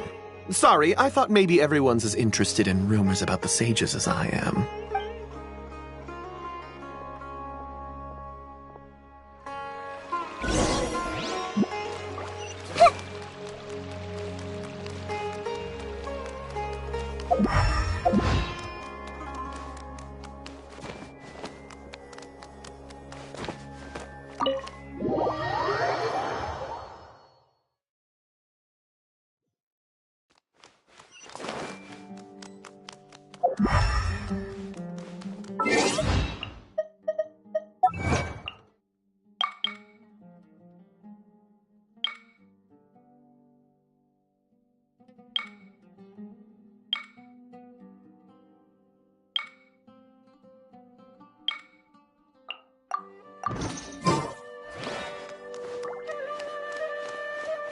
Hatham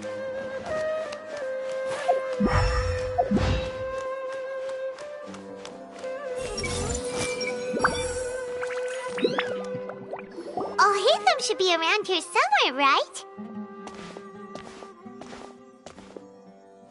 Oh, he's over there! But it looks like he might not have time for us. Just put down that worthless book and tell me what happened in the academia. This is not just some worthless book. Do you have any idea how difficult it is to find a physical book like this in Sumeru? It doesn't matter. It's probably just another thing that you used your authority to get your hands on anyway. Just put it aside. Listen, I came back today only to hear that the sages have disappeared. Oh? You sound surprised. I thought you would already know the inside story. Would I be here asking you if I knew? You're the scribe, not me. So just tell me what you know already. Well, I almost became a sage. Huh? Oh, don't sound too surprised now. You're the renowned Kaveh, light of the Ksharawar. Besides, as a master builder and craftsman, chances are you'll be appointed as a sage too. Why do I feel like you don't really mean it? Huh. What makes you say that? Why would you question my heartfelt sincerity? Maybe it's because you've never said anything good about me before. Yeah, well, I share a similar sentiment, and anyone who knows you as well as I do would surely do the same. Oh, you... See? This is why I hate discussing anything with you. Your ridiculous and arrogant attitude always gets in the way. It seems that you really can't stand my personality. Ha! What was your first clue? Well, then you might as well move out of my house. Are you threatening me? Stooping to a new low, I see. Ugh, and don't change the subject. You, a sage? What a joke. The academia might as well just close tomorrow. Are they having a fight? Forget what's going on with the academia. Haven't you been busy with your construction project?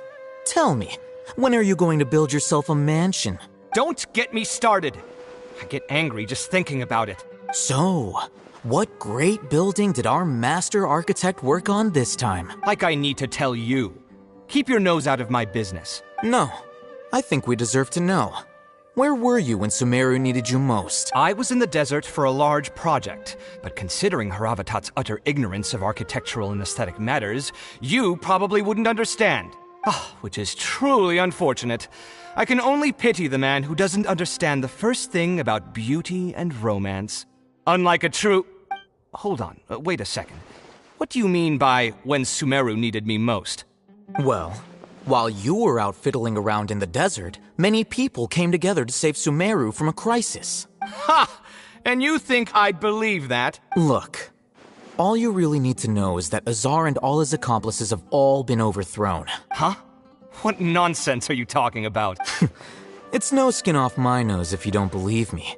It's not like my Darshan was the one trying to apply for funding from the Grand Sage. Yours, though, on the other hand... You know what? I'll ask around. I'm sure someone knows what's going on here. You're dead if I find out you're lying to me.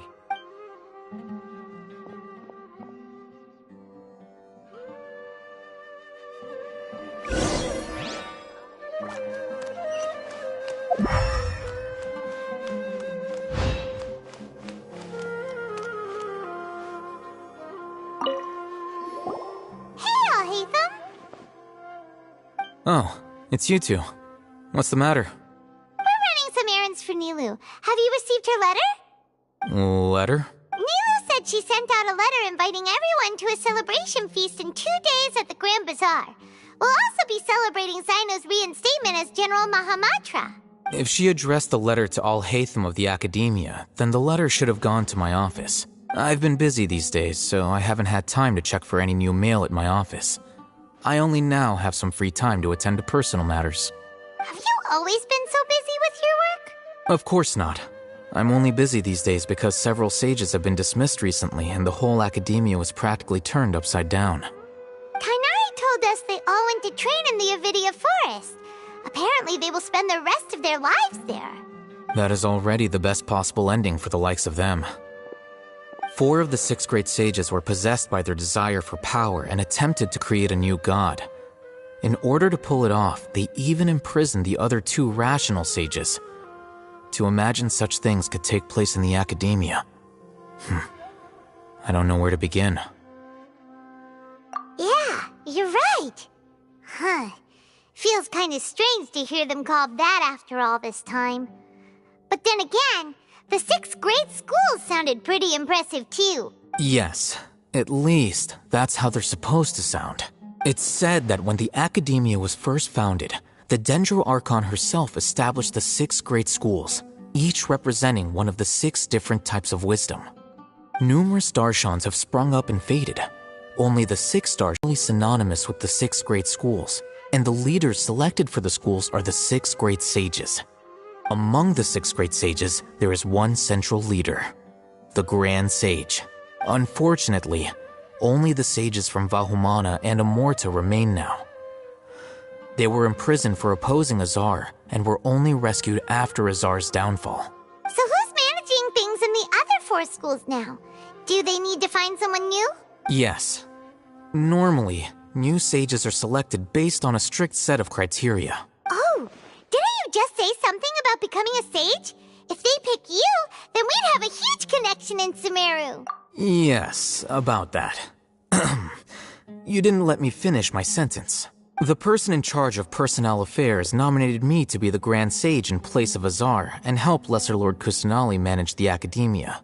But I refused. Huh? But why?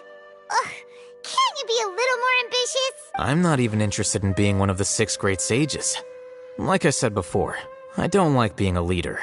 Oh, all right. So are you busy these days trying to find others to take the job? That's not my job either. I'm only responsible for handling important affairs within the academia before the new sages take office. And the first thing I'll do is reject Kasharawar's application for funding. By the way, who was that other person just now? Is he your friend? Do we look like friends? Paimon doesn't know. That's why Paimon's asking. His name is Kaveh, my roommate. You could say he's the representative for Ksharawar scholars, which is exactly why he always has so many problems. So everything that's happened recently must be a huge change for the people of Sumeru. Such is the work of the Academia Scribe. Well, anyway, no matter how busy you are, since you are our planner, remember to attend the celebration feast in 2 days. All right, I'll see you there. The House of Dana is the last quiet place in the whole academia now. I was originally planning to stay here a little longer, but there's a chance that Kaveh might show up again. Tuh, what a nuisance. I'd better go somewhere else.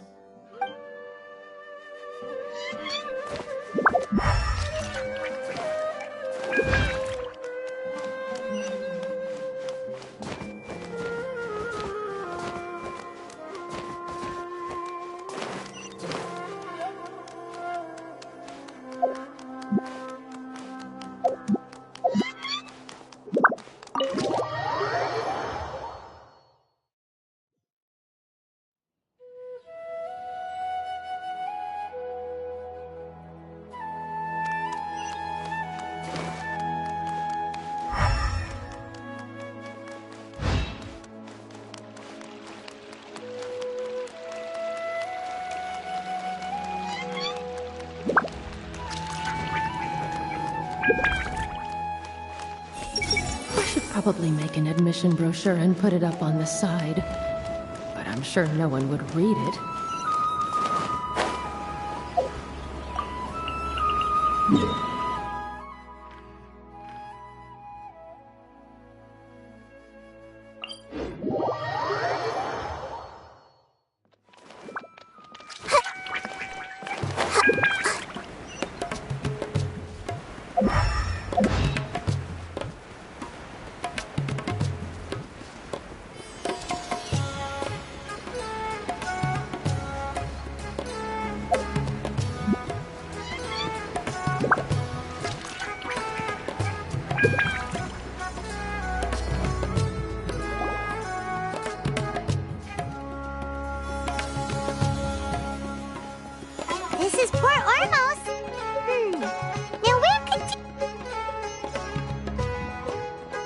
Paimon, I hear? Huh? Oh, it's been a while. How are you doing? Dinnerzad! It's been so long since we've seen you! I'm doing well. I can go as far as saying I have never been happier in my entire life. I don't know if you've heard, but Elazar has completely disappeared, and all the patients have recovered. Are you kidding? Knowing them and the connections they've got, I'm sure they've heard about it. Yeah! That's right. My lady is feeling better now, so I'm accompanying her for a walk. Why do you still call me that, Dia? You've already informed my father of your resignation. I guess I'm just used to calling you my lady. Old habits die hard. Resignation? You mean you're quitting? Yeah, I might start losing my edge if I keep being the bodyguard for the Homayanis. You know that my parents and I are fond of you, and that we appreciate you very much. It wouldn't be a problem if you wish to continue to be. I'm not a woman that's easily persuaded. You should know that by now, my lady. When I took this job, I had already decided that I'd quit as soon as you'd recovered.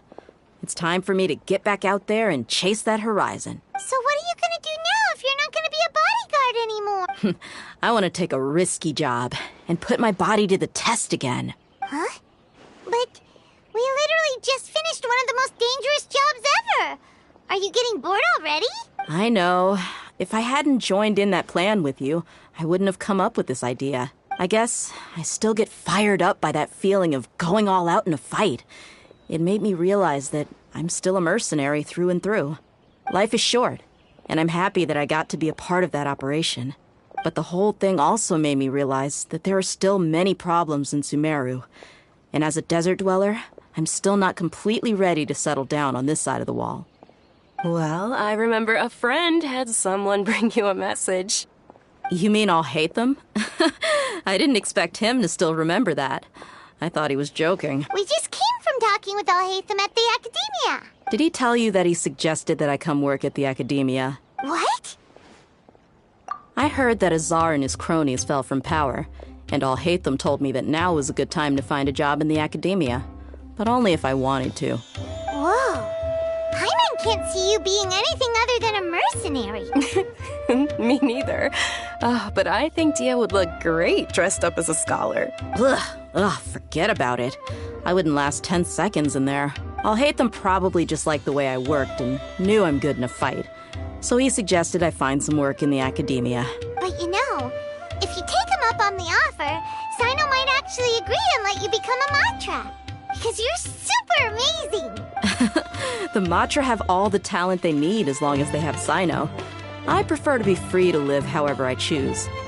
In fact, I chose this job from the very start because I knew it'd be right up my alley.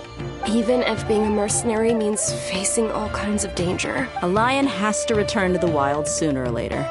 If anything, being your bodyguard has been unfamiliar territory for me. I don't want to see you go. I'm glad to hear you say that. Come on, no need for the sad face. It's not like we'll never meet again. Once the whole Dendro Archon thing is settled, everything in Sumeru will take a turn for the better. That makes me happy too.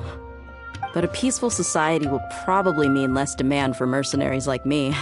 Before long, we'll be a dying breed. So I'd better get to work while I still can. Huh? But wait a second! You make it sound like you're leaving now! Well, no, not yet at least. I promised my lady I'd stick around until next week. So, have you been in Port Ormos this entire time? We were wondering if you had received a letter from Nilu. Oh, did Nilu write to us?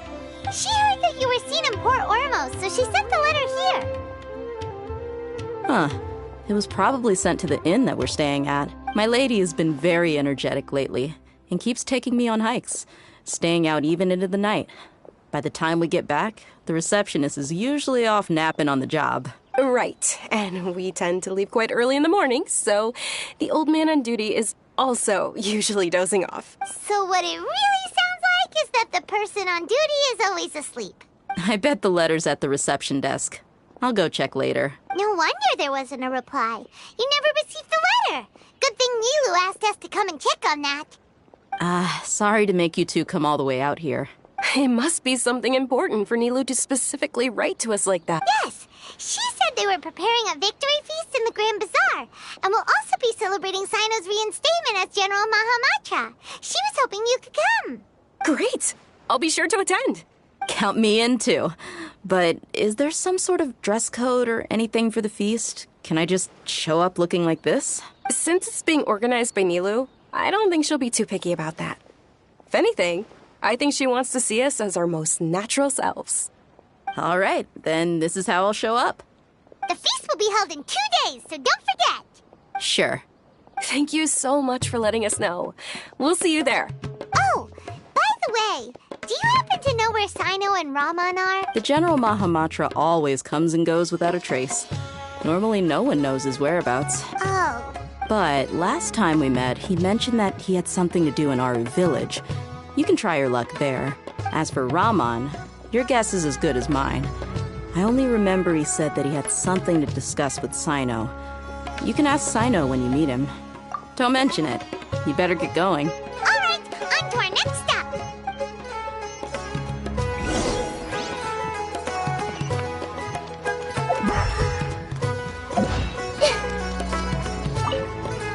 After recovering from Elazar, everything seems so different to me. When I look at the scenery I've visited before, it has a completely different feeling. Yeah, you need to be stronger than an ox to take life by the horns. I think I've heard you say something like that before. But today, I finally understand what you mean. Is there any place you'd like to go? I can accompany you. I've got time. What if I tell you that I want to go to the desert? Fine by me. If we go to the desert, I can introduce you to my friends there. But we should prepare and get everything we need before setting off. Let's go! I'll go pack my luggage now. After we're done with the feast in 2 days, we can go have fun in the desert. You can count me in.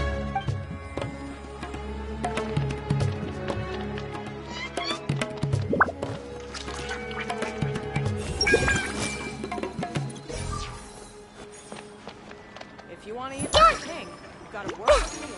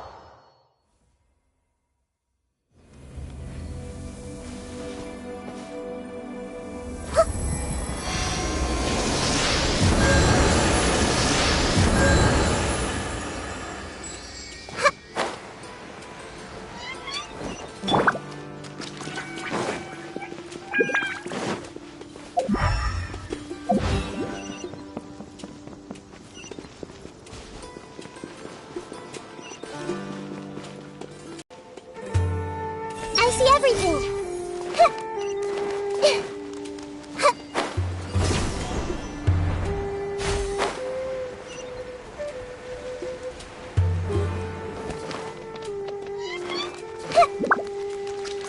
It's been a while since we last visited Aru Village.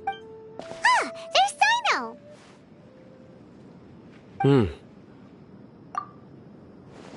What brings you here? We recovered well, and Tanari agreed to let us leave, so now we're out and about again. It seems Gandharvaville's medical treatment is still as good as ever. And Tanari is recovering well, too. That's good to hear.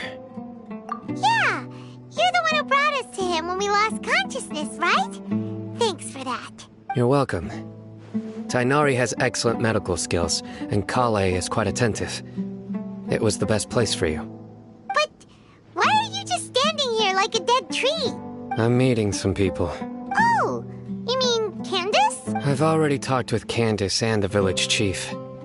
They're still at the usual place. You can go there if you'd like to see them. But you know one of the people I'm meeting as well. Oh, by King Deshret's blessing, my friend suddenly appears in the desert. Don't tell me you've run into trouble and need us to help. Roman! And... Sataria? Oh, you know me? Oh, Well, you're pretty famous in the academia. Don't worry. These are our friends. No need to be so guarded. I see. I'm doing well. Many good things have happened recently. Same here.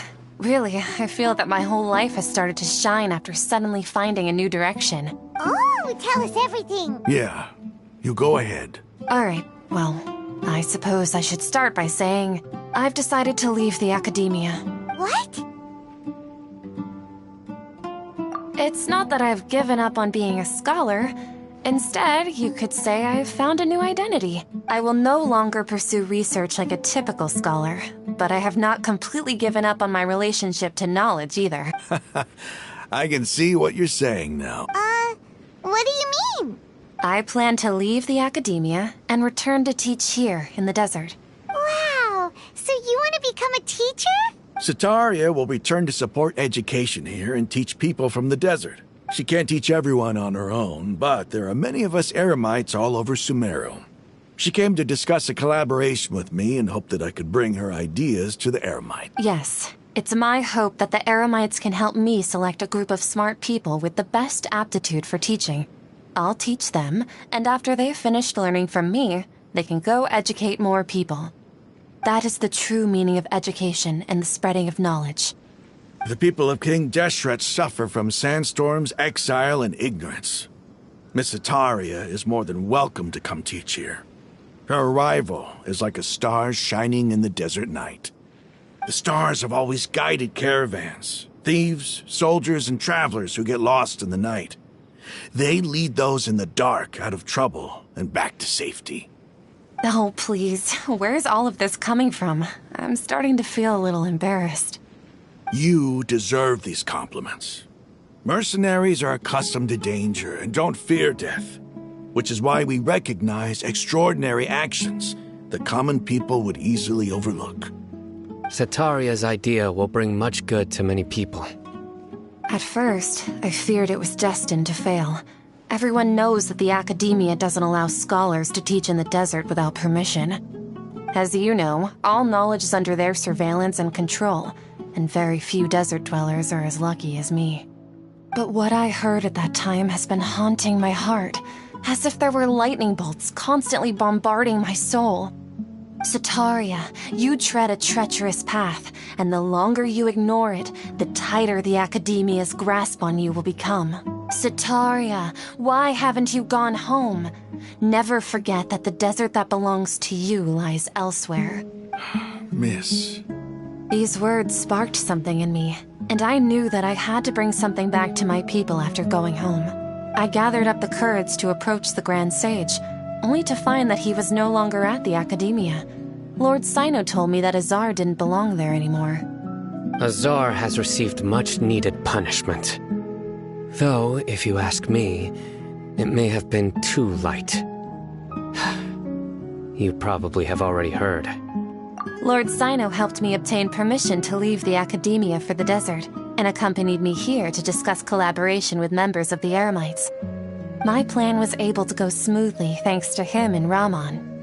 You're all doing so much for the desert. Aside from that, I also have some other business to discuss with Sino. Lesser Lord Kusanali has allocated many resources to support and develop the desert. I've done some business for her, and part of it required the assistance of the Eremites.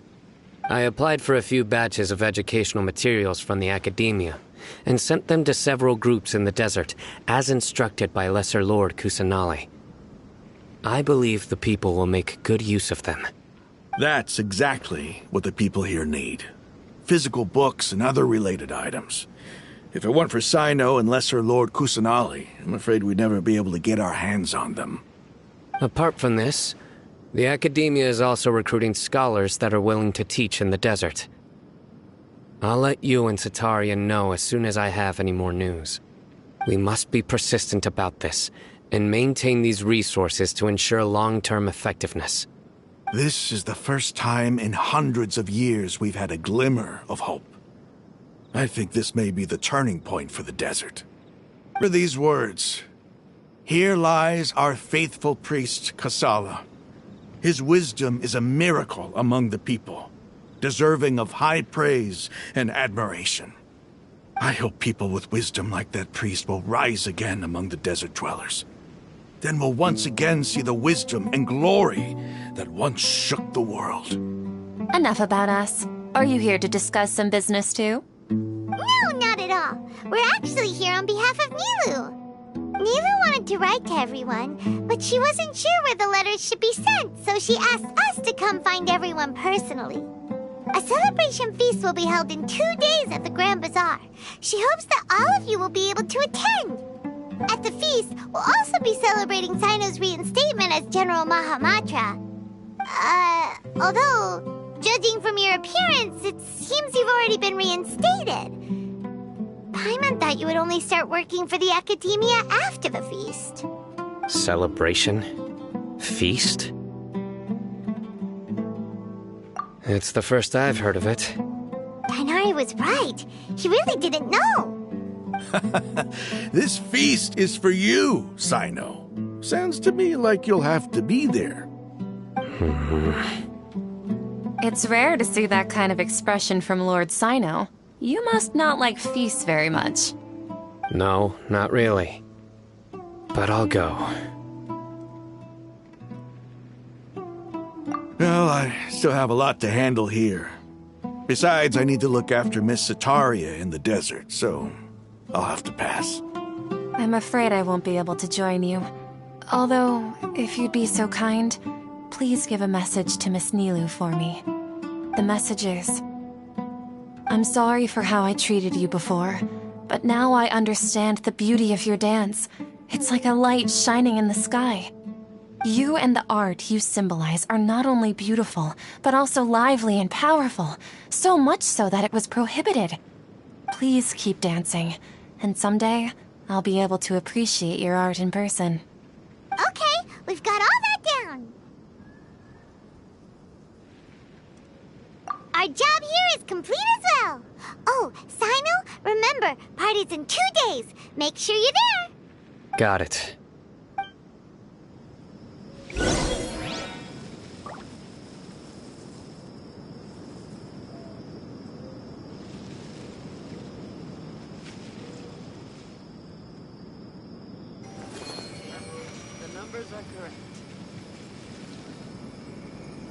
Unauthorized personnel are prohibited from entering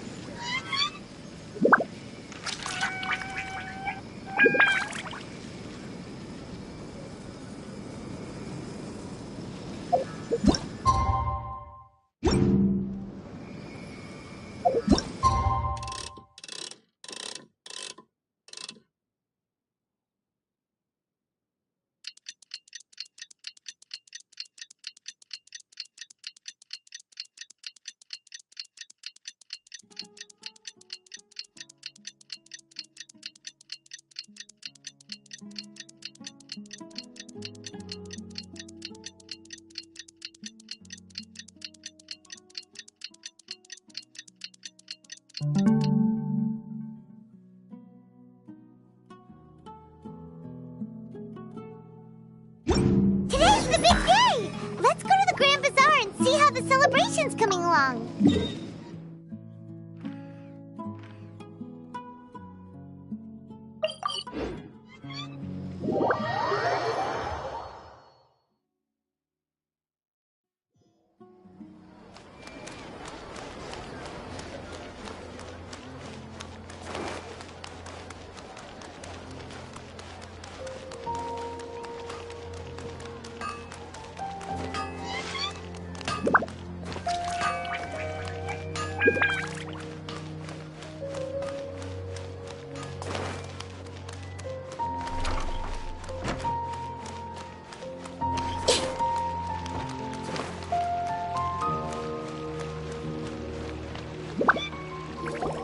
Everybody's already here. Looks like we're the last ones to arrive. I'm here.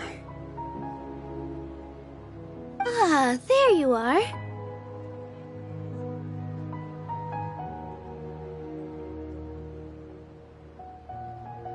Well, look who finally decided to show up. You look like you came here immediately after finishing up some work. I'm very happy to see you here.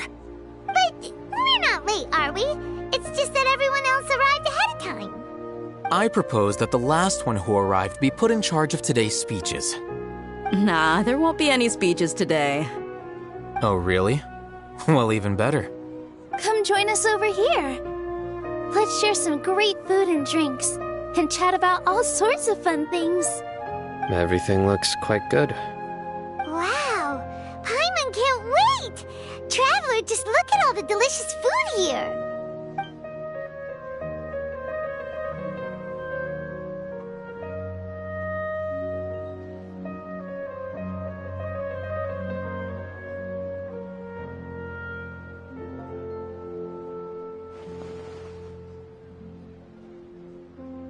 Whoa!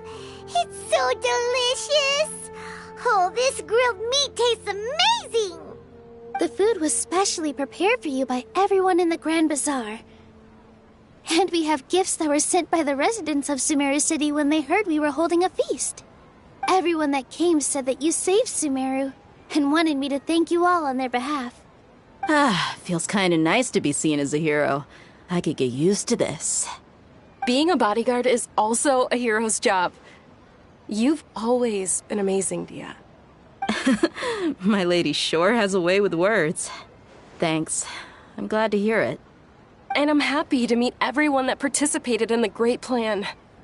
Don't mention it. Come to think of it, we've really done something impressive together. It's unbelievable. We owe it to our abilities. And luck. Really? Why do I remember everybody thinking that luck was against us and feeling like we hardly had a chance of succeeding? That's how I remember it too.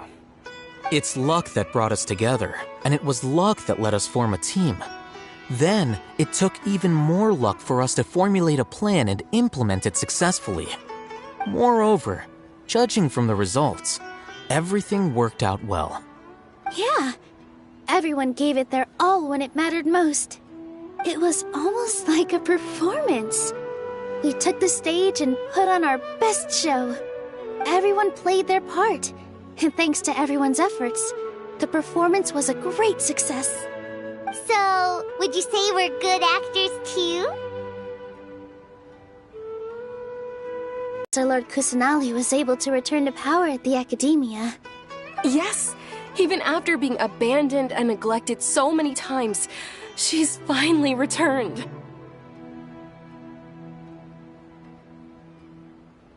Uh-huh. Lesser Lord Kusanali once used all her power in a great disaster, which resulted in her losing all her wisdom and memories of the past. The Academia basically abandoned her because of it. This should be something everybody should remember. Huh? You look surprised. I didn't say anything wrong, did I? No, everything you said is correct. That's good. Something wrong? Yeah, what's with that face? You knew all of this already. Even if those two giants of the Academia are here, I still have to say it. Those sages really have some nerve. 500 years ago, Lesser Lord Kusanali used all her power for the people of Sumeru, and what did they do in return?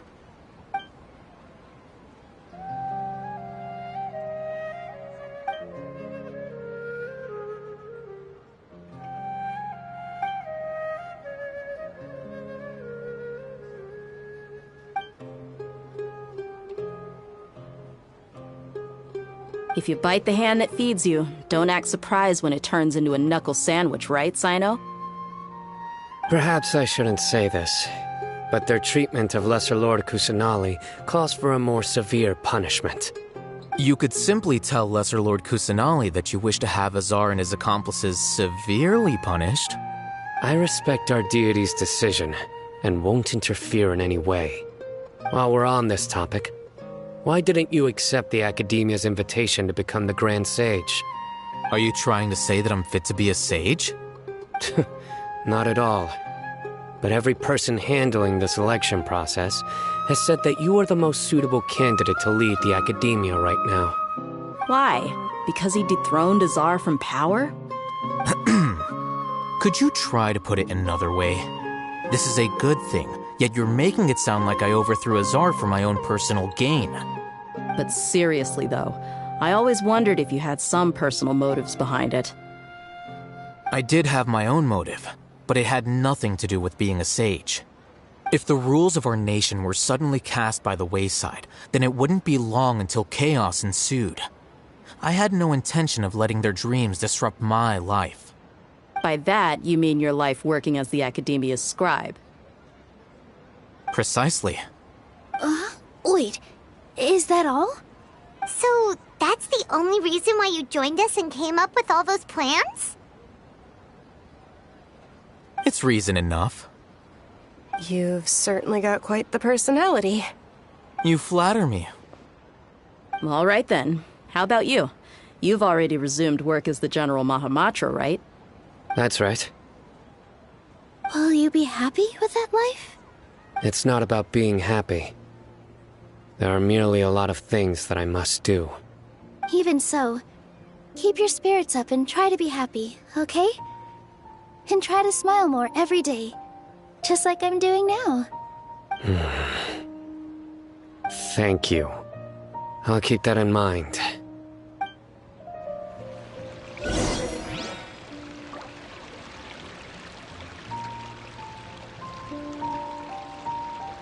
I seldom participate in such lively gatherings, but the atmosphere here is quite good. No, this gathering today has a unique meaning. The Grand Bazaar is lively because the people here feel happiness from the bottom of their hearts, unlike the farces at the Academia. That happiness is an emotion that'll be forever alien to those bookworms who have driven themselves insane by studying. I seem to have taken both keys when I left the house. Oh well.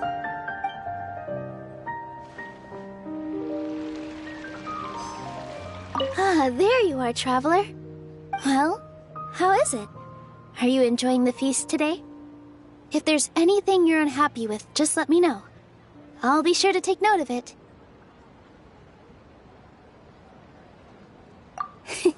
That's good. It's the first time I've ever invited so many exceptional people to one place. I was a little nervous myself. You see, every guest here is quite extraordinary. It's unbelievable that we've got everyone together here. Almost like a fairy tale. Make sure you live it up tonight. I'll be happy as long as you're enjoying yourselves.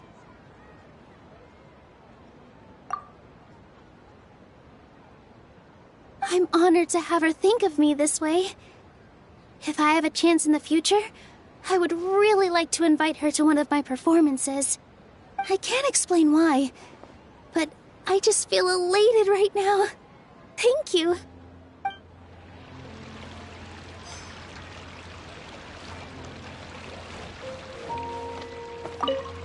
My lady, the grilled meat over there is delicious. Have you tried it? Yes, I also tried some fruit just now. Oh, they're very sweet. What an amazing place to relax.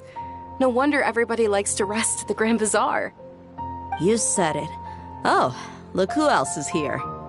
Hello. Oh, I'm so happy Nilou invited everybody. Oh, now I have the chance to meet all the heroes. Hey, less of that polite chit-chat and more eating and drinking. The feast is about having fun, not stuffy formalities.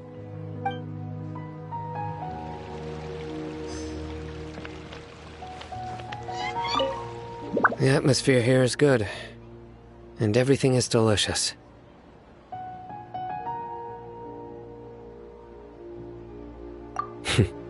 Yeah, I don't often come to such places, but it feels quite good. I have a lot to handle these days. Otherwise, I could show you around.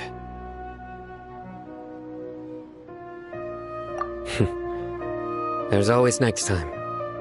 We're friends after all. This feast is pretty good. I like it.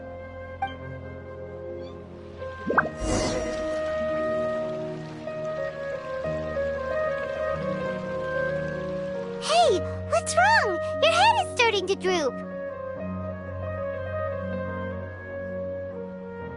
Hey, you can't just fall asleep here. Paimon will go find something delicious for you to eat. You'll wake up once you've put something yummy in your tummy. Of course, just wait here for Paimon.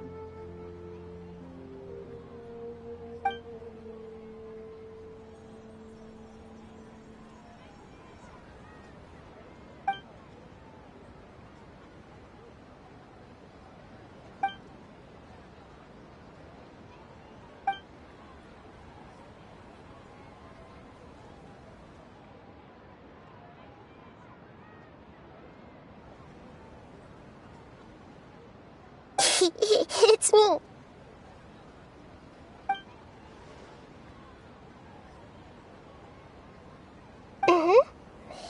You may blame me for being a bit too self-indulgent. I was thinking about talking with you, and the next thing I knew, I had made a connection with you. The connection between us is amazing. It's like flora and the fence it grows upon. I heard there's an amazing celebration feast today at the Grand Bazaar. I wanted to have a look for myself, so I snuck in. Lately, I've been so busy dealing with all the fallout from recent events, so I really haven't had any free time. Although you've already helped me with a lot, there's still one more thing I hope you can help me with. Please say thank you to everyone for me.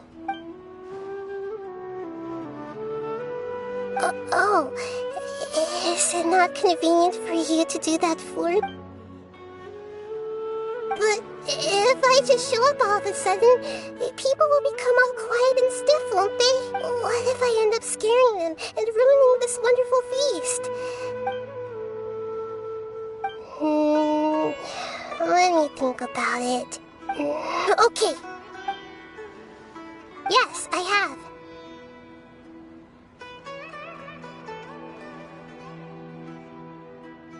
You said I should go thank everyone as myself, right?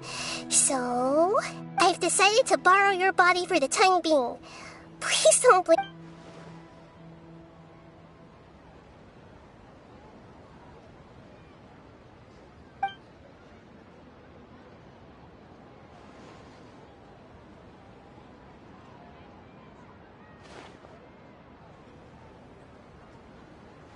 Everyone! Are you awake now? Paimon was just about to bring... It's me. Huh? That voice.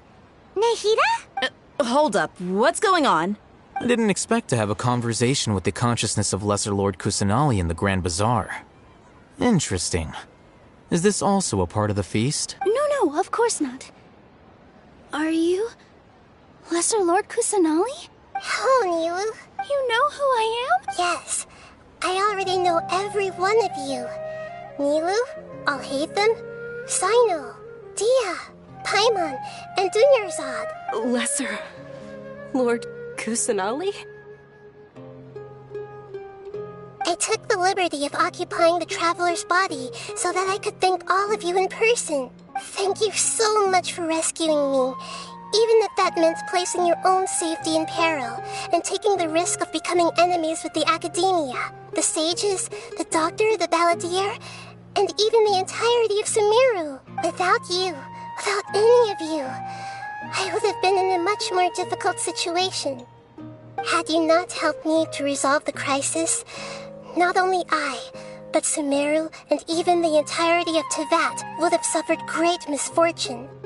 People refer to you as the heroes who managed to rescue a god. I'm quite fond of this name.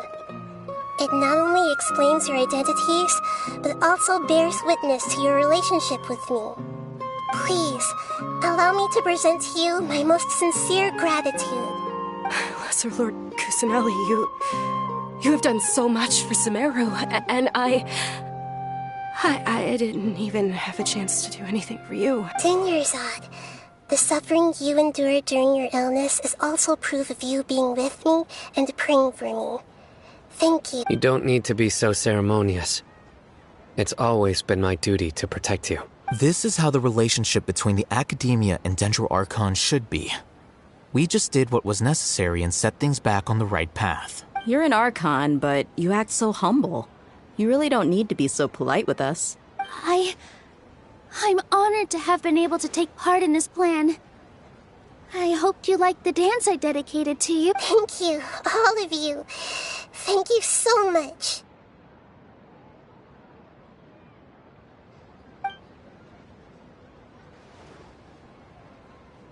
Yeah.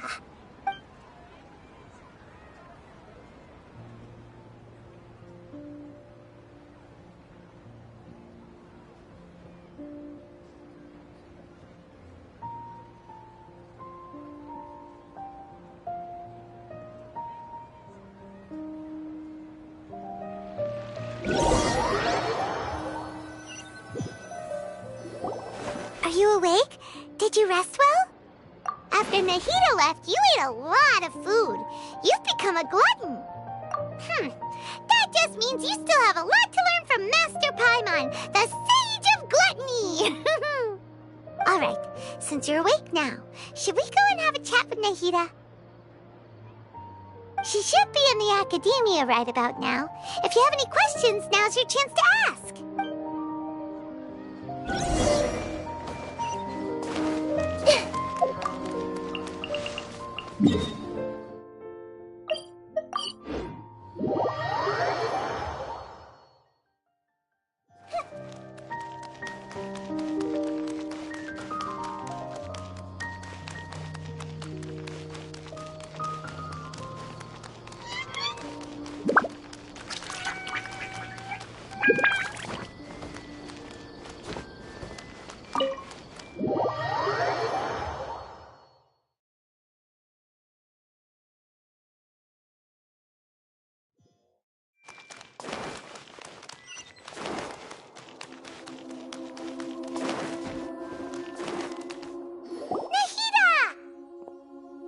Hello, Traveler and Paimon. What a fantastic night. I'm still immersed in all the happiness and joy, like a candle floating on water. So are we, and that's why we're here to talk with you. Is there anything you want to know? He's still in a coma. I've hidden him like how one would hide a feather. I know you have many misgivings about him, but as someone who had become a god, he has retained a number of very useful features. Don't worry, I'll keep an eye on him and make sure he doesn't do any evil. In addition, there are still some mysteries left in him. Some things may be very clear from my perspective, but he is still yet to understand them himself. His future will be determined by fate. You mean, what happened after the doctor put you to sleep? Not exactly. The top-ranked Fatui Harbingers, up to number 3, possess power. I'm sure you remember the entity that changed your fate, the Heavenly Principles. In fact, the Heavenly Principles has been quiet since the Conria disaster 500 years ago. I used this point as leverage against the doctor. I told him that the Heavenly Principles may be awakened if I destroy the Gnosis. Although it was just a bluff, he still fell for it. I assumed that the Heavenly Principles wouldn't just stand by and let such extensive damage to its laws take place. And as for what I exchanged for the Gnosis, the exchange served as both punishment for the doctor, as well as a boon of new knowledge that I couldn't refuse as the God of Wisdom.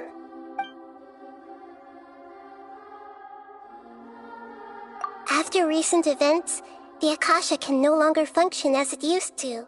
I've given it some thought, and have decided to shut it down permanently. But this is definitely not a bad thing. Even from the beginning, I've been planning to shut it down. The Akasha's centralized administration of knowledge has always restrained people's curiosity and curtailed the number of paths available to them. I don't think this is good for Sumeru. Although people may initially feel a little uncomfortable with the loss of the Akasha, they will soon understand that this life is more suitable for them.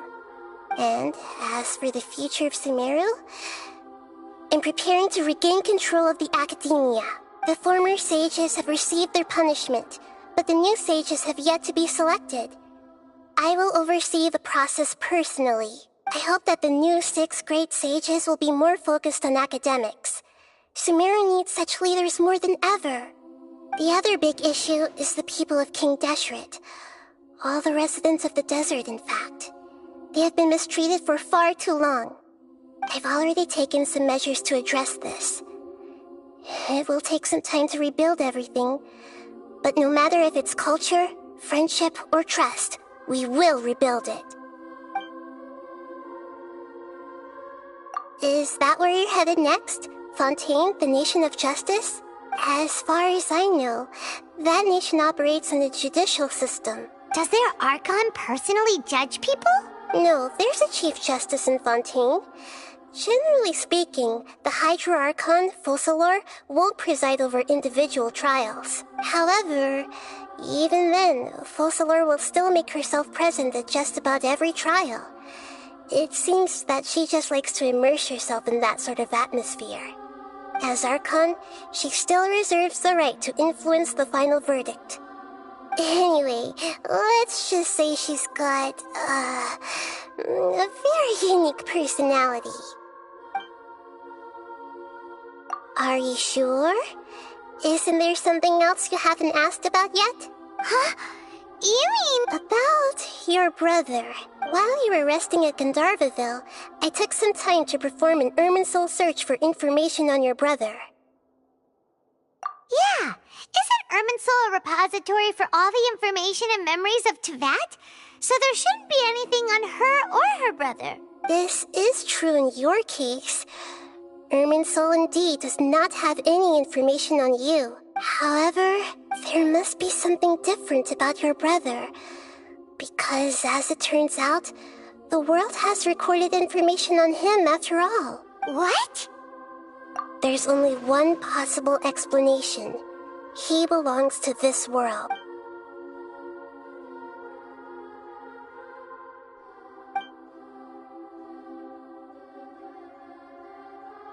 But nothing about this makes any sense! Wasn't this your first trip to Teyvat? According to the records I was able to access, your sibling suddenly appeared in Conria. After the Conria disaster, he began his journey through the 7 nations of Teyvat. But just as his journey was about to reach its conclusion, the Irminsul records on him suddenly become fuzzy. What do you mean, fuzzy? Did something happen to him? All I know for sure is that somebody, for reasons only they can know, is deliberately obfuscating his fate. And whoever it is, if they can do that, who knows what else they're capable of. But even that wouldn't explain how he somehow comes from this world.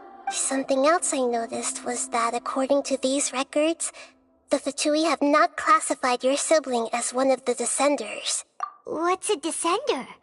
Paimon's never heard of it. Look, I'm sure you must be curious about the information I received from the Fatui in return for my gnosis, right? A very important part of the intel was about this world's Descenders. External beings, ones that don't belong to this world. Traveler, you are Teyvat's 4th Descender. Huh? So the Fatui count 3 other Descenders before the Traveler, and her brother isn't even one of them? That's right. My current hypothesis is that the first Descender was likely what we now call the Heavenly Principles. As for the other Descenders, I still need to verify their existence. It could take me some time. Paimon's head's about to burst from all this crazy new information.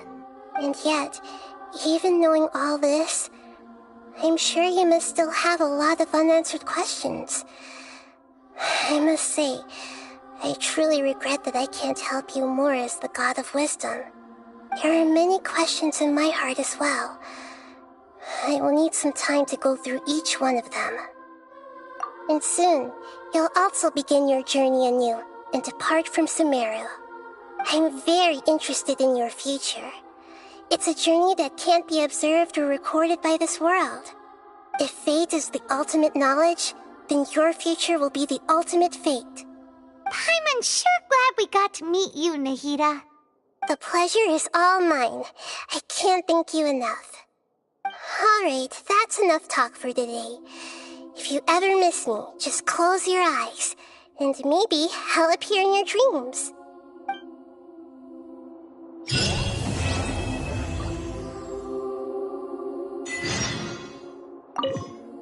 there anything you want to know? According to the records, after the Conrad disaster, the Justice's journey was a... What do you mean? All I know for sure, and whoever it is. But even that wouldn't explain... Something else I noticed was that according to these... What's a dissect? Look, a very traveler. You. Huh? That's right. As for the other... And yet, there are many questions in my heart as well. And soon, I'm very into fate as the ultimate knowledge. I'm sure glad we got to meet you, Nahida. The pleasure is all mine. I can't thank you enough. Alright, that's enough talk for today.